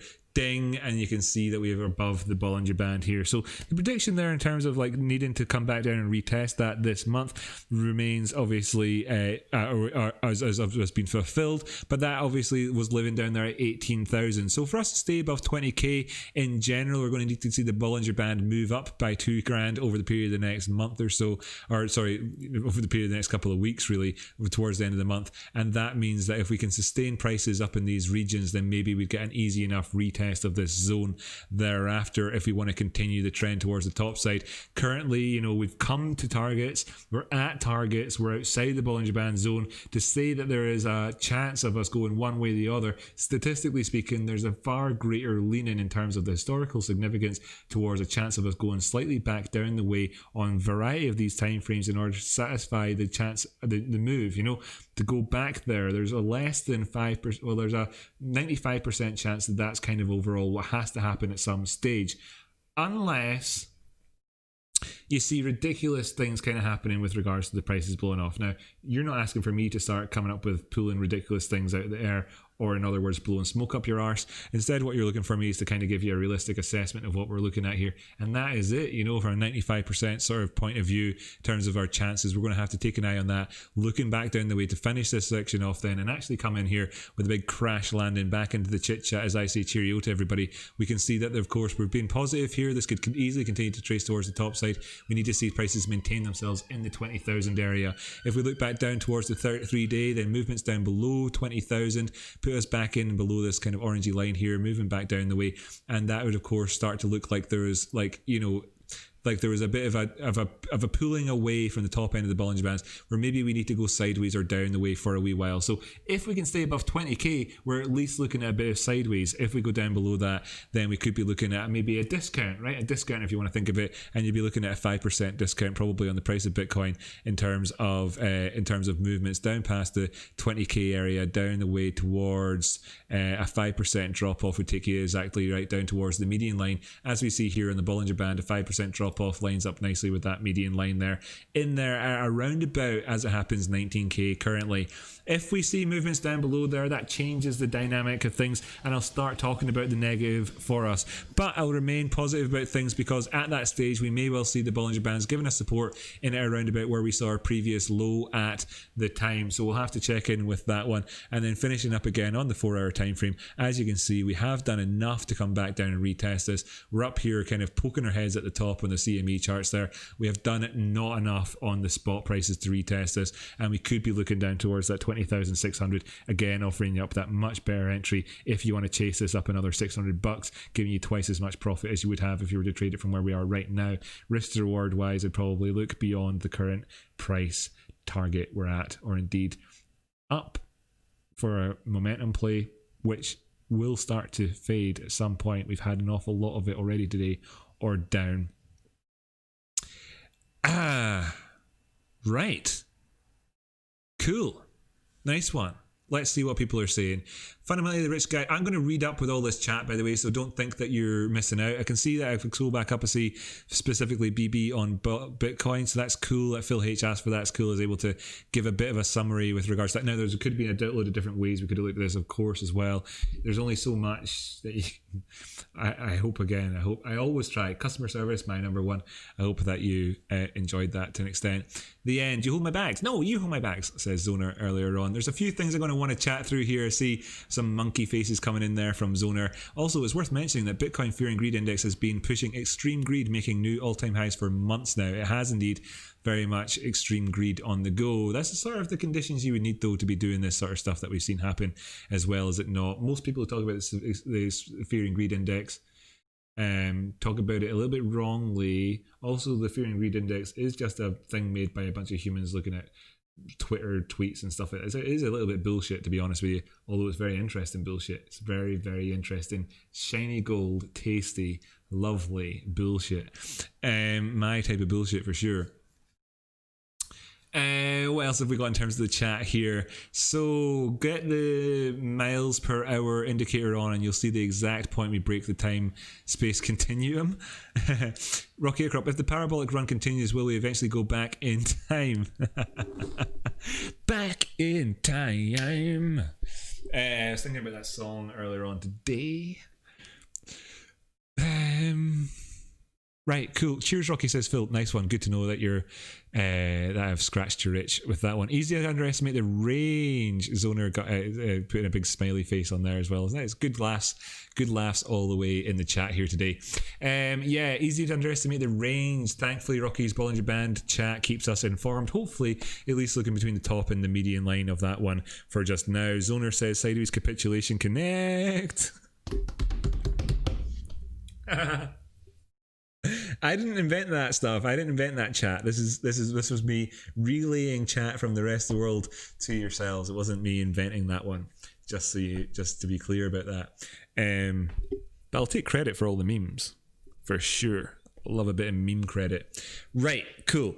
I am going to look into all the chat that I've missed whenever I'm doing all of my admin stuff around the YouTube stuff and read through it, so your messages will get read. And hopefully, if there's anything that demands a response, I'll respond to you, and all that good stuff. But it will get read, all that good stuff. Don't worry about it. But I'm going to go, okay? Because what we're looking at here is 8:30. The time on the stream is 3 hours, 48 minutes, 54 seconds. So if I just leave the screen up here for the last for 10 minutes, round it off, make it 4 hour feckin' stream no matter what anyway, and put on a wee note on the screen saying that we're coming back to check in with the prices tomorrow as ever on the Rocky Outcrop live show. Thank you then to everybody for tuning in. I think that's probably what we'll do just now. So big shout out, by the way, to Dragon Master, who has now become the #1 all-time donator. I'm going to keep this list on the screen for quite a while. I imagine we'll probably just have a top 3. We can make content elsewhere about stuff like that. It's just for fun, okay? Just for fun. There isn't a guilt factor built in with this, okay? If you're not on this list, doesn't mean you need to go top yourself, right? But yeah, I'm going to go on over to the final scene chart where I will have the wrong day written in on the thing to say when I'm coming back. Next stream Wednesday, the 16th of December, and of course the day is Wednesday. As I just checked. Let's stick Degrassi back on for the crack. He's doing a wee dance. Hiya, Neil, or Tyson. Yeah, Degrassi. Nice to have you here, buddy. So he can do a wee dance for you to entertain you as I change this to say Thursday. Thursday, the 17th of December. So 13th, 17th December, I'm going to try and be back about 9 o'clock or 7 o'clock. Sometimes I do that when I'm reading 24 hour time. I'll be back around about 7 o'clock UK time, probably. Now, it felt a bit bad to me that I didn't want, I'd have only have just gone live, an hour and a half ago at the earliest, had I met it in time for that. Haven't seen the all-time highs 4 hours before that earlier on the day. Thinking to myself, I'm going to just do the stream earlier today, be a bit more better and enjoyable. And instead then what we'd be tuning into is this weird formation of these 4 candles, and me having to explain that, and that be the show. And people will be like, but we just put in all-time highs. Why are you talking about that weird dynamic with those 3-4 hour candles on the spot prices versus the Bitcoin CME charts and stuff like that? Instead, the context throughout the 4 hours episode has been much better. If anybody actually watches this after the fact, by the way, then I really do appreciate it. I'm sure you'll get some good value if you do choose to skip through the video. I think there's lots of good stuff that we talked about here. But yes, there we go. That's when the next stream will be on. And I'll just stretch this out, or I'll just go full screen on that browser window. Damn it, stretched it way too much. And that makes it fit on, more or less. Just hide all my crap. Or I won't. Or I will. Success. Great. So that's what we're looking at there. That's what we're looking at. We got full screen as well. Boop.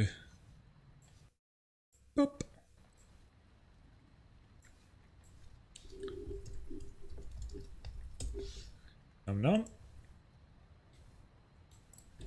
Cool. Line this up properly on this thing.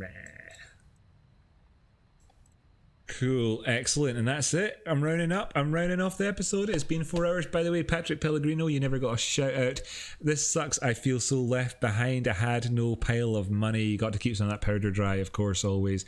But it's good to have you here. Thanks so much. Top show, guys, says Davoricus. I'm glad you enjoyed it. It's good as well to the folk that have been along here and stayed through it. You got the likes of the people who've been lurking, and I don't know who they are or whatever. And then you've got the likes of, Tradespot on here has been a massive help with helping me run the stream here.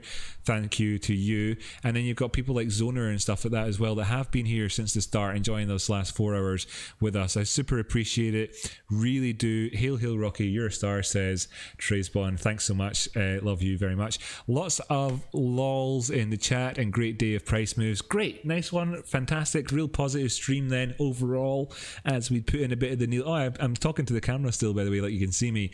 I was actually doing that Neil deTyson Grassy Grassy dance. Hope everybody is doing a bit of the old Neil deGrasse Grassy dance here, as well as we try and limber up. Actually, see if you do an impression of what Neil deGrasse Grassy looks like doing that talking there and moving your hands and your shoulders around. It really does feel like it limbers you up a wee bit. If you've been sat in a chair for the last 3 hours, give it a whirl. I'm sure you'll feel a bit better. Thanks for the tip, Neil deGrasse Grassy. Neil Tyson deGrasse. What the hell is his name anyway? Tyson Neil deGrasse. Something like that. Yeah, so much love to everybody. Do it. I'll see you then, said somebody, which is cool. I'm not quite too sure what that's in reference to, but then again, like I say, I'm going to be reading through all of this and I'll understand all of the wee jokes and stuff that I've missed later on. Great. Never feel like you've missed out on BTC as much higher prices in the future. Always and forever, there's always another opportunity knocking on your front door, my friend. There always will be another opportunity. Don't lose the faith. Keep the faith. You'll do fantastic in the end. Well, from me, it's cheerio. I'm going to leave you with the waving spiritual hands of Neil deGrasse Grassy. The chat box up on screen if anybody wants to put any more messages out there, if before I tune out, and whatever else, and the chart up behind there with that nom written there pointing at the gap on the Bollinger Bands on the 4 hours. It's interesting, of course this doesn't need to be predictive of the future in any sense at all, but a quick reminder to people, let's just look here. 4 hour chart, it was outside it there, outside, but that wasn't the way we are now. Outside, but that wasn't the way we are now. Outside, that wasn't the way we are now. Outside, not the way we are now. Outside, that's not the way we are now. Outside, not the way we are now. Nope, none of that's the way we are now. Nope, none of that there. Nope, none of that there. I mean, unless the subsequent candles trace it up the way and it moves up. So what we're needing to see is a big chunk up in price. We'd need to see, just so everybody's aware of this again, we would need to see and not a continuation towards the top side for this to trace up the way and catch up. So we're looking at this having to move from where it is now up to our 21,500 target, of course, which one's the more likely one to happen? I'm not going to make predictions like that. I'm just telling you that that's what you would need to see happen for it to be able to pull the Bollinger Band up so that it started to look more like what we've seen in the past. Until such times as it's actually done that, we can continue to look back in the past and see that we don't really have many examples where the Bollinger Bands are situated that way on this coin, Bitcoin, which is traded so heavily around the world in so many different places with so many millions of arbitrage bots with so many different opportunities. That's the closest to it so far, but that we've and going back the way, and you can go all the way back, and there's no point in me doing this. I just want to demonstrate that you can go all the way back in time doing this and you'll never really get to the end. So what we need to see happen is a resolution to this current structure that we're in right now, and that will happen with regards to if the price actually continues to go up the way or if the price drops back down the way. But we need that to be resolved because this just doesn't happen, it just doesn't really happen. And if it does happen, brilliant, love it. I'll put a marker on there and remember it for future reference.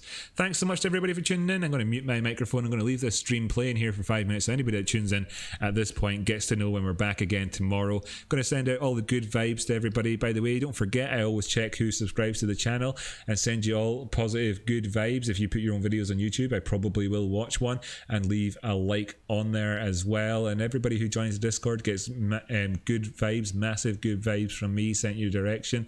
And every single person who's joined in with the chat here today deserves a personal shout out from me. And while I might miss a few names just now, it won't cost me anything to say thank you so much to Tradespot and Zoner, Devoricus, Patrick Pellegrino, AB Lopez, Mr. Oldal, Phil H, and Dragon Master, Artie Pyle, Master Dragon, there was the other guy, and the other is Lee Chennick, who's from a place down under where women something men thunder, I don't know, chunder, something about chunder. I don't know what chunder means in Australia, but in England it means you threw up on your gap yaw. Emperor Dragon, thanks so much for tuning in. Artie Pyle, I said you there a second ago. Lee Chennick, I said you a second ago. Cool. Emperor Dragon, yeah. Navin Ethan, thanks for seeing you again today, mate. Really do appreciate it. K-Doc, as ever, appreciate you joining along here for the stream. And to everybody else who's joined in, I really do appreciate it. I'm going to catch you next time. I'm going to mute this microphone microphone, and I'll see you again soon. Stay safe out there, ladies and gents, and let's see how this goes. Nom nom.